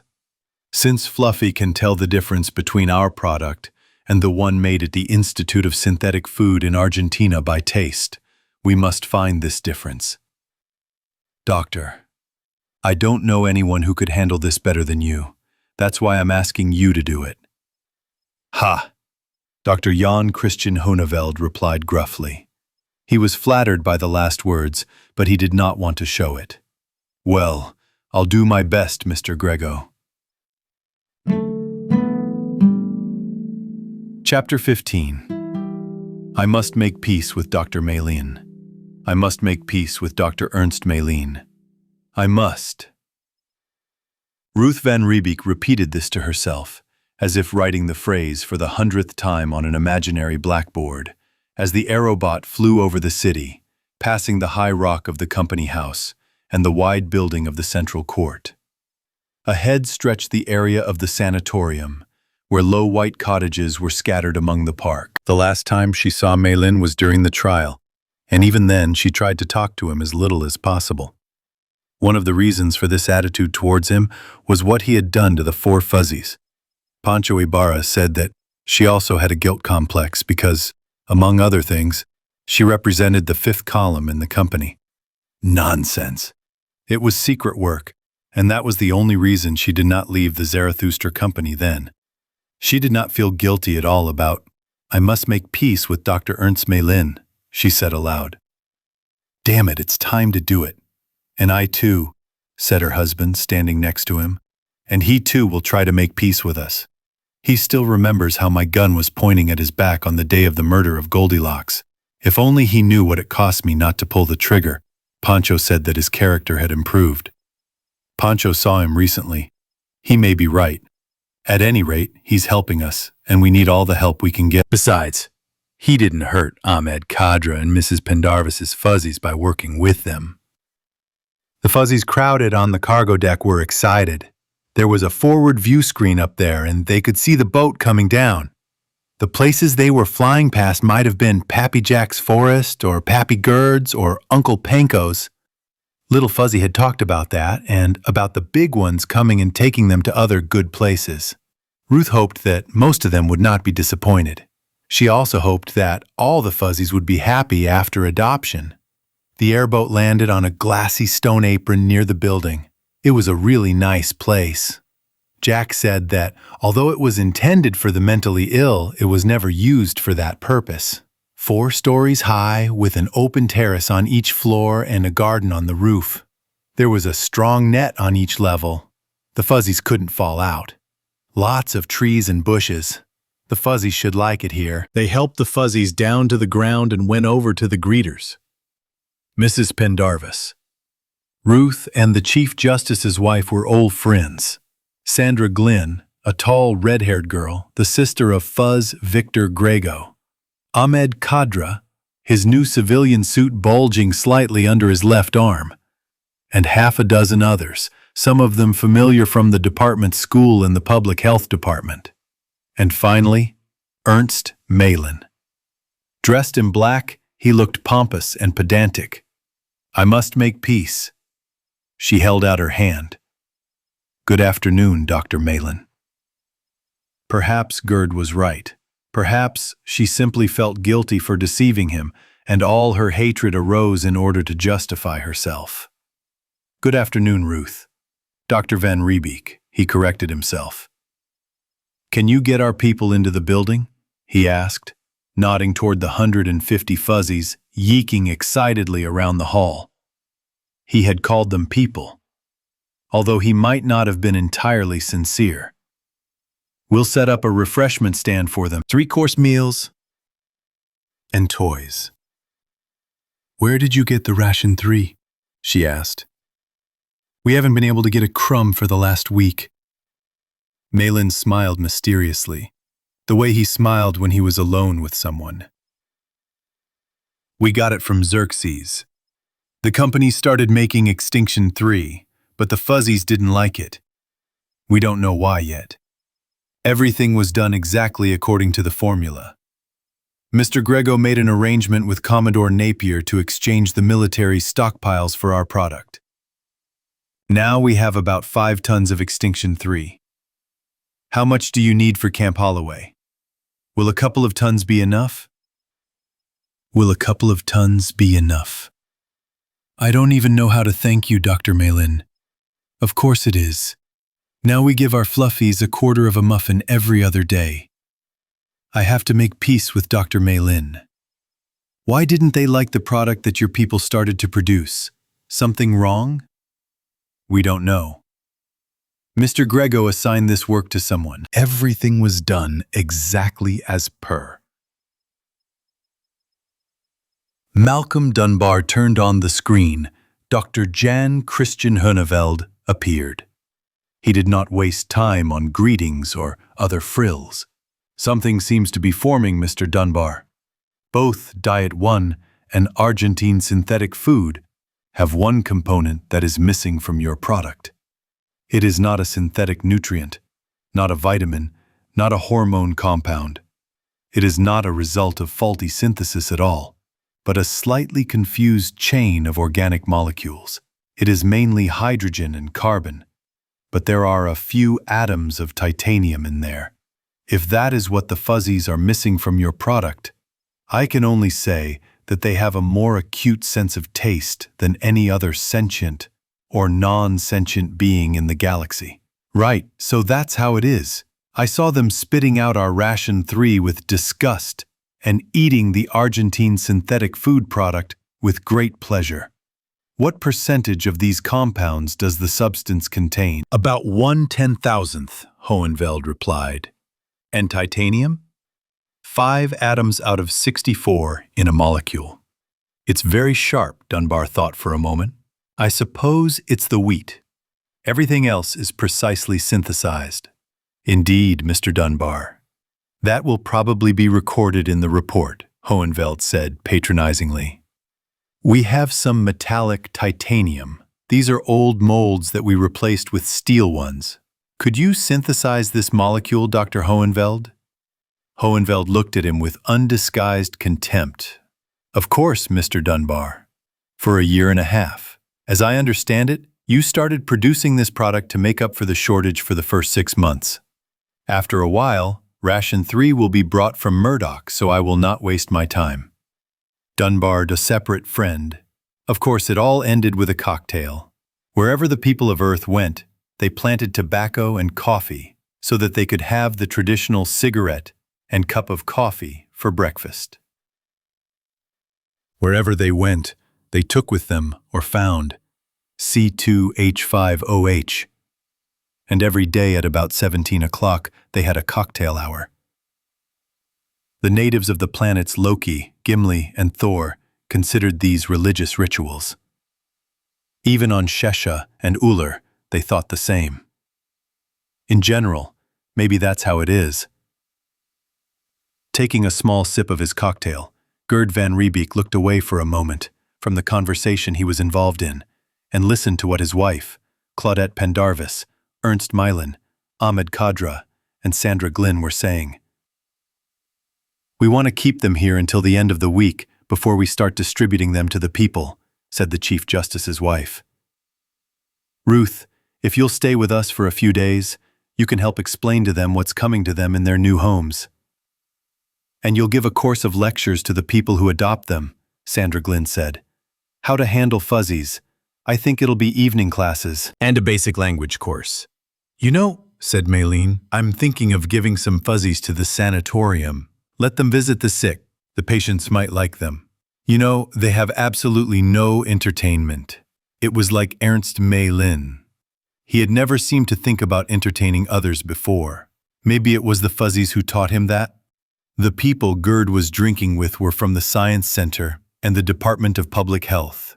One woman, a gynecologist, asked what Chris Honeveld had discovered. What could he find? Asked pathologist Reinster. He only has one sample, and it's unlikely to show anything. It's probably the mother's metabolism. Of course, it could be radioactivity, but what we saw seems to be a characteristic of this race. I think we might find something in the dietary habits of the fuzzies. Land shrimp, someone suggested. As far as I know, no one eats them except the fuzzies. Is that true, Gerd? Yes, before the discovery of the fluffies, we thought that they had no natural enemies at all. But, studying the fluffies, we were convinced that they do not eat anything that can harm them. They don't take anything that gives them a stomachache or a hangover. There's a direct connection there. But the fuzzies can't figure out the reason for these missed births that we're investigating. I agree that it's probably a common thing for fuzzies. Maybe the land shrimp diet has something to do with it? Research it. Let Chris Honeveld handle it. Ask him. Or better yet, let Victor Grego do it. He won't throw Grego out of the lab. Chris gets mad when he hears about the fuzzies. They take up so much of his time. Well, we'll have to study more than one fetus. We've got 150 fuzzies here, and we've got to find. Isolate all pregnant females. Ask Mrs. Pendarvis not to distribute them. We can adopt them ourselves. Microsurgery. We'll fertilize the egg. Ruth and Jack Holloway hadn't thought about it when they sent the fuzzies to Mallorysport. But they knew that if they didn't do something now, in a few generations there might not be a single fuzzy left. If some of them got hurt now, well, if Goldilocks hadn't been killed, would the fuzzies have been considered intelligent or not? Titan? Victor Grego exclaimed. That's interesting. That's all you can tell me, Mr. Grego? Dunbar asked from the screen. It's incredible. I checked. Titanium is a very rare metal on this planet, like calcium on Uller. It's just there, that's all. I'll bet we imported more of it 7 years ago than was on this entire planet. Of course, this was a gross exaggeration. It was there, and that was a fact. But they couldn't extract it using any commercially viable process. So everything that other planets made of titanium, on Zarathustra, they made of light alloys and steel. Titanium might be present as a trace element in wheat grown on Earth, but it wasn't in wheat grown on Zarathustra. Mal, Grego said, I think we're stuck. Do you think Chris Honeveld can synthesize this molecule? We'll add it to the other components. He said he could, but it would take him 1.5 years. Unless you give him a categorical order, he won't even try. By then we'll have as much ration 3 as we need. Well, the fuzzies, including mine, will manage without it for a while. He switched off the screen and lit a cigarette, looking at Henry Stenson's Zarathustra globe that told time. There was still an hour before Sandra Glynn would be back from the new adoption center.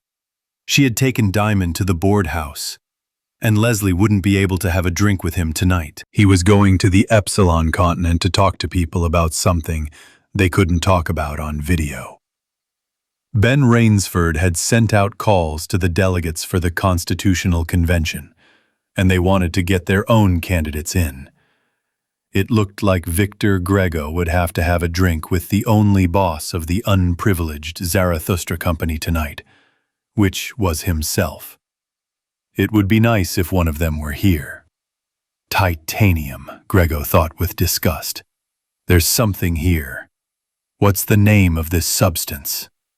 Oh, yes. A nymphomonic metal. When heated, it can combine with other substances. The thought came suddenly, as if from another space. He stopped in the middle of the office and closed his eyes. Realization dawned on him, and he rushed to the comm screen and punched in Malcolm Dunbar's combination. Several minutes passed before Dunbar answered. He appeared in a coat and hat. I was just about to leave, Mr. Grego. I see. This man Vesky who worked at Diet 1, is he anywhere nearby? No, he left 20 minutes ago and I don't know where to find him. Okay, I'll contact him in the morning. Listen, what are your press furnaces and molds made of? Made from lightweight stainless steel of our own production. Why are you interested in this? Ask Veska what kind of stoves were used on Diet 1. Maybe they were made of titanium. Just don't hint at the answer. Dunbar's eyes widened. He too had heard of the chemical nymphomania of titanium. Of course, they use titanium. And at Argentina synthetic food too. Look, let me ask the cops. They'll find Joe in half an hour. Don't worry, it can wait until the morning. I want to check first what will come of it. He switched off the screen and called Mira Falada. She never went home before him. Mira, please bring me 5 pounds of pure wheat flour. But make sure it is ground from grain grown on Zarathustra. Send it here in 15 minutes. In 15 minutes? She asked. Who is this for? The little monster? Okay, Mr. Grego. He forgot about the cocktail he was supposed to share with Victor Grego. When work is moving forward, drinks are usually forgotten. There was a clatter coming from the kitchen when Sandra Glynn brought Diamond into his room.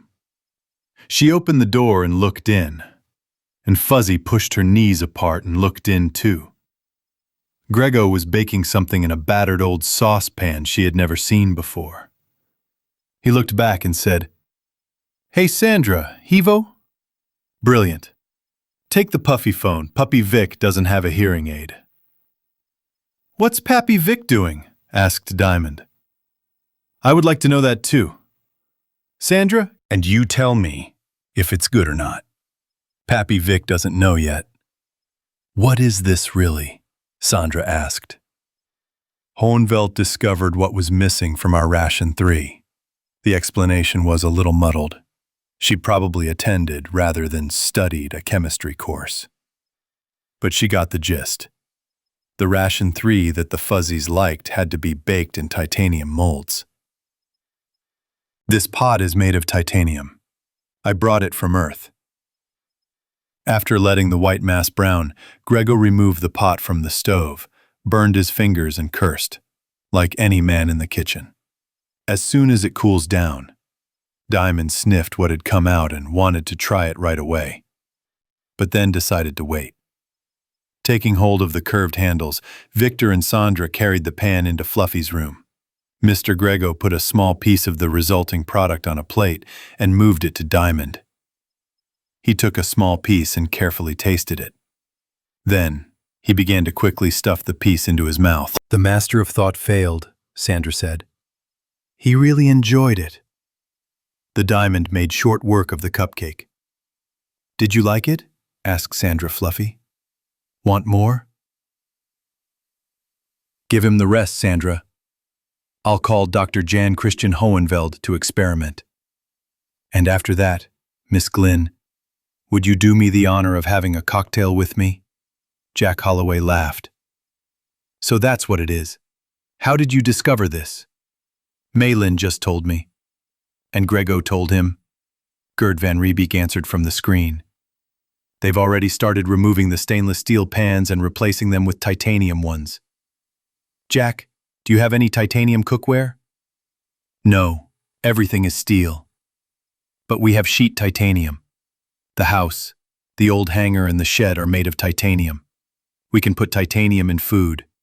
We'll cut it into pieces and put it in a teapot. That should work." "I'll be damned," said Gerd. "I didn't think of that. I bet no one else did." Jan Christian Hohenvelt was annoyed and embarrassed.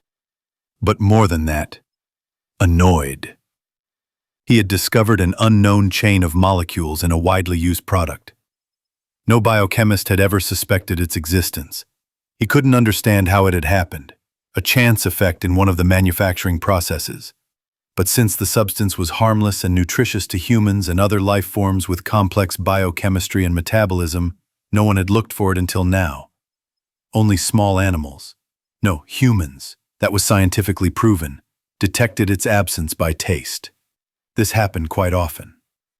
He was proud of his completed work. He wanted to name the substance he had just discovered, Hohenwald. And he could work out a way to synthesize it, but using scientific methods, it would take a year. He knew this and told everyone about it. And what happened? In the course of one day, the substance was synthesized. If, of course, one could say so, by an ordinary amateur, a dilettante, a complete layman, and not in a laboratory with the latest equipment, but in the kitchen, in an old indented saucepan. And the worst thing of all was that this dilettante, this empiricist, was his employer. The request of the head of the Zarathustra company simply could not be fulfilled. Not by him, not by the scientists of the company. Well, Gregor had found what he wanted, and he didn't have to worry about that now. He was already working on it. A thorough, long-term study of the differences in the biochemistry of life on Earth and on Zarathustra.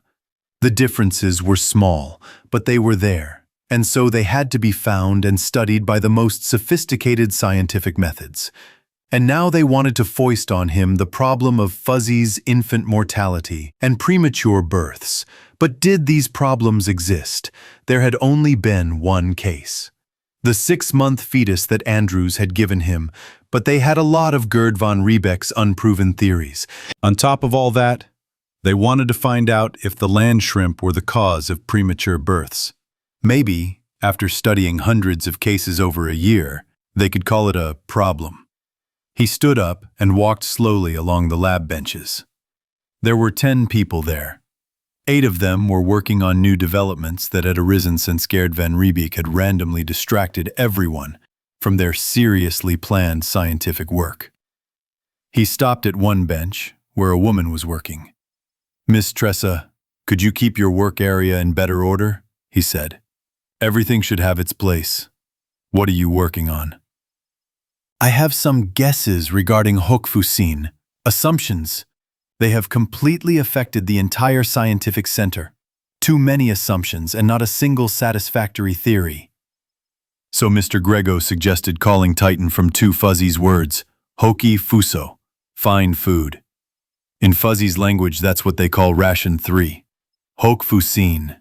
Well, well. So the words fluffy will appear in scientific terminology. "Well, don't forget your assumptions," he told her. "The pregnant female they want to analyze has taken a lot of samples. Organic matter, blood, body secretions, hormones, and tissue. It seems they want all the samples immediately. And clear out the chaos on your desk. I've told you many times that the first virtue in scientific work is order."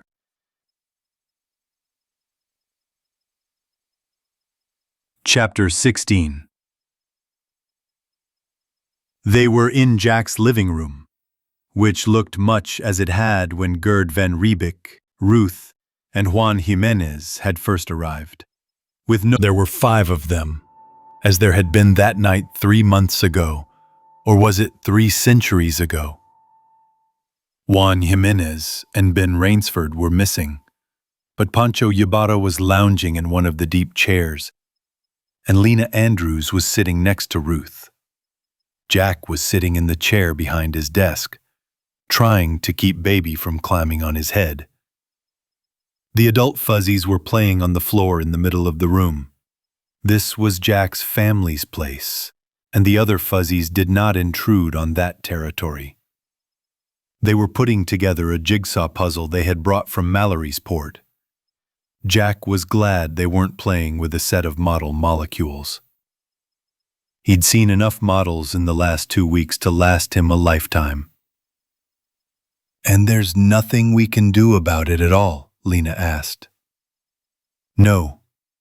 There's nothing anyone can do. The people at Mallorysport have tried. They're researching everything, but that's only going to write a scientifically sound epitaph for the fuzz race. It can't be fixed, Ruth replied.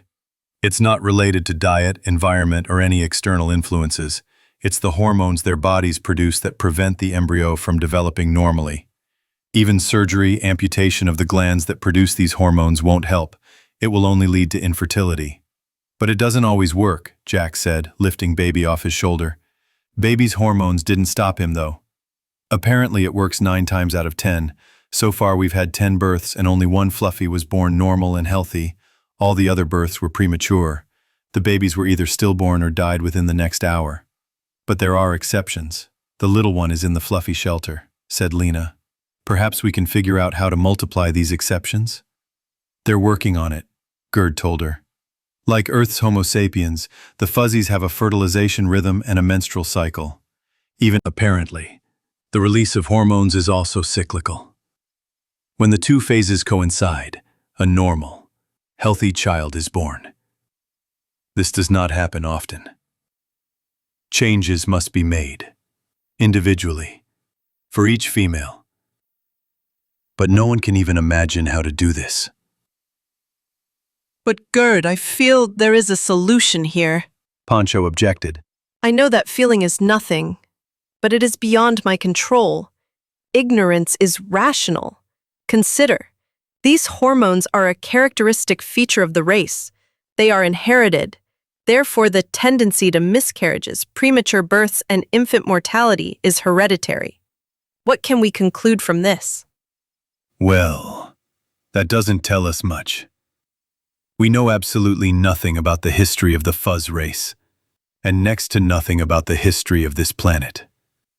Let's say that 50,000 years ago, there were millions of fuzzies here, and the environment was completely different from what it is now. Something in the environment, or some part of their diet, that is now gone caused these hormones to be produced, to protect the fuzz embryos from harmful influences. Then the environment changed. A freeze, an ice age, fluctuating sea levels, I can think of a dozen more. And now, having adapted to the original conditions, they can't adapt to the changed conditions. We've seen it on every planet we've studied. Hundreds of cases have been recorded on Earth alone. The fuzzies are caught in a genetic trap they can't get out of. And we can't get them out. She looked at the fuzzies. 6 happy little people were moving colorful squares around, creating a useless but delightful pattern. They were happy in their ignorance. If we know how many children a female can have on average in her lifetime, and how many miscarriages she has, we can work it all out mathematically. 10 little fuzzies, 8 little fuzzies, and, in the end, no little fuzzies at all. Little Fluffy decided that they were talking about him. He looked up questioningly. Well, they won't disappear in a few minutes, said Jack. I think they'll outlive me and you, too. And may the people who are left behind be as kind to the fuzzies as we are, and make them as happy as possible. Yes, baby. If you like, you can sit on Puppy's head. Chapter 17.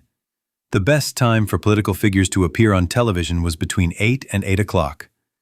People were relaxed and had not yet begun to leave their homes or receive visitors. True, this time was not quite suitable for other continents, but 80% of the planet's population was concentrated on Alpha. Hugo Ingerman always called this time the silent zone. It was usually reserved, and he wanted to change the existing order with the help of the Citizens Governance League. At this time, Ben Rainsford reported on his rule. There might be a lecture on fuzzies' care and nutrition. Now he himself had the opportunity to speak at this time. The announcer repeated. An important message to all citizens of the colonies. Using the right of democratic self-government, and by virtue of the decision of Pendarvis, the Honorable Hugo Ingerman, organizer and leader of the Planetary Prosperity Party, will now speak. So, Mr. Ingerman. The beam of light moved and illuminated Ingerman. He raised his hand in greeting. My friends, he began. Pochette cold irritation rose in Frederick Pendarvis. For him, the local adoption office was not an abstraction. It was associated with his wife, Claudette. He was personally responsible for her, and a judge should never be responsible for anyone.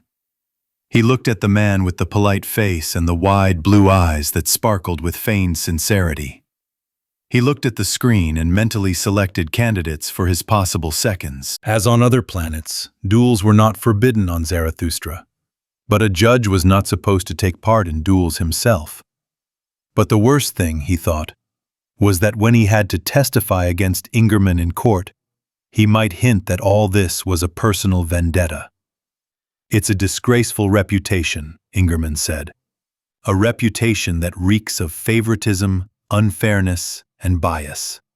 1,200 applications were accepted. 200 were rejected outright, for no apparent reason: mental or emotional instability, inability to care for or maintain Fluffy, irresponsibility, bad temper, unsuitable home conditions, Claudette listed in great irritation. Pierrot and Columbine, sitting on the floor with a Mobius strip made by someone from a long strip, quickly looked up, and then, deciding that all this did not apply to them, but to the madman on the wall, they again returned to their calculations about which side of the strip was the front and which was the back. Of the remaining 1,000 applications, only 345 were accepted, while since the opening of the Adoption Bureau, 666 fuzzies have been brought here. 172 applicants took one fuzzy. 155 took two, and 18 specially close ones took 84 fuzzies. Almost without exception, all these fuzzies went to prominent figures in the social and political spheres, living in superabundance. As you can see from this, it is practically impossible for poor people to get fuzzies. Look, the ones who have fuzzies are the ones who make the fuzzy laws, if that is what you can call the decrees of a ruler forced upon us at bayonet point. The first adoption order went to, guess who? Victor Grego, head of the new, non-privileged Zarathustra company. The next couple went to Mr. Frederick Pendarvis and his wife. And who is she? The heart of the Adoption Bureau, of course. Look at the other names. 9/10 of them are employees of the Zarathustra company. He raised his hand as if asking for silence in a flash of righteous indignation. I don't mean to say that there is corruption and bribery here. Damn it. Very well. If you don't want to, and if you do, I won't charge you with slander, I'll just shoot you, Pendarvis barked. I can't be accused of either, his wife said calmly, but I will answer him. Under a lie detector. Hugo Ingerman would never dare to do the same. Claudette! The judge was shocked. What if we showed this on TV? On TV? People can't ignore that. If I do that, I'll prove my honesty. I'll answer the slander, and people will see the truth. Claude Ingerman. And who pays for all this? Ingerman asked from the screen. The government? When Space Commodore Napier introduced us to this government at gunpoint, the company had about 500,000 souls in its account at the Mallorysport Bank. Since then, Governor Reinschart has borrowed about 500,000 souls from the bank cartel. And how is Ben Rainsford going to repay the debt? To adapt the colonial legislature to his needs and take all this away from us. And do you know what he spent $1 million of your money on?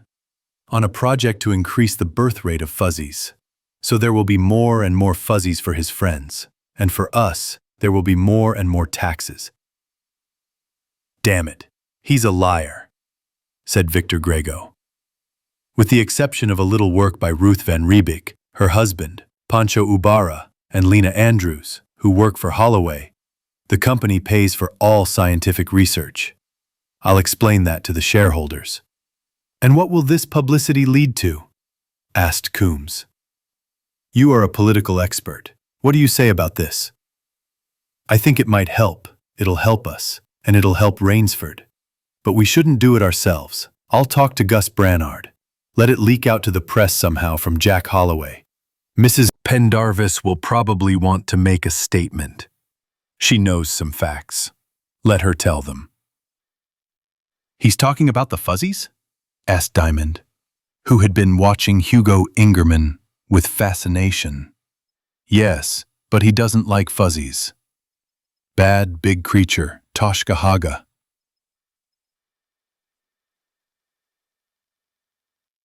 Ahmed Kadra blew cigarette smoke into the face on the screen.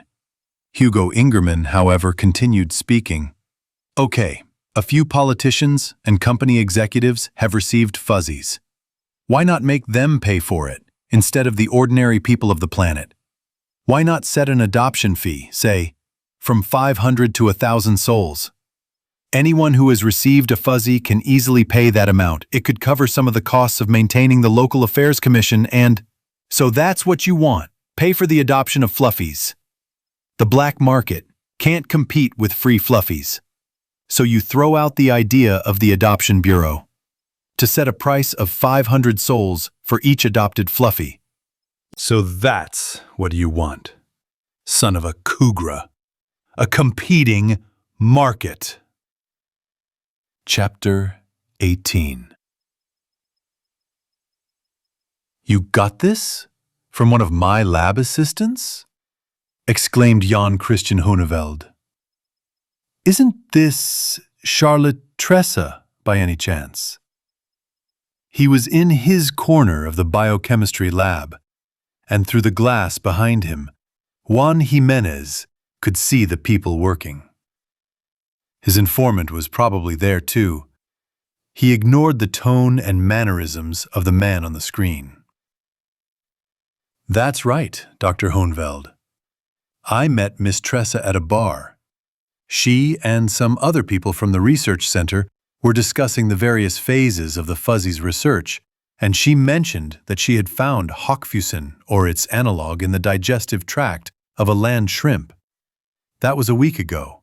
She reported it to you right away, and you were supposed to report it to me right away. Why didn't you? Because I didn't think it was necessary, Hohenveld snapped. First of all, she shouldn't have been working with land shrimp and hockfusin. He spat the words out. She should have been looking for known hormones in the chaos of intestines and other junk you brought to my lab from all over the planet. And secondly, it was only a hint of titanium, and most likely she contaminated the sample herself. And lastly, Hohenveld raged, by what right do you question my lab assistants behind my back? You want to know? Please. They are not your lab assistants, Dr. Hohenveld. They are employees of the Zarathustra company, just like you. And I am too. And the biochemical laboratory is not your private domain. It is part of the research center, where I am the head of the department, and from where I sit the difference between you and Charlotte is barely noticeable. Well, why are you so downcast, Dr. Hohenveld? Hohenveld looked at him, as if he had just been shot in the head with a pistol. Yuan himself was a little surprised. A month ago, he would never have dreamed of speaking like that to anyone, much less to someone so much older than him and with such an impressive reputation as Hohenveld. But as the head of the department, he could afford it, especially since there should only be one head of the department here. I am aware of your recent advancement, Dr. Jimenez, Hohenveld replied sourly, over the heads of a dozen people, including yours. Okay, so tell me why you missed it. I'm not going to do your job, but if you can't or won't do it, I can easily replace you with someone else. What do you think we should do? Every forester and hunter in the company shoots everything from a damn beast to a field mouse and dumps their digestive tracts and reproductive organs in in the laboratory of the unprivileged Zarathustra company. Have you detected the presence of these hormones anywhere else? The results are negative. They don't have glands that produce these hormones. Then stop studying them. I will immediately order the collection of samples to be stopped. Just repeat the analyses of the land shrimp. I want to know exactly what Miss Tressa found in them. Whether it is real Hochfussen or an analog. I want to know where it comes from in the organism of the land shrimp and where it is concentrated there. I propose, or rather, I order. Let Miss Tressa work on all this herself. Abbas Ernst, what is your opinion of Chris Hohenfeld? Asked Victor Grego. Mei Lin frowned, as he always did when he was thinking seriously and weighing every word. Dr. Hohenfeld is our most outstanding scientist. He has encyclopedic knowledge and a death grip on his subordinates, an infallible memory, and the ability to put in enormous effort in his work. This is all? Is this not enough? No.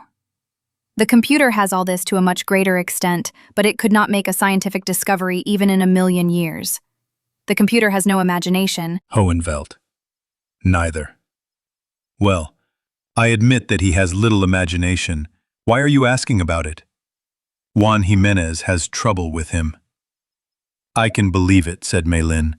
Hohenfeld has one characteristic that other people lack: selfishness. Did Jimenez complain to you? Hell no. He was running the entire research center, but he didn't ask Big Brother for help.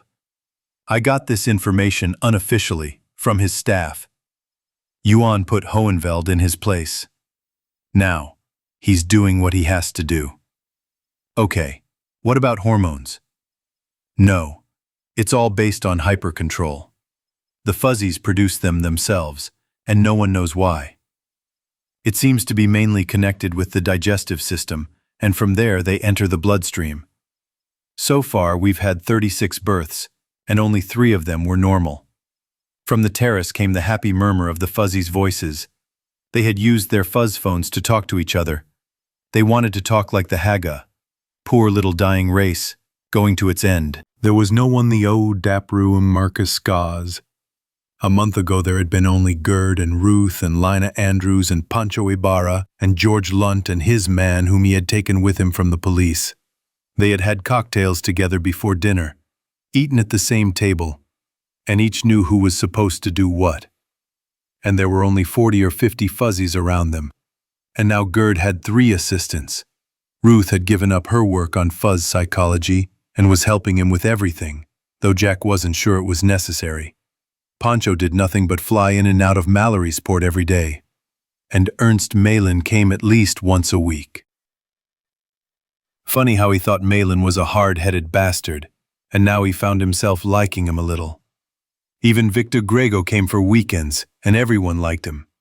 Lina had a couple of helpers too. She ran the hospital, the clinic at the Fuzzies' school, where they learned the language of the Earthlings, the use of the fuzz phones, and the strange customs of the Haga. There were a few old pepperpots Ruth had tricked out of the Mallorysport schools, but the main responsibilities were taken over by little fuzzies, Coco, Cinderella, Borden's Wobble, and Zamorish. Jack could not now converse with George Lunt, for their offices were at opposite ends of the longhouse, separated by 120 feet of study and office space, filled with desks, business papers, automatic clerks, and the people who served them. He had a secretary now, who had her own stenographer.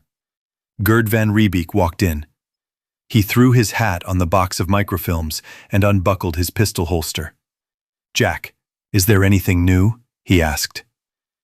Gerd and Ruth were flying south at the end of the week. It must have been funny when Complex, Superegoist, Flair, and poor Jan from Gerd's airboat checked the posts Land had set up along the edge of the big forests.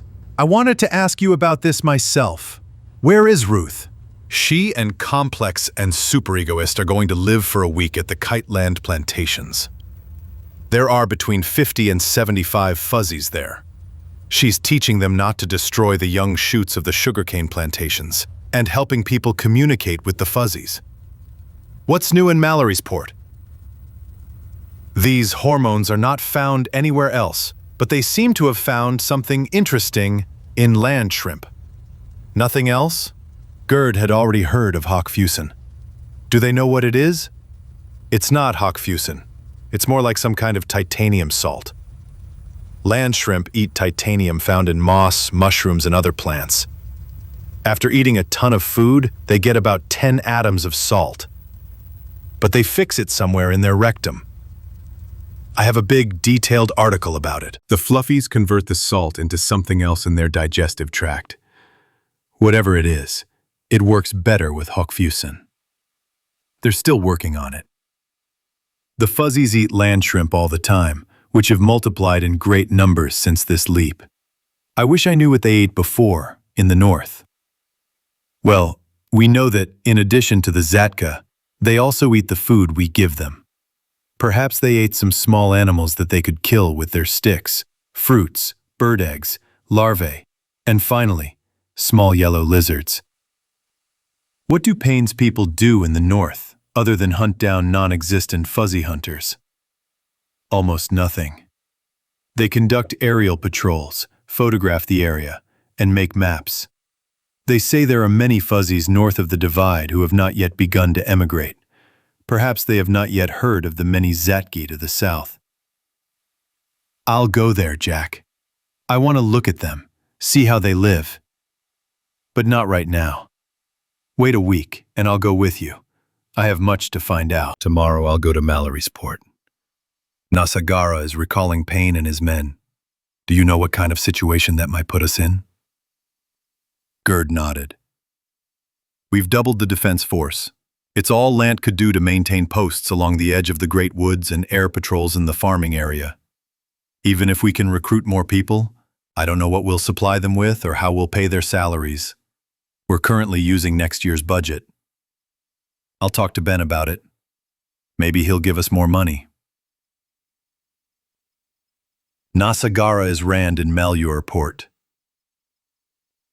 Damn it, I can't give him any money, Ben Rainsford screamed at the top of his voice, then came to his senses and blew out a cloud of smoke from his pipe that turned red in the setting sun. If people heard him talking to himself, the next day the word in the company house and all over Mallory's port would be that Governor Rainsford was going mad. Perhaps if that were true, it wouldn't surprise anyone. The three fuzzies, Flora, Fauna, and their friend Diamond, who were building a small summer house out of the wooden blocks that gardeners usually use for hedges, looked at him questioningly. But, seeing that it did not apply to them, they went back to their work. The sun was setting in the west, and it was getting dark. But they wanted to finish the job before it got completely dark. The fuzzies, like the colonial government, were sometimes pressed for time. Time was often short for him, too.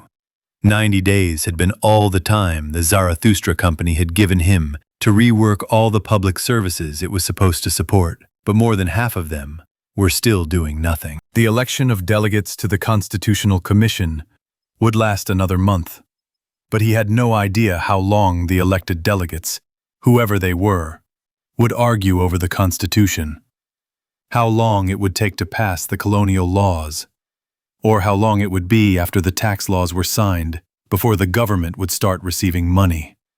И еще бы очень хотелось занять в банковском картеле те 500 000 солей, о которых распинался Хьюго Ингерман. Позднее Ингерман был вынужден уменьшить эту сумму до 50 000, так же, как вынужден был отказаться от некоторых преувеличений в заявлениях о бюро усыновления. Но, кажется, народ еще верит его первоначальным заявлениям. К тому же 50 000 для обыкновенных людей звучат как очень много денег. Но на самом деле денег ему требовалось намного больше, чем он предполагал сначала. Например, комиссии по местным делам. Они с Джеком считали, что для защитных сил будет достаточно 150 человек. Теперь они поняли, что людей не хватит, даже если их будет втрое больше. Они думали, что Герт ван Рибик и его жена Рут, Лина Эндрюс и Панчо Убарра смогут произвести все исследования и эксперименты. Сейчас с этим не успевали справляться госпиталь Мэллори Порта и научный центр. Финансирующая их компания Заратуштры могла потребовать от правительства компенсацию, а бюро усыновления забрало денег столько, сколько первоначально предполагалось истратить на комиссию по местным делам. Все-таки кое в чем он смог помочь Джеку. Алекс Напьер согласился, что защита аборигенов на планетах класса 4 входит в функцию вооруженных сил и приказал на Сагаре вернуть 50 отозванных человек и добавить еще 20. Пушистики внезапно прекратили работу и повернулись. Бриллиант схватил пушистофон. Папи Вик. Восхищенно и одновременно удовлетворенно воскликнул он. «Иди посмотри, что мы делаем». Флора и фауна тоже выкрикнули приветствие. Бен поднялся и, обернувшись, увидел коренастого мужчину, хорошо известного ему по телепередачам и с которым он избегал личных встреч. Виктор Грега приветствовал пушистиков и сказал: «Добрый вечер, правитель. Извините за вторжение, но мисс Глим взяла сегодня выходной, и мне приходится самому забрать бриллианта». «Добрый вечер, мистер Грега». Бен не почувствовал той враждебности, которой ожидал. «Вы можете немного подождать? У них важный проект, и они хотят закончить его до темноты». «Да, я видел», — сказал Виктор Грега пушистикам на их языке, выслушав объяснение того, что они делают. «Конечно, мы не можем помешать этому». Пушистики вернулись к своему сооружению. Бен и Грега сели на складные стулья. Грега закурил. Бен смотрел на главу непривилегированной компании Заратуштры, а тот наблюдал за пушистиками. Это не мог быть Виктор Грега. Виктор Грего был олицетворением черного злодейства и безжалостного эгоизма. Это же вежливый, учтивый джентльмен, который любит пушистиков и очень деликатен в обращении со служащими. «У мисс Глин свидание с капитаном Ахмедом Кхадрой», — сказал Грего, прервав молчание. «5-е за последние 2 недели. Боюсь, что скоро у них будет свадьба, и я лишусь сестры пушистиков». «I think so too. They are quite serious in their relationship with each other. If so, she will get a good husband. I know Ahmed. His police post was near my camp on the Beta continent. The only bad thing," added Ben, "is that he will probably never finish the investigation into the Kirkid and Novace case. This, of course, is not because he does a bad job. Harry Stiefer, my chief of police, won't finish him either," Grego said. "He's given up on everything. It's hopeless." "Do you think there is nothing in the sentence that someone trains fuzzies to catch other fuzzies?" "Master," Grego shook his head, "you know the fuzzies as well as I do. Almost 2 months. It only takes a few hours to teach a fuzzy to do something. I don't see why anyone would want to catch wild fuzzies after you pass those bloodthirsty laws. A criminal will commit a crime if it benefits him, and anyone who wants a fuzzy can do so legally." That's true. There was no evidence of a black market. And Jack's patrols in the north of the Beta continent found nothing that would indicate the capture of new fuzzies. Ahmed thinks they could be exported, capturing fluffies for smuggling and off-planet sales. He told Harry Stiefer about it, and Jack Holloway contacted me about it. Do you know what we can do to prevent that? The only place to load fuzzies onto a ship is on Darius, and the only place to send them to Darius is from the Mallory Sport terminus. So long as the, quote, scandalous and disgusting monopoly on space transport, end quote, is maintained, we can be sure that the fuzzies are not taken off planet. "Do you think Ingerman is attacking you because of this?" Rainsford asked, hoping to find a clue to the question. "If there is a black market here, it is behind Ingerman," Grego said, as if stating a well-known fact. "In a few years, it will infect the entire planet. I know a lot about this so-called Honorable Hugo Ingerman, and none of it is positive."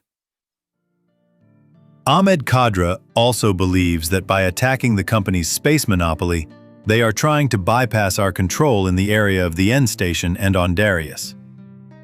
He was probably talking about the government spaceport, and it is also controlled by... Grego thought for a moment, then dropped his cigarette and crushed it with his heel. He leaned toward Rainsford. "Governor, You know yourself that if you take away our monopoly, you will not be able to build a second spaceport here. Ingerman knows this too.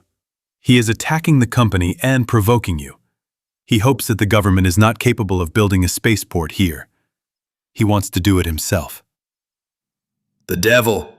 But where will he get the money? He can have them, and if I'm not mistaken, he can have them as soon as a ship leaves here for Murdoch. Some of the ship companies will want to compete with the Earth Baldur Murdoch space line, and some of the import-export houses will want to trade on Zarathustra, competing with the unprivileged Zarathustra company. In 6 months, one of them will try to build a spaceport here, if he can get land here. And thanks to the big mistake I made 8 years ago, they can get land at their disposal. Where?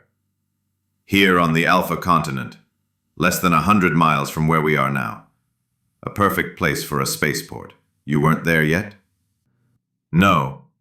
I'm ashamed to say this, but I arrived here 6.5 years ago on the ship that brought Ingerman here. Well, you wanted to come here, and so did he. There was a big immigration boom at the time.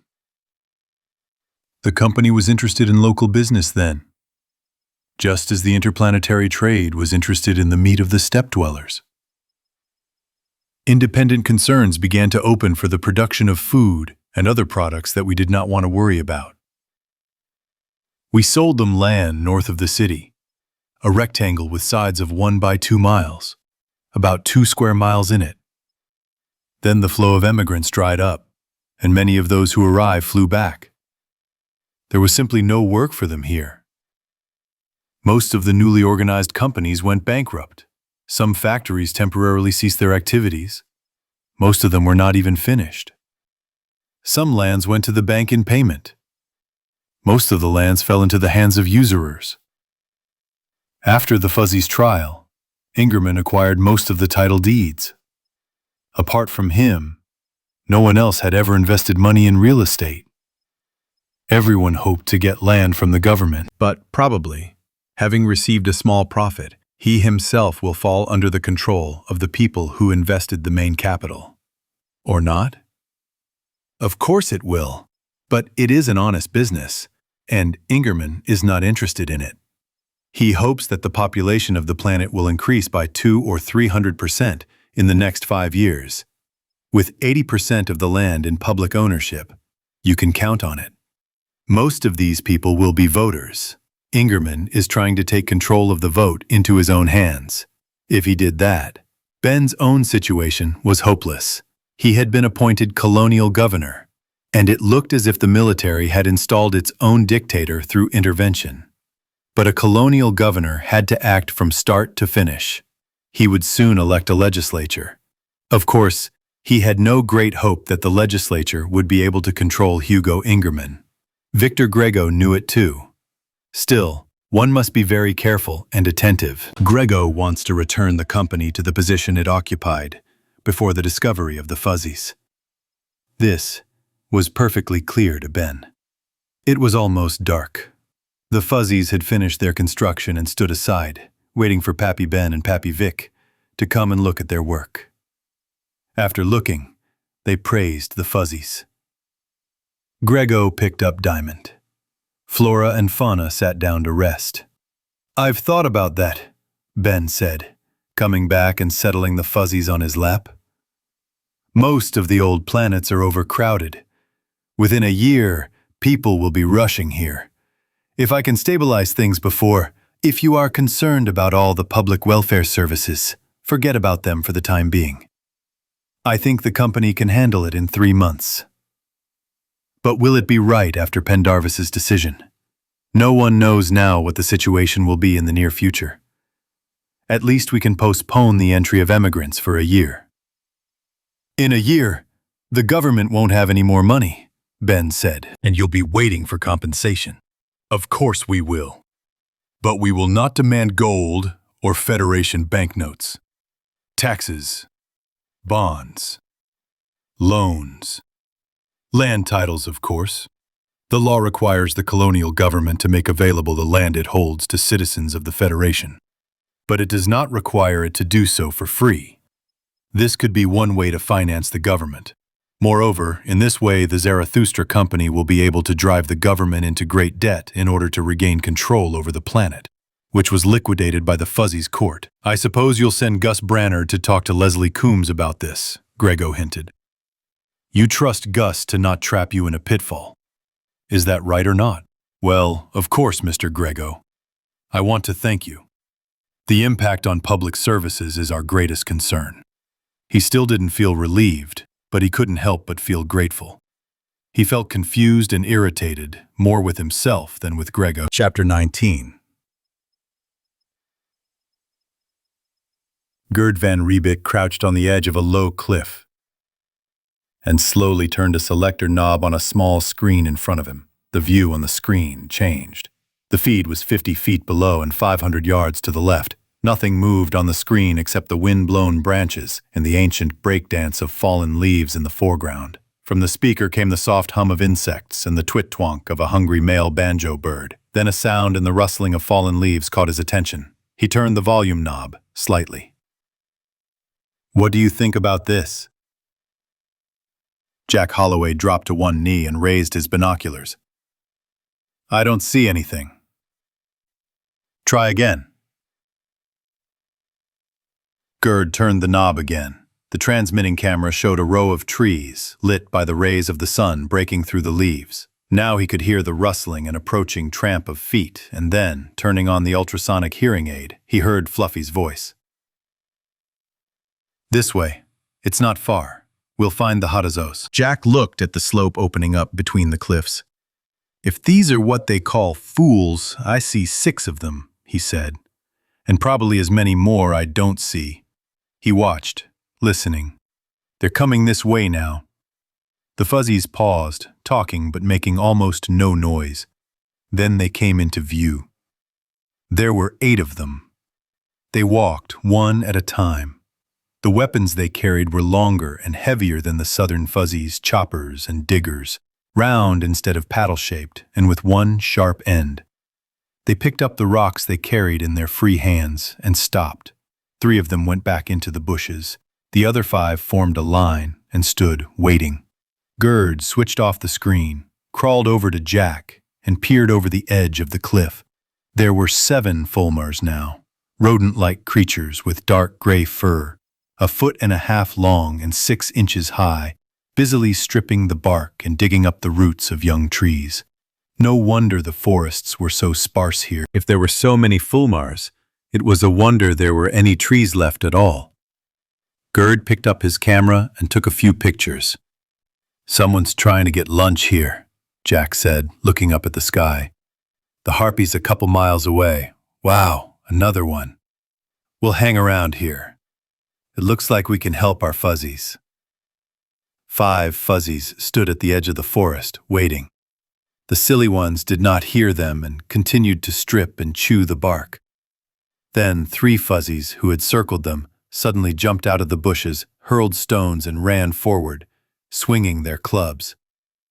One stone hit a silly one and knocked it down. One of the Fuzzies rushed forward and smashed its head with a club. 2 other Fuzzies attacked the second silly one and killed it too.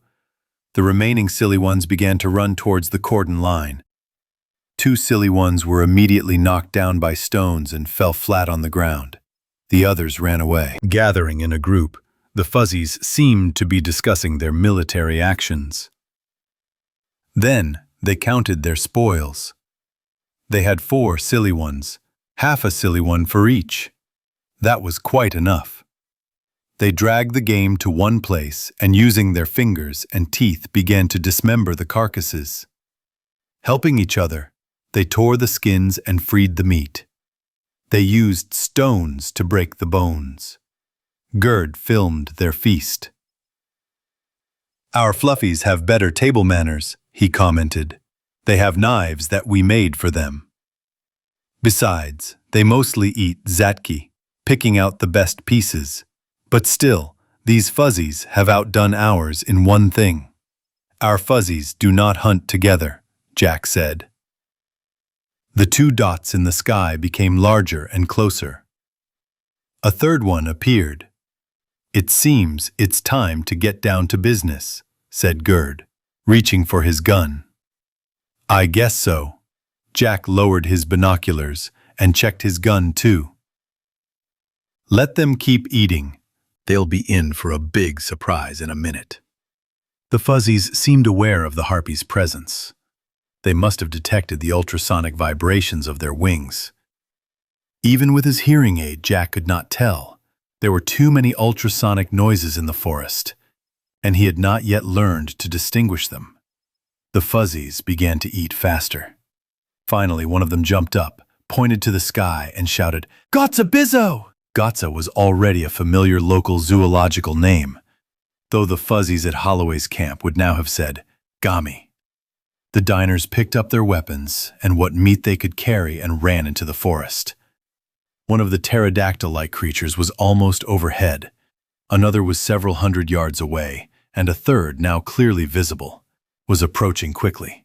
Jack sat up, slinging his rifle over his left arm, pressing the butt of his rifle to his cheek, and resting his elbow on his knee. The nearest harpy must have seen the movement in the bushes, for it banked and slid down. Jack's 9.7 roared. The harpy somersaulted in the air and fell. The second harpy flapped its wings sharply and tried to gain altitude. Gerd fired at it. Jack's gun roared again, and the third harpy, its stiff wings spread, fell too. At first there was silence below. Then the voices of the fluffies were heard. "The harpies are dead. How did this happen?" "Thunder, probably. He killed the harpies. Maybe he'll kill us too?" "Bad place. Bizzo Fuzzy." Fuzzy meant roughly, "Get out." Jack laughed. "Little Fuzzy took it more calmly the first time he saw me shoot a harpy," he said. But he'd seen so much before that he wasn't surprised at all. Jack loaded 2 shells into his rifle. "Well, Bizzo Fuzzy, we won't see anything here anymore." They circled the air car and collected the transmitting cameras they had installed earlier. Then gained altitude and turned south, toward the Divide mountain range that stretched like a crossbar of the letter K between the West Coast Range and the Eastern Cordillera. Apparently, the fuzzies did not cross that range often. The language of the northern fuzzies, although understandable, was noticeably different from that spoken at camp. Apparently, news of the unprecedented number of Zatki had not yet reached here. They talked about all this as they headed south at 5,000 feet, the foothills of the cliffs floating below. They had planned a place for a permanent camp, so they could get to know these fuzzies better, make friends with them, give them toys and weapons, think about them more. Of course, that would only happen if the local affairs committee budget allowed it. They then argued over whether to stay there for a few days or return to camp. "I think we'd better go back," Jack said with some regret. "We'll be back in a week. I want to see for myself what's going on. If anything happens there, they will call us. I know. However, I think it would be better to go back. Let's cross the pass and set up camp somewhere on the other side, and then move on tomorrow morning." "Okay." "Bizzo." Gerd turned the air car a little to the left. "We'll get to the source of this river and cross the pass there." The river flowed through a wide valley. As they neared its source, its banks narrowed, and the current grew swifter. At last, they came to a place where a foaming mountain torrent burst out of a canyon that cut into the base of a mountain pass. Gerd lowered the car a few hundred feet and, slowing down, entered the canyon. It was not wide. Sandy beaches stretched on either side of the torrent. Trees rose a foot or so up the steep bank. And above, on the bare rocks, one could see only granite and weathered sandstone. A few hundred feet up was a layer of gray, barely weathered flint. "Gerd," Jack said, "move up a little and closer to the canyon wall." He shifted in his seat and pulled out his binoculars. "I want to get a closer look at this." "Why do you need it?" Gerd asked. But a sudden thought occurred to him. "You think that here, flint is the companion of the sunstone?" Jack seemed displeased. "There's a small ledge behind there. Let's sit there. I want to see what it is." The ledge, barely large enough for the cart, was covered with a thin layer of earth. A few small trees and a few bushes grew on it, clinging by their roots. A sheer face of gray flint rose above it for perhaps 100 feet. They had no blasting charges, but a microbeam scanner and a vibratory hammer were in the toolbox. They set to work, breaking and scanning the flint, and within a couple of hours they had 2 sunstones. An irregular sphere, about 7 or 8 millimeters across, and an ellipsoid, twice the size of the first. When Jack held them over the hot bowl of his pipe, they glowed. Jack, how much might they cost? I don't know. For one big stone, the jewelers would probably give 600 to 800 souls. On the ground, it would be worth 2,500. But look around. This layer is 300 feet thick. It runs the length of the canyon, about 10 or 15 miles, and there's another layer on the other side. He knocked out his pipe, blew through it, and put it in his pocket. And it all belongs to the Fuzzies. Gerd smiled, then frowned. The Fuzzies' reservation had been decreed. The Fuzzies owned the land and everything in it, and the government and the local affairs commission were merely guardians. Suddenly he laughed. Jack, but the Fuzzies can't mine sunstones, and if they could, what would they do with them? They can't. But this is their country. They were born here and have every right to live here. Can we really kick them out? They own the land, the sunstones, and everything else. But, Jack. Gerd looked at the canyon walls, at the gray rock. As Jack had said, this layer went on for miles. Even if you allowed for 1 sunstone for every 10 cubic feet of flint, and the enormous labor that went into mining it, you want a few Fuzzies running around here chasing silly kids, and the rocks just sitting there? The thought horrified him. But they don't even know this is their reservation. They know this is their home. Gerd, this has happened before on other Class 4 planets where humans have appeared. We gave the natives a reservation. We said that this land would always belong to them, on the word of honor of Earthlings. Then we found something valuable there. On Loki, gold. On Thor, platinum. On Hotur, vanadium and tungsten. On Uglarisil, nitrates. On Jimmy, uranium. The natives were sent to another reservation, then to the next, and so on. We will not do this to the Fuzzies. What do you suggest? Keep it a secret? If that's what you want, we'll throw the stones into the river and forget about them. But how can we guarantee that no one else will see this layer?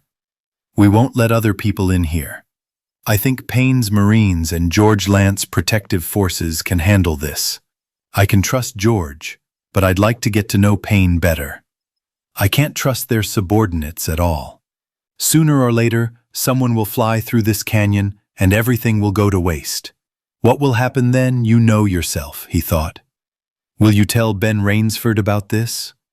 I wish you hadn't asked, Gerd. Jack twirled his pipe and tobacco pouch in his hands. I guess I'll tell him. I'll give him the stones. They're government property. Now, Bizzo, let's fly straight to camp. He looked at the sun. We'll be there in 3 hours. I'm leaving for Mallorysport tomorrow. Jummoily. Tu quiclium selvae.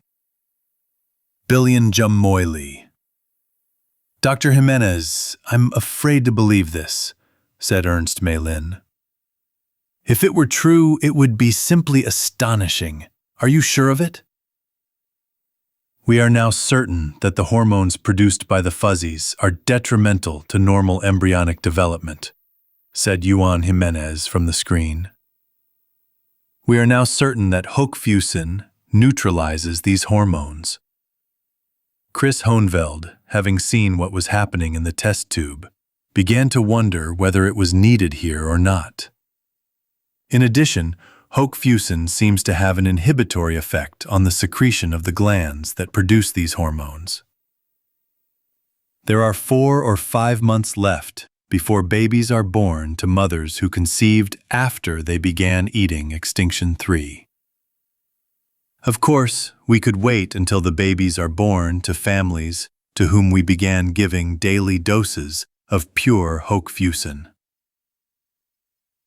But I think the first birth will give us confidence. Dr. Jimenez, how did your people discover this? A premonition. The young man smiled. A premonition from a girl in Dr. Hohenveldt's lab, Charlotte Tressa. The smile turned into obvious laughter. Hohenveldt is simply furious. There is no theoretical basis, too many assumptions. You know how he says. He admits the correctness of the results, especially since they were duplicated, but he rejects all her reasoning. He could do it.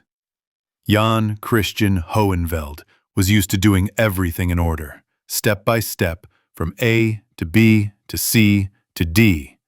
But if someone suddenly jumped straight to C or T and then to Z, that was wrong. To his credit, Ernst Malin respected premonitions. He knew how much mental activity it took to pull the right thought out of the subconscious. His only regret was that he himself did not have many good premonitions. Well, how did she reason? He asked. Or was it pure intuition? Well, she figured that hochfusen could neutralize hormones, and that was the starting point of her work, Jimenez said. She came to that conclusion by learning that every single fuzzy eats a lot of land shrimp. It's a racial trait. Right? Yes, we can say this more or less confidently, or better yet, instinct. And all the fuzzies we know love Diet 3. Once they try it, they eat it at every opportunity. Any human can tell the difference between one brand of tobacco or coffee and another. But the fuzzy's reaction to Diet 3 is immediate and automatic. Shall we talk about this some more, Doctor? Oh yes, I've seen quite a few fuzzies trying Ration 3 for the first time. You've got it right. It's a physical response. He thought for a moment, then added, the development of this instinct is the result of natural selection. Yes, she believes that the ability to taste the individual titanium molecules present in the land shrimp and in Diet 3 contributed to the survival of the race. The fuzzies who lacked this ability died out, and the rest passed it on to their offspring. In the face of Hohenveld's furious protests and talk of wasting her time, Charlotte Tressa continued to work and discovered the effect of hochfusen on hormones.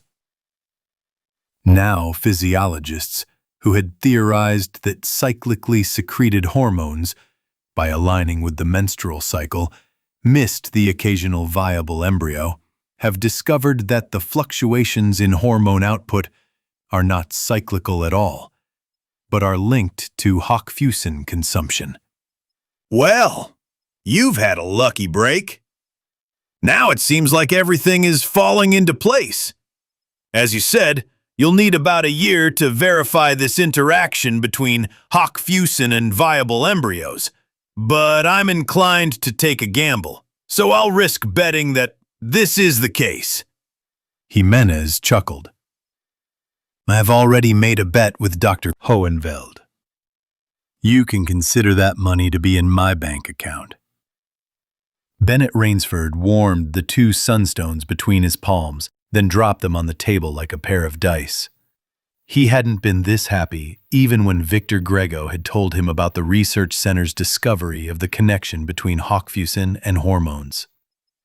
They were on the right track, he was sure of it, and soon all the fuzzy's children would be born alive and well. And then, just after lunch, Jack Holloway brought the news from the Beta continent. You can't keep it a secret, Jack. No discovery can be kept a secret because someone else will make it again a little later. Remember how in the 1st century, they tried to stop the discovery of the direct conversion of nuclear energy into electric current? Nothing came of it. But those are different things, Holloway said, scowling. It's not a law of science that can be discovered in several places at once. It's a specific place, and if we don't let people in there, but who will watch the observers? That's what Gerd said, Jack nodded. For any weak-willed person, this discovery would be a great temptation. And once it's discovered, you know what can happen. They'll start pressuring me to open a Fuzzy's reservation. Hugo Ingerman, John Doe, Richard Rowe, and all the rest. Until the legislature is elected, I can hold them back, but then I didn't mean political pressure. I wanted to say about a large influx of solar stones. Imagine 20,000 people will rush there, and they will all use anti-gravity and blast the rock. And then it will get worse. In the next 6 months, immigrants will start arriving here. Ben hadn't thought of that. He'd been to other frontier planets where rich mineral deposits were found, and he should have realized. Nothing in the galaxy had that much value for that little volume. Ben, I've thought about it, Jack went on. I don't like the idea myself, but it's all I can suggest. The sunstones are concentrated in a small area, about 50 square miles on the north side of the pass. The government would declare that area a sort of reservation within a reservation, and would mine the sunstones themselves. Before the secret was out, you would announce that the government had discovered sunstones on the Fuzzy reservation and was going to mine them on behalf of the Fuzzy people. The government was going to mine all the mines there, and that should stop all the attacks on you. The Fuzzy people would be taken out of the area, and they wouldn't be harmed by the underground explosions. And the money the government made from the operation could go toward Fuzzy defense, toys, medical care, weapons, and XT3. Have you figured out how much money it will take to start development before we start receiving revenue from sunstones? Yes. I've been mining sunstones for quite some time, and I think it's going to cost a pretty penny. But I have a good idea, and with a good idea, you can always finance any operation. All this will help in protecting the rights of the fluffies, and it will help a lot. But the preliminary expenses. Fine. Lease the mining rights to whoever can finance them. The government gets the rent, the Fuzzies get the protection, and the reservation stays intact. But who? Who can lease the developments? He knew it when he asked the question. The unprivileged Zarathustra company. Only they can develop the mine. True, compared to the big black water project, these developments may seem like a pittance. But if you give them the rights to all the mineral wealth in the reservation, it will stop the others. However, this could put the company back in the position it was in before Pendarvis's decision. It could give it back its monopoly on sunstones. It could... No, that's impossible. It's unimaginable, damn it. So should he think about it now or not? Victor Grego crushed out his cigarette and leaned back in his chair, closing his eyes. From Fluffy's room came a muffled noise and the frequent pop of gunshots. Brilliant was enjoying the game show. It was good, because it didn't bother Pappy Vic. But the movies gave him a terrible idea of what a Haga's life was like. True, the good Haga always beat the bad one in the end. And that was good.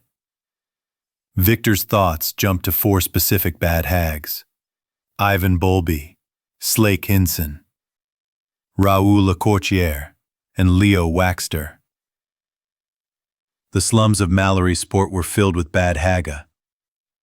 But this was general headquarters. Bolby controlled the entertainment industry, television shows, including the one Diamond was watching at the time, prize fights, nightclubs, prostitution, and he probably wanted fuzzies for the rides in his nightclubs. And he could also make contact with businessmen who wanted to adopt fuzzies and would pay fantastic prices for them. If there really was a black market here, he played a big part in it. Slake Hinson was a gambler. Gambling, extortion, bookmaking. His and Bolby's lines might have crossed to their mutual advantage in sports betting. Lecourtier was an extortionist and blackmailer. Simply an old-fashioned criminal. He stole, and since there was money to be made, illegally bought jewelry. Leo Waxter was the worst of the 4. Leo Waxter, a loan broker and private financier, He lent openly at the legal 7%. He also lent at higher rates to those who were in trouble and couldn't borrow anywhere else, including the youngsters who had been ruined by Slake Hinson's gambling. And to get the debt out of them, he used Raoul Lecordier's hoodlums. And above them all stood the notorious but unexposed Hugo Ingerman, a typical generalissimo of the Mallory Port scum. Maybe now they'd get a chance to prove it. Leslie Coombs's investigators had also established that the four men were the front men for the lands the company had unwisely sold 8 years earlier. That area north of Mallory's Port was now littered with abandoned trading posts and commercial buildings. Ingerman controlled those lands and their front men, and it had been established that these four men were John Doe and Richard Rowe and all the others Ingerman had represented in court immediately after the Pendarvis decision. Now the sounds of music came from Fuzzy's room. Evidently, a melodrama was going on. Grego opened his eyes, took out a cigarette, and, lighting it, began to recall in detail all he knew about Ingerman's four chief minions. Waxter, he had come to Zarathustra a few years before Ingerman. At first he had been a second-rate blackmailer, but then he had tried to organize a workers' union. And since the company frowned upon unions organized by outsiders, he had been wise enough to stop that. Then he had organized a market cooperative of independent planets, and then he had taken to shameless usury. He had had a woman with him then, either his wife or his mistress. Perhaps she was still here. Let Coombs look for her. Perhaps she would be willing to tell him something. Diamond came out of his room. "Pappy Vic! Please talk to Diamond!" Police Fiddy Mortlek, on 484 duty at the company detective bureau, yawned. More than 20 minutes left. If Bert Eggert came in early to relieve him, even less. He straightened the pile of papers and forms on his desk and laid a paperweight on top of them. The men on duty for the 8 hours were beginning to arrive. And in the duty room, the mechanical noises of typewriters, teletypes, and the occasional whine of a 60-speed videotape were gradually giving way to voices, laughter, and the creaking of chairs. When Bert Eggert appeared at the door, pushing his way between two sergeants, Fiddy Mortlek began to debate whether to go home, read until he fell asleep, or hit the bars and try to pick up a girl. "Ah, Fiddy! How's the shift going?" Oh, calm down. We found what Jaiser hid the stolen goods. Now we all know about it. And Millman and Nagasara caught those guys who stole car parts from the 10th Goods warehouse. We arrested them, but we haven't interrogated them yet. We'll take care of it. Do they work for the company? 2 of them. The third is young, only 17 years old. The juvenile court will deal with him. I think they were handing over the stolen goods to honest gain. As soon as I begin to suspect someone, he immediately becomes known as honest someone or something, said Eggers, sitting down on the vacant chair. He took off his jacket, got a shoulder holster with a pistol from the bottom of a drawer, put it on, and put his jacket back on. He took out a lighter and a tobacco pouch, and, not finding a pipe, searched the entire table before digging it out from a pile of some photo telegrams. "Who is this?" he asked, looking at the photographs. Kirkt and Noves, another false alarm. A pair of forest wanderers who were returning to the Epsilon continent. Eggers made a sour face. "These damned fuzzies just add to our workload," he said. "And my little ones insist on getting them one. And my wife, too. You know, fuzzies have become a symbol of prestige. If you don't have one, you might as well go to the slums." "I don't have Fluffy, but I didn't go to the slums. You don't have school-age children?" "Thank God, no." "I bet he has no financial troubles either," said one of the sergeants standing in the doorway. He wanted to object, but before he could, a small voice said, "Weep!" "The voice of the devil!" someone said. "Fiddy, do you have Fluffy here?" Eggers asked. "Where the hell is—" "He's there," one of the men standing in the doorway pointed. Fluffy stepped out from behind the chair into the open space. He tugged at the hem of Eggers's jacket and yeeked again. There was a hump on his back. "What's that he's got on his back?" Eggers asked, pulling it down. "Where did you get it anyway?" Fuzzy had a small pack on his back with leather straps and a rope at the neck. As soon as Eggers showed interest in him, Fuzzy freed himself from the straps and seemed happy to be rid of his burden. Mortlick picked up the pack and laid it on the table. It weighed over 10 pounds, perhaps too much for Fuzzy. Eggers untied the rope and reached into the pack. "There are some pebbles here," he said, and pulled out his hand. The pebbles glowed faintly. As if afraid of getting burned, Eggers poured them out onto the table. Holy God! He had never heard anyone scream so shrilly before. "Damn it, these are sunstones!" Chapter 20. "But why?" insisted Diamond. "Why did the big thing go bang bang first and make him dead? It's not good. Why didn't it make him a friend, help him, give him a toy?" "Well, some big creatures are bad. They make trouble. Other big creatures fight to prevent trouble. But why are there bad big creatures? Why don't they want to become friends, help, give toys, be good?" "The devil!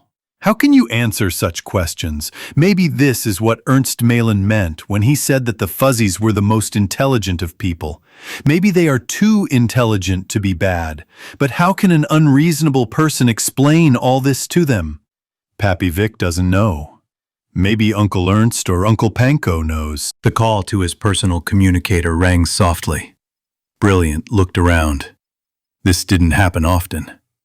He lifted Brilliant off his lap and sat him down on a chair, then stood up and walked over to the wall, turning on the screen.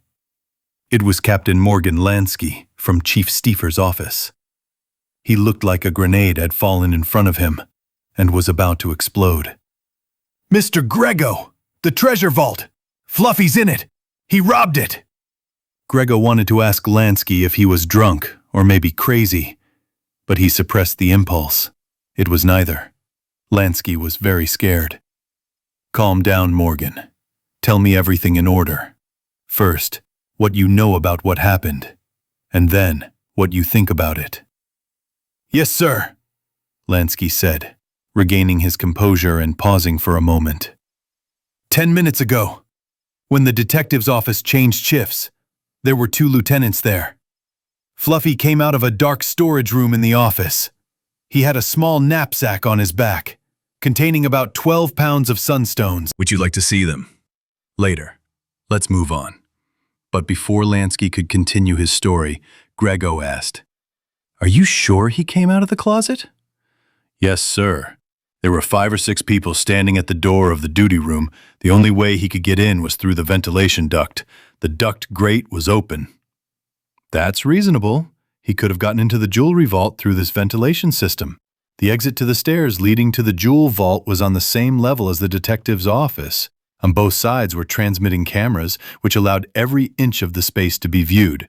There was nowhere else for the sunstones to come from. Everything that had accumulated in Evans's office safe had only been transferred to the vault yesterday." 10 minutes. What has been done during this time?" "Carlos Hurtado is here. He stayed behind, as did most of the others who finished their shift. We have alerted all company police, locked down all 14 lower levels and the second block of the 15th. I have called the chief, and he will be here soon. Hurtado has contacted Mallory's Port Police, and they will help with men and transport to seal off the building from the outside. I have sent for Dr. Malin and Mr. Evans and asked them to bring some hearing aids." "Okay, send a jeep or a car for me right now. I'll open the treasure vault. Have someone meet me. Take the stunners. There might be other fuzzies there. Call the building manager and the ventilation engineer. Have them take the ventilation plan with them." "Good. What else, Mr. Grego?" "That's all for now. See for yourself." He turned off the screen. Diamond, sitting on a chair, looked at him with wide eyes. "Pappy Vic, what happened?" Gregory looked at Diamond. "Diamond, Do you remember how the bad big thing brought you here with the other fuzzies? He asked. If you saw them again, would you recognize them? A good friend. I'll recognize you again. Okay, stay. Pappy Vic will be back soon. He went into the kitchen and got a couple of cans of ration 3. When he came back, he found the hearing aid and packed it. Diamond used a fuzzy phone, so Grego didn't need the aid. Then, lifting Diamond onto his shoulder, he went out. As he emerged on the terrace, a silver company air jeep with the word police written on it in dark red landed at the edge. It occurred to Grego that police transports should be a different color so as not to confuse them with ordinary company cars.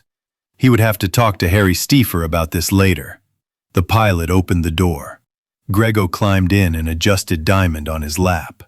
After listening to the pilot's report, he picked up the radio phone. "This is Grego. Who am I speaking to?" he asked. "Hurtado. We've sealed off 16 levels inside and out. Captain Lansky and Lieutenant Eggers have gone to meet you at the Jewel Vault. Dr. Maylin is here, as are Miss Glynn and Captain Kadra of the Defense Force. Maybe they can learn something from this fuzzy," he muttered worriedly. "Do you know what the next job the fuzzies are going to give the police is? Soon, the fluffies will learn how to crack safes. Did you get the ventilation system plan? He's coming. The ventilation engineer is here. Do you think there are other fuzzies there? 4, if not more, and 2 people. Their names are Phil Novace and Moses Kirk." Hurtado was silent for a moment and then cursed. "Damn it, how come I didn't think of that? I'm sure it's them. It's them." The air jeep descended to the 3rd level. There were police officers with portable automatic rifles standing near 2 cars. Flying horizontally, Victor saw that work was continuing in some offices, although not as intense as usual. Descending along the vertical beam on the approach to the 15th level, they saw another police car.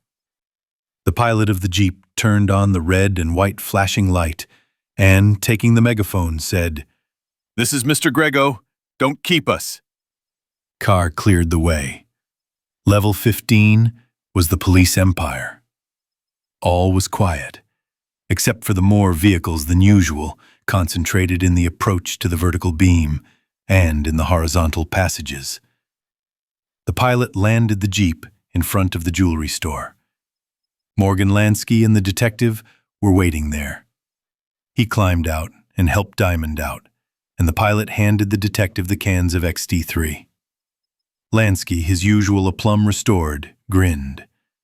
"Translator, Mr. Grego?" he asked. "Yes, and maybe he'll be able to identify them. I think he'll recognize these fuzzies." Lansky digested the information for a few seconds, then nodded. "I'm sure. That could explain everything." They passed through the door and immediately noticed that every security measure had been taken. Although the bars were up, 2 machine gunners stood in front of them. Half a dozen men with stun guns, short carbines whose muzzles flared out at the end like ancient muskets, stood behind them. The door at the end of the short corridor was also open, and no one bothered to identify them or check them. Grego opened the door to the stairs leading to the jewelry vault, and again, no one stopped him. But he didn't even notice. Lansky, Eggers, the man carrying the cans of XT3, and the man with the stunner followed him. He quickly punched out some nonsense text on the keyboard, which was the key to the lock. 10 seconds later, the door slid open. As always, the lights were on inside. Like 2 light, fluffy balls on a black velvet table, the fuzzies were playing intently with thousands of glowing sunstones.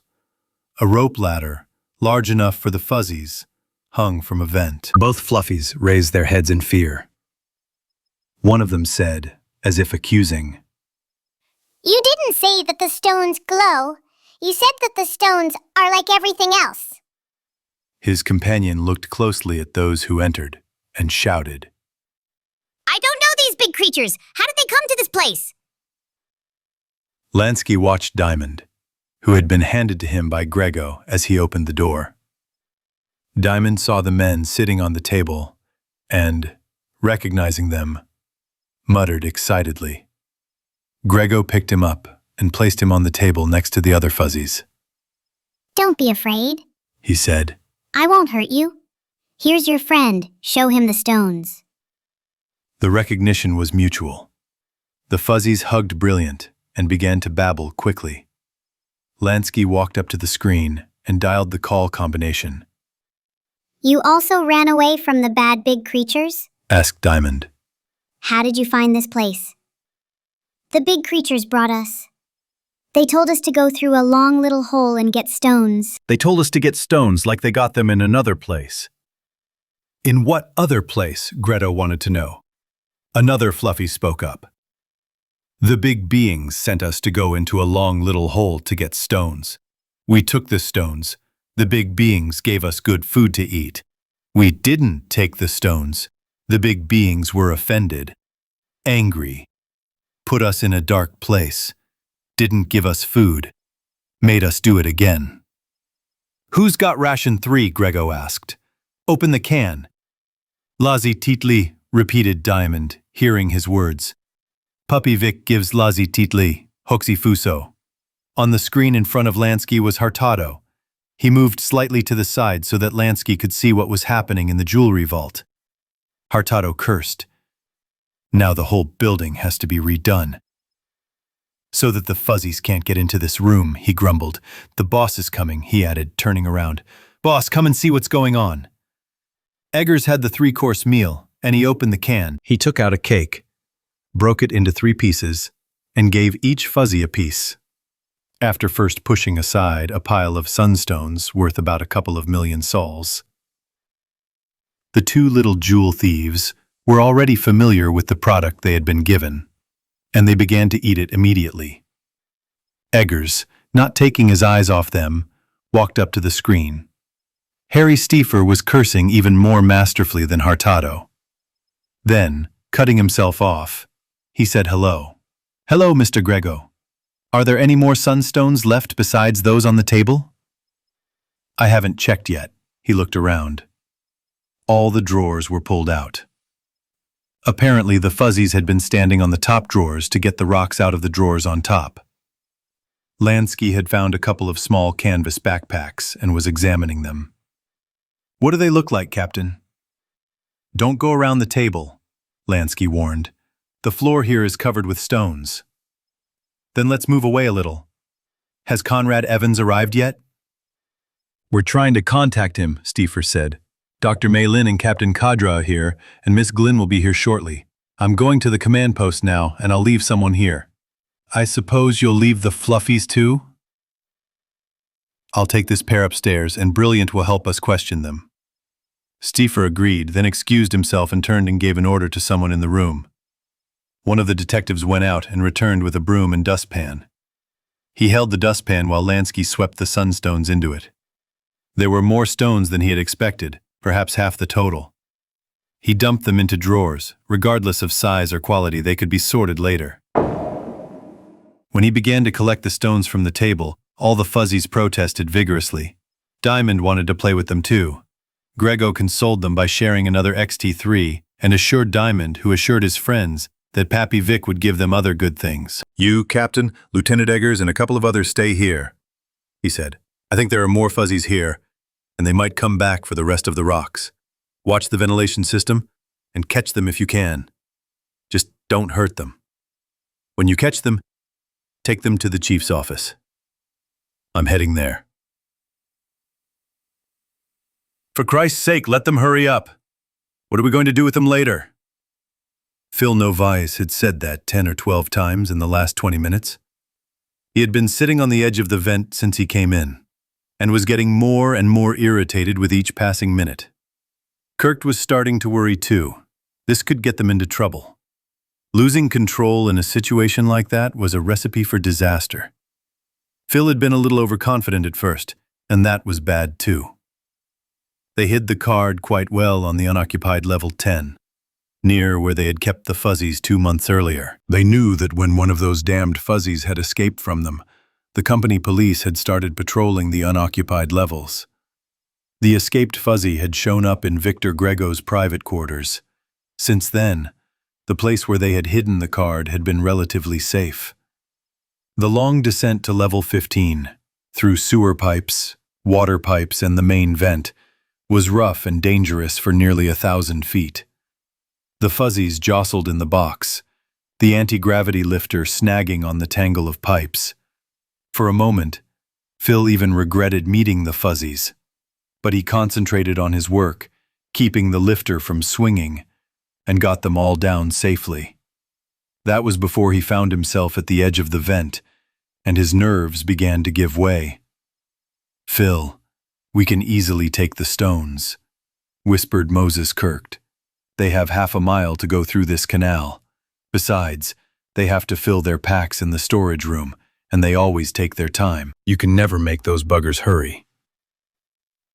Maybe something happened? Maybe they took a wrong turn and died? The system is more complicated than the one they trained in. Oh, they'll all get out of there. Haven't they already made 3 successful trips? And damn it, don't talk so loud. This worried him greatly. The entire company police force was concentrated around the place where they were waiting for the fuzzies.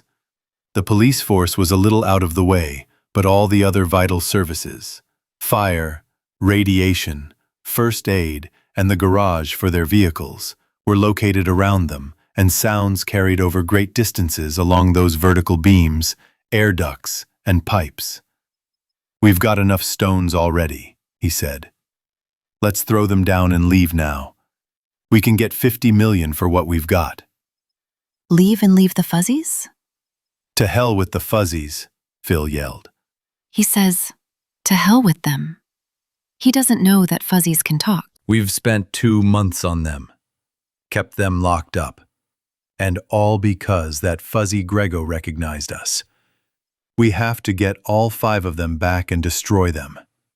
If we don't, the police will catch us and destroy us." Phil leaned over to the square vent and listened. "I hear something. It seems like 2 people are talking." Kirkt turned on his hearing aid and approached the hole. Yes, there were 2 fluffies talking there, deciding how much longer they had to go.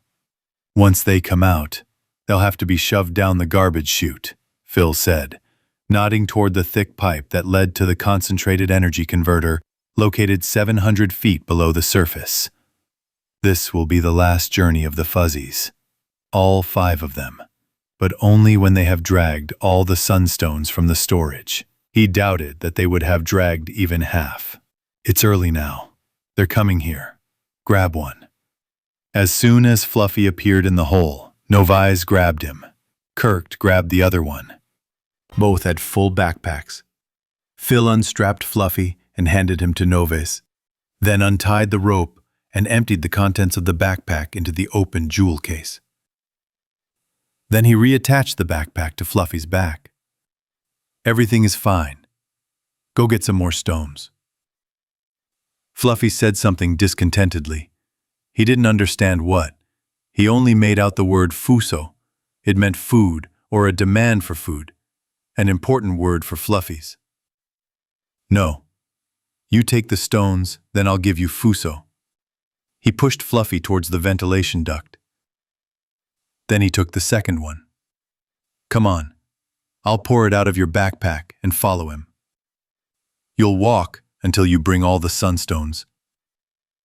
Wellender, the man in the sergeant's uniform who had taken over Chief Stiefer's desk, was smoking what was probably one of the chief's cigars and talking to a girl on the comm screen. In the next room, Ernst Maylene, Ahmed Kadra, and Sandra Glynn were talking to Fuzzy, who was sitting at the end of the desk, happily munching on ration 3.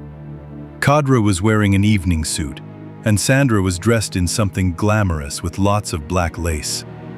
On her middle finger was a glowing sunstone that Grego hadn't noticed before. "Need a sister for Fluffy? Contact Victor Grego." They sat Diamond and his friends down on the floor. Grego thanked him and let go of the man who was helping him. Noticing the man sitting on the table, the fuzzies started screaming and ran up to him. The first fuzzy jumped down to the floor and hurried to meet the newcomers. "What did you get from him?" Victor Grego asked. "I think that's Kirk and Noves dancing around here," Kadra said with disgust. "I've been keeping an eye on the black market, and they haven't been there. They were somewhere around here in the city, teaching the fuzzies how to steal sunstones. My God, the younger brothers are helping the swindlers. Kirk and Noves. And who else? 2 more men and 1 woman. And 5 fluffies that Kirk and Noves brought with Brilliant. They were always about 15 minutes away from the company house. These thugs taught them how to walk through the air ducts, open the vents, use the rope ladder, and carry the rocks out of the vault. They probably made a replica of the ventilation system in the jewel vault. They practiced all the time. If they cleared the vault on the model and brought back rocks, river gravel, we'll assume, they got ration 3. If not, they were punished with electric shocks and locked in the dungeon without food. They could shoot them. You know. They couldn't shoot them. They had too much at stake, Sandra said angrily. Indeed, the weaker sex. Well, I think if we catch them, the court will sentence them to death. What else has been done? A little, Malin said. His vocabulary was exhausted and he couldn't express all he felt. We were trying to figure out their route through the ventilation system. Fluffy knows how he got into the vault, but he can't tell us. Diamond, you help Pappy Vic. Talk to the fuzzies for Uncle Ernst, Uncle Ahmed and Aunt Sandra. Help the fuzzies tell about the bad big creatures, about the place they were, about what they did, how they walked in the long hole. He turned to Kadra. Did they show him the video of Kirk and Noves? Not yet. We just talked to him. Let all 3 of them watch this video, conduct identification, and continue asking about the ventilation duct. See if they can tell us which directions they took to get to the vault, where they turned, and where they entered the system. Chapter 21. He walked down the hall and into the operations room, which was fairly busy, although not very noisy. Everyone knew what they had to do, and did it with a minimum of fuss. A group of people, policemen and engineers, were crowded around a large table on which was spread a huge sheet of some kind of plan and an information screen. Another group of policemen and support people were gathered around a large 3-dimensional model of the 14th, 15th, and 16th levels, which was projected on 2 or 3 screens. The model was transparent and looked like an anatomical one, and the entire company building could be compared to an organism. The respiratory system, the ventilation in which everyone was interested, the excretory system, the wastewater system. Now this organism had been invaded by a pair of harmful microbes called Phil Noves and Moses Kirkhead, who were sought by the white blood cell police to neutralize. Grego watched this work for a moment, then walked over to a bank of video screens. The hallways and transport routes, controlled by police and hastily mobilized armed support groups, were nearly empty. The freight stations were occupied by police and observers in air cars. The view from the air car, 1,000 feet above the building, blocking the outside, was magnificent. Grego nodded, satisfied. They wouldn't be able to leave the building, and once they appeared on one of the screens, the police would be able to close in and surround them. On one screen, the feed from which was mounted above the door of the jewel vault, he saw Morgan Lansky, Bent Eggers, and 2 detectives gathered around an electrically heated table. They had taken off their uniforms, sweating, and were staring at a small rope ladder that cast a strange shadow as it dangled. On another screen, the sergeant in Harry Stiefer's office sat at a desk, watching Ernst Malin and Ahmed Kadra bustle around a display screen. And Sandra Glynn sat on the floor, talking to the Diamond and his 3 friends. Harry Stiefer was sitting at the main console, watching everything that was going on. Grego came over and sat down next to him. Mr. Grego, there's no sign of any progress yet, the police chief said. Everything's been quiet so far. Nothing has come to light yet? I don't think so. The Planetary News, noticing the cars circling over the company's house, contacted the city police. They were told that valuables were being loaded for shipment to the space station. It seems they accepted this version. We can't sit in this uncertainty for long. I hope we can keep this all a secret until we catch these guys. Have you contacted Conrad Evans yet? No. He's not home. I'll show you now. Stiefer punched in a combination on one of the communication screens. The screen lit up and revealed the broad-browed, narrow-chinned face of the head of the jewelry buyers. This is a recording. It was made at 2100 hours, Conrad Evans was saying. Mrs. Evans and I are out. We'll be back after midnight, Evans's voice said. Then the screen flickered, and the recording started again. I could call him on emergency communications, but I don't want to, Stiefer said. We don't know how many people are involved, and we don't want to alarm them. No need. 4 men and a woman. The fuzzies say they were brought here by 2 people, presumably Kirked and Novase. That means 2 men and a woman are waiting for them somewhere outside. We don't need Evans at the moment. It's past midnight. Put a permanent call on his house. Evans and his wife were probably out visiting. There were rumors about Mrs. Evans. He pushed those thoughts aside. We don't have little robotic trackers that could navigate the air duct, Grego asked. Mr. Gayerin, the ventilation engineer, has a dozen of these robots. He offered to use them, but I forbade it until he cleared it with you.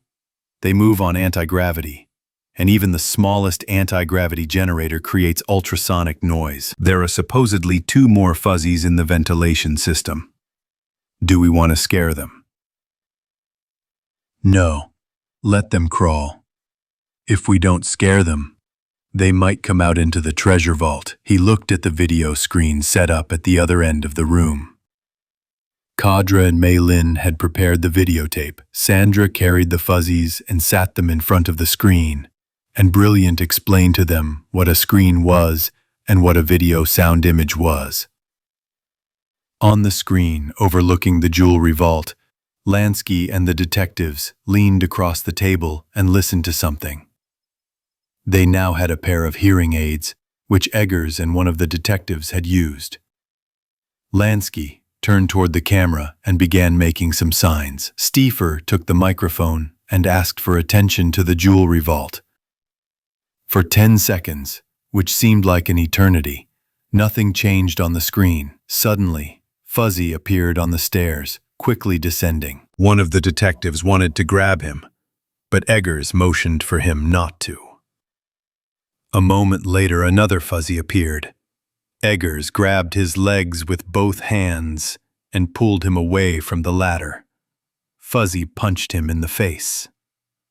The first fuzzy, who had already climbed down onto the table, tried to climb back up. Lansky grabbed him. One of the detectives rushed to Eggers' aid. The struggle ceased. The prisoners were neutralized.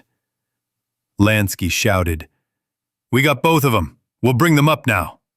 Stiefer yelled for the girl monitoring the screens to turn on her microphone and ordered Lansky and one of the detectives to remain guarding the jewelry vault.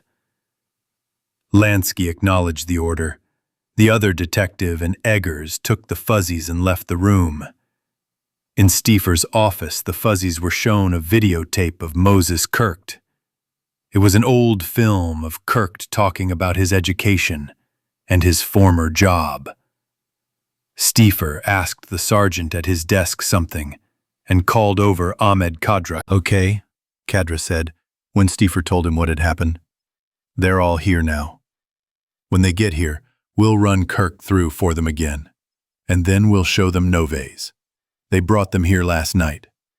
That's what the first 3 say. They're still in the building," Stiefer said. "That leaves 2 men and a woman outside. I wish—" "Chief, I think I know them," Grego said. Of course, it was only a guess, but it fit into the overall picture. He suddenly remembered what he knew about Mr. Conrad Evans. When Leo Waxter, now a general lender and private financier, first came to Zarathustra 10 years ago, he had a woman with him. But she was neither his wife nor his mistress. She was his sister, Rose Waxter. After a time, she left Waxter and married the company's mineralogist, Conrad Evans, who, after the discovery of sunstones, became the head of the company's jewel buyers. "What's Evans' call number?" he asked Stiefel.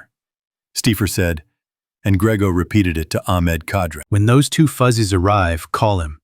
The response will be a video sound recording. See if the boys can ID him." Stiefel looked at him with more amusement than surprise. "I hadn't even thought of that, Mr. Grego, but it all seems to fit. Intuition. If anyone respects intuition, it's the police. I just remembered who Evans married. Rose Waxter." "Hey," Stiefel muttered something. "I knew all that too. I just didn't pay attention to it. So they'll all hang together." They sat for a few minutes and discussed how they would hang the criminals. And at the same time they watched on the screen what was happening in Stiefel's office. Eggers and the detective came in, neither of them wearing coats. Each of them was carrying a fluffy. The fluffy that Eggers was carrying was trying to get a gun out of the lieutenant's shoulder holster. Of course they'll hang together. This gang has an exact plan of the vault, which Evans and very few others knew. The ventilation system wasn't top secret. Anyone in Evans' position could get the plan. They had a place to keep the fuzzies, a place big enough to build an exact replica of the vault and ventilation system. And in the area that everyone calls the mortgaged villas, there are plenty of vacant factories and warehouses. The area in question was purchased by Hugo Ingerman, and Waxter was the front man for the purchase. How Kirk and Novaes got into the company is not so important. When they are caught and interrogated, all will come out. It's 10 to 1 that the link and the mainspring of this business was Rose Waxter, Conrad Evans' wife. The fuzzies were all together in Stiefel's office. Kadra, Malin, and Sandra were trying to get them to look at the screen. Grego turned to Stiefel. "Send a few men to Evans' apartment, do a full search. Maybe some evidence will be found there." They weren't there. No, they were in one of the mortgaged villas buildings, but we don't know which one. "I'll contact Ian Ferguson." He told Ferguson his suspicions. The police chief nodded. "That's reasonable," he said. "I'll call the city police to help. We'll seal off all the approaches so no one can get in or out. And then we'll start searching. There's only 2,000 square miles and about 300 buildings," he added. "And I'm thinking of contacting Nasagara. Maybe he'll give me some paratroopers. Well, don't delay the search. Leave someone at your place for communication. We'll send you help as soon as possible." Grego glanced at the screen which showed Stiefel's office. Kadra had contacted Evans' apartment and could now hear the recorded voice of the owner, informing him that he and his wife would not be home until midnight. The fuzzies apparently recognized Evans' voice. They were clearly showing hostility towards him. "Raise a general alarm and arrest him, Mrs. Evans, and Leo Waxter. I don't think you need worry about making too much noise." Arrest Ivan Bolby, Raoul Lecourtier, and Slake Hansen, too, Ferguson added, and all their hooligans. He thought for a moment. "And Hugo Ingerman, we can finally question him as a suspect. I'll contact Gus Brannard. And with Leslie Coombs, he will help." "That's right. That's all." Stiefel took the microphone. "There are no more fluffies in the system. The show can begin." He stood up and walked around the table. Kadra appeared on the screen from Stiefel's office. "It's all right. They knew Evans. He was from a gang. What did he do for a living?" "He was used as the head of the company's jewel buyers. That was 15 minutes ago, but now he's been fired without severance pay or references." Grego thought for a moment. "Captain, those fuzzies have dirty feet." "What?" Kadra looked at him in bewilderment and then exclaimed. "Yes, that's it. Gray-brown dust. Their fur is all covered in dust." "Okay, that's good." Grego stood up and walked over to a large table with a model of the building, where Stiefel was talking to a group of people. He spotted Niels Geierin, the ventilation engineer, and pulled him aside. "Niels, is it very dusty inside the ventilation ducts?" he asked. "Of course. Dust is carried by airflow and air conditioning," the engineer answered. "The rooms are full of dust, the channels are dusty, and that's to our advantage. Now, these robotic bloodhounds will be able to follow the tracks left by the fuzzies in the system?" "Yes, I'm sure of it. They have optical receptors, a system of observation in visible and infrared light, all sorts of amplifiers. They need to be launched into the system from the jewelry vault and from the detective office. When will you be able to do this?" "Right now. We'll connect the screens and monitor them. Should we begin?" "Come on," he raised his voice. "Chief, Captain Hartado, Lieutenant Mortlack, Dubizo." "We're launching the seeker robots into the ventilation system now." Phil Noves glanced at Kirk. It was only 1:30. Sure, the damned watch might have stopped, but he was sure he had wound it. Holding his wrist in the dim light, he glanced sideways at the watch. The second hand moved slowly across the face. Only a few seconds had passed since he had last looked at it. 35 minutes, Kirk said. "The other 3 left an hour ago. Something's wrong here. We'll wait until the dam..." "We'll wait a little longer, Phil. We simply must wait for 50 million. Wait for those fuzzies and shut them up. We already have over 50 million. If we stay here any longer, we'll get nothing more than a hole in the head. I know what happened. The fuzzies got out somewhere else. They're running around free with backpacks full of sunstones. Keep it down, Phil." Kirk reached into his shirt pocket, turned on his hearing aid, and stuck his head into the air vent. "It's quiet down there now, Phil. No one knows what happened down there. It's an ultrasound, that's all. Grego's the only person in the company house who can open the vault, and he won't be opening it for at least a couple of weeks. The stones were removed from Evans's office, only yesterday. It'll be a long time before anyone knows they're gone. I think the fuzzies got out somewhere else. My God, they could have gotten out in the police zone." That could have happened, of course, but he didn't want to think about it. And now that the suggestion had been made, he was sure that that was exactly what had happened. If that's the case, they're already looking for us. Kirk wasn't listening. He turned off his hearing aid and, squatting by the air duct, unwrapped a stick of chewing gum, shoving the wrapper into his pocket. Another stupid thing. There was no reason to ban smoking here. He turned his hearing aid back on. The sound, whatever it was coming from, was louder. "There's something in the channel." He took out his protective glasses and turned on the infrared flashlight. "Don't do this," Noves said sharply.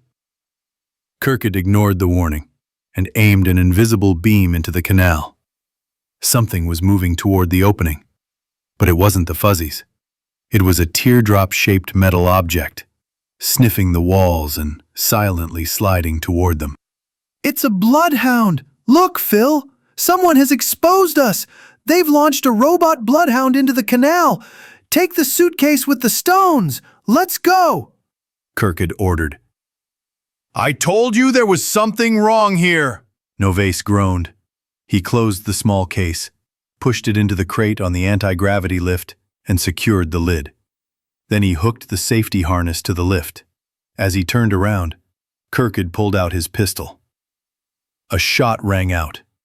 Running to the lift, Kirk had hooked his own safety rope and pulled out 2 poles with hooks on the ends. He handed one of the poles to Phil. "Turn on the lift," he ordered. "It's time to get going." Phil felt for the switch and turned it on. Everything, the lift, the box, Phil and Kirk began to rise, swaying slightly in the beam. "What got into your head to shoot?" he asked, pushing off the wall with his pole. The shot could have been heard. "Did you want the robot to follow us?" Kirk asked. "Be careful. There's a water main right under your feet." Perhaps the robot was moving, performing a routine inspection. Perhaps Kirk had simply panicked. No, there had been something wrong from the start. The damned fuzzies had gotten off somewhere else. Someone had seen them. There were too many pipes and mains in the beam. He and Kirk had been pushing off the piles of pipes with their poles over and over again. At one point, the lift jammed, and for a moment they thought they were hopelessly stuck, never to get out again. Then the lift began moving again, and they saw a network of pipes descending. The white 15s on the sides of the beam had changed to 14, meaning they were past level 15.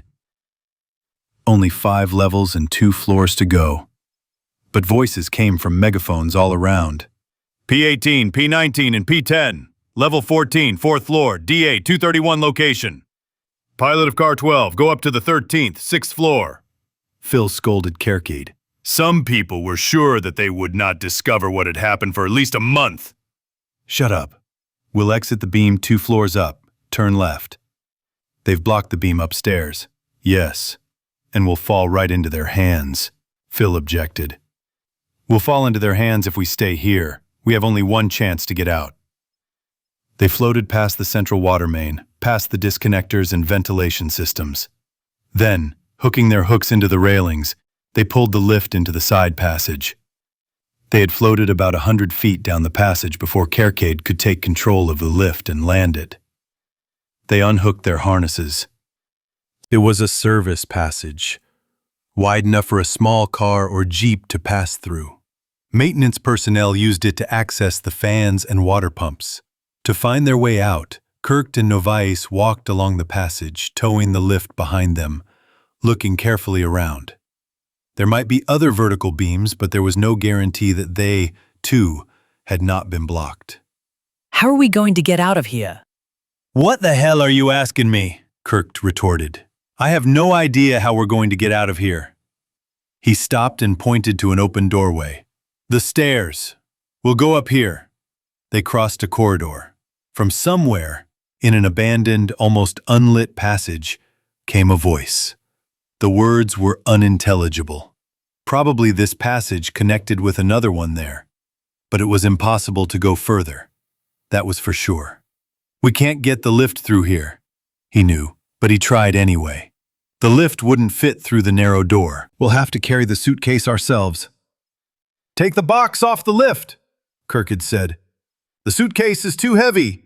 2 people will have to carry it. The 4x4, 3-foot crate had holes drilled in the top to keep the fuzzies from suffocating in transit, and it was now empty.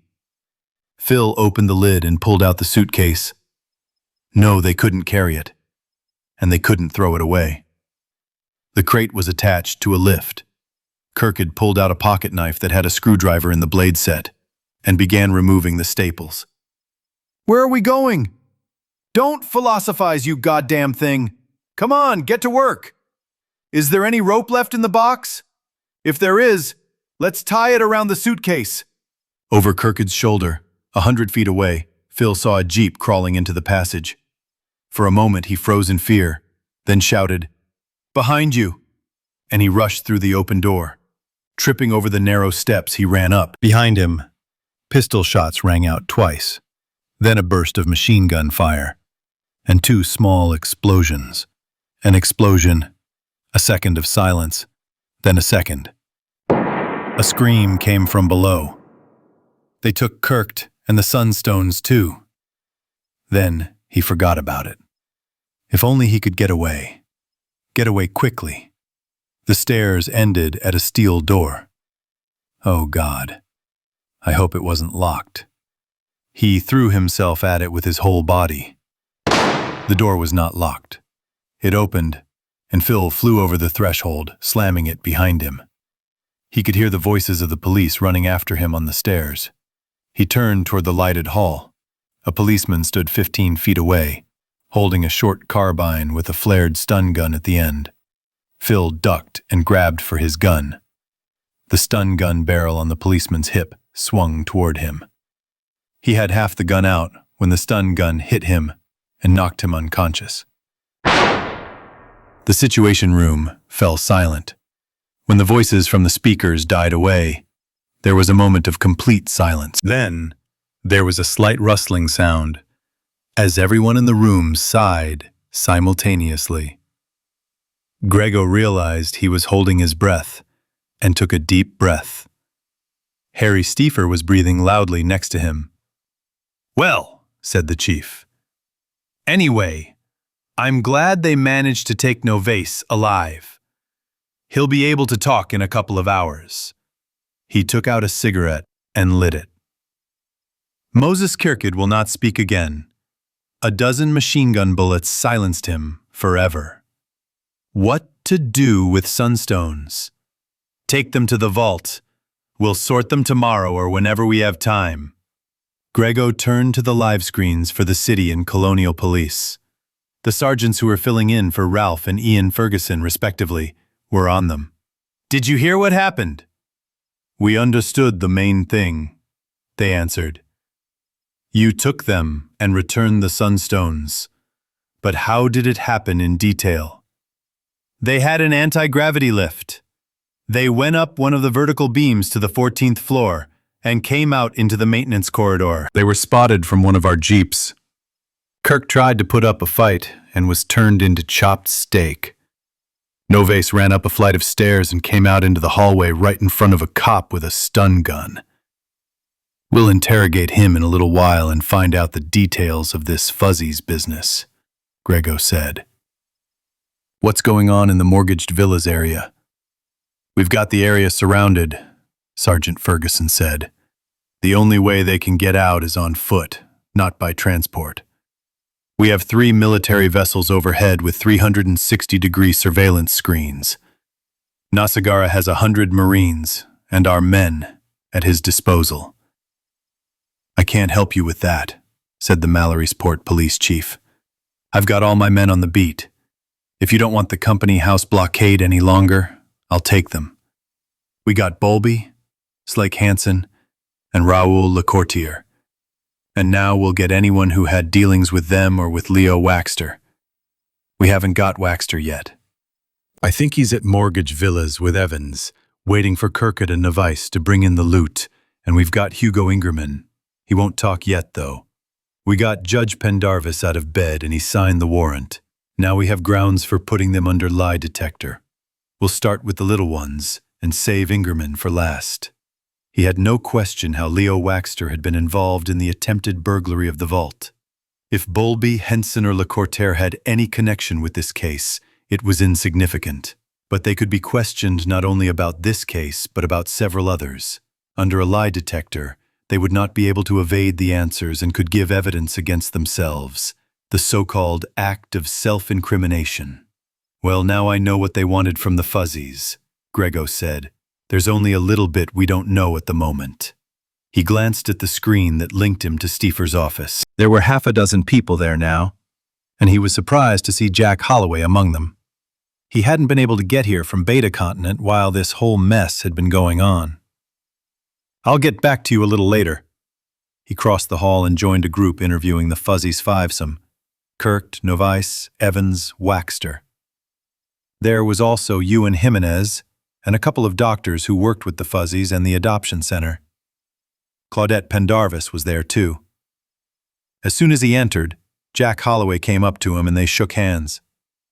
I thought maybe I could help you, said Jack. Look, Mr. Grego, are you going to press any charges against these Fuzzies? Dear God, no. Well, they are intelligent beings and they broke the law, Holloway said.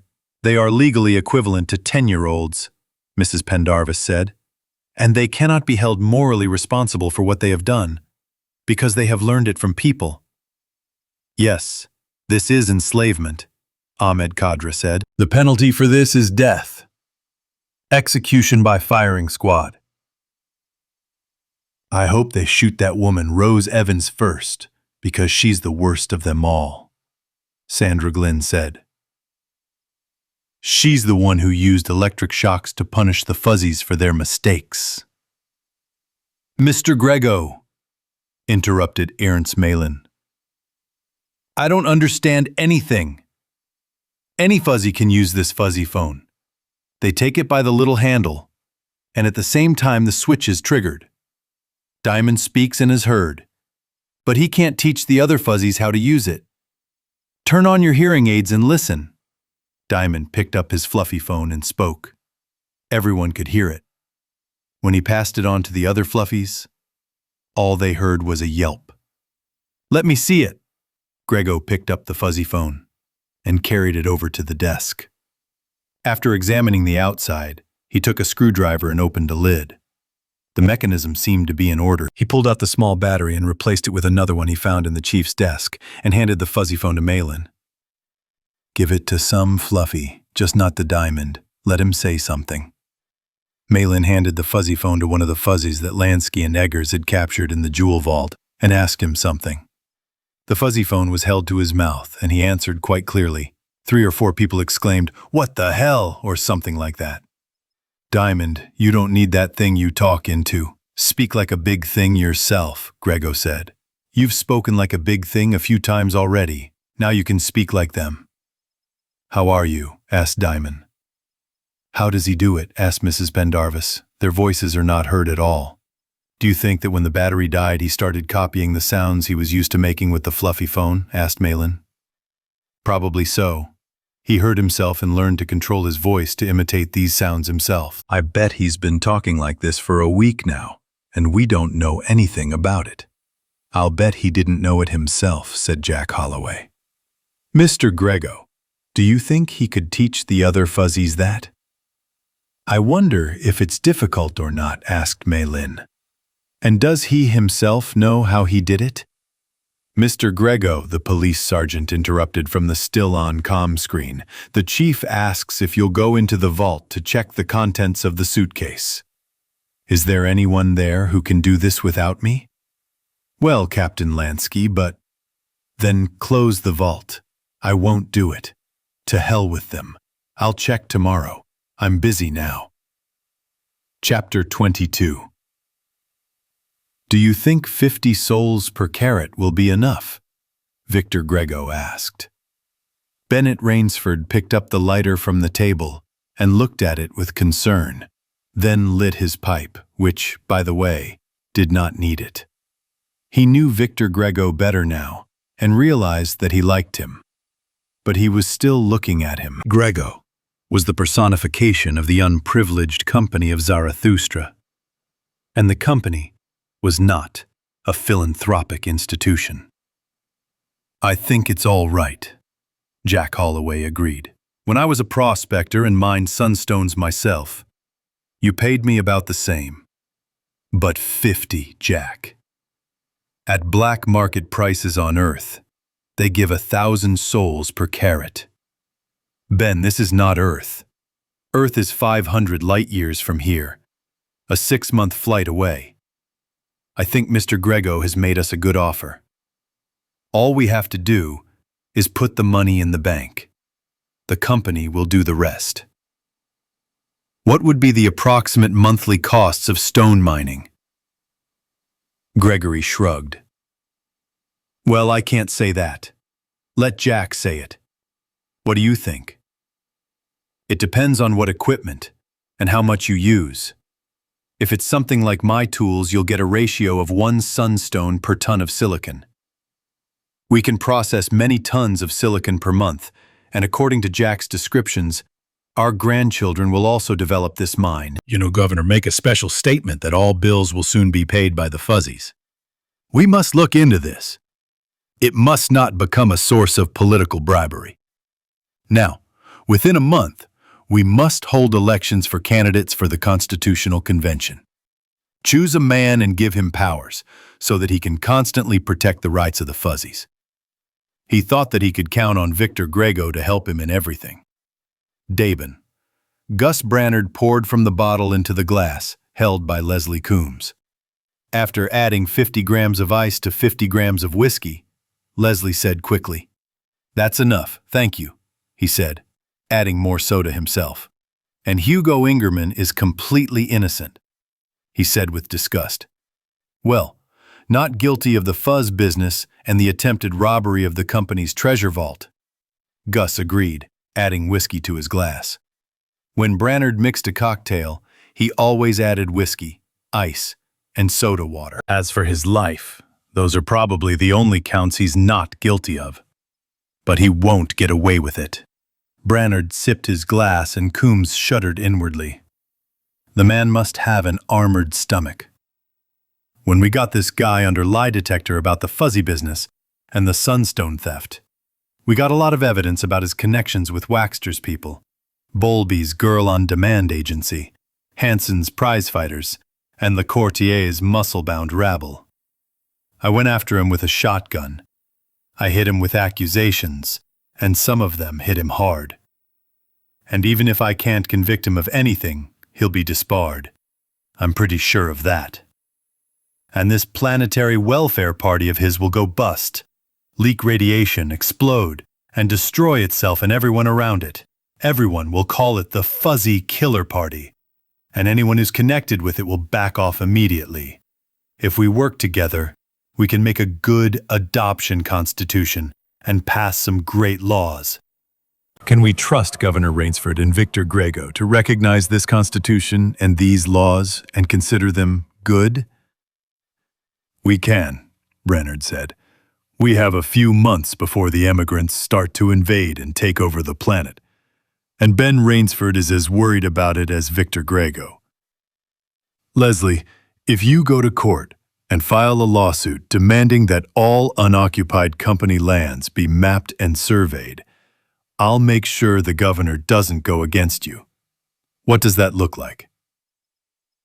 It looks like we'll get back everything we lost, plus the right to mine the sunstones to boot. I propose that we elect Little Fuzzy as an honorary member of the board of directors, with the title of Company Benefactor Number 1. Little Fuzzy climbed up on Daddy Jack's lap and wiggled around a bit to get comfortable. He was so happy to be back.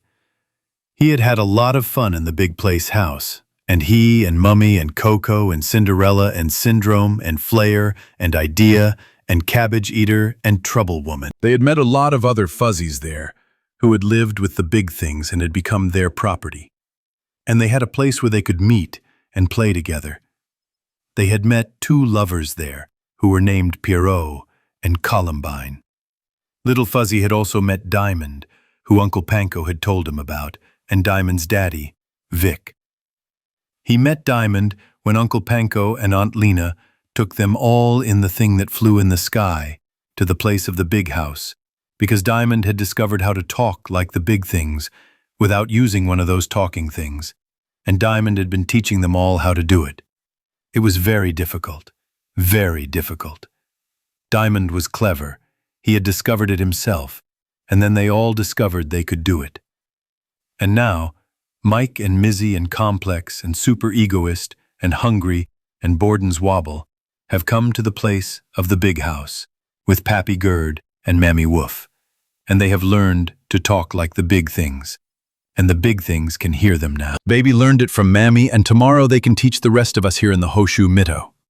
Soon all the fuzzies will learn to talk like the big ones, he said. We won't need a talking thing for the big ones to hear us. They'll all talk like I do now. That's right, said Pappy Jack. The big ones and the fuzzies will talk together. Everyone will be good friends. Nobody will hurt anyone. The fuzzies will learn how to help the big creatures. The fuzzies will be able to do many things if the big creatures show them what and how to do and how to act. The best thing the fuzzies have ever done to help the big ones is to come here and be here, Daddy Jack answered one day, smiling. But what else could they be? The fuzzies were what they were, just as the big things were big things and nothing else. And besides, continued Pappy Jack, all the fuzzies are very rich now. Rich? What is that? Like Lachitli? He wondered why Daddy Jack was smiling. Maybe because he was happy, or because Daddy Jack thought it was funny that he, Little Fuzzy, didn't know what money was. There were so many things the fuzzies had yet to learn.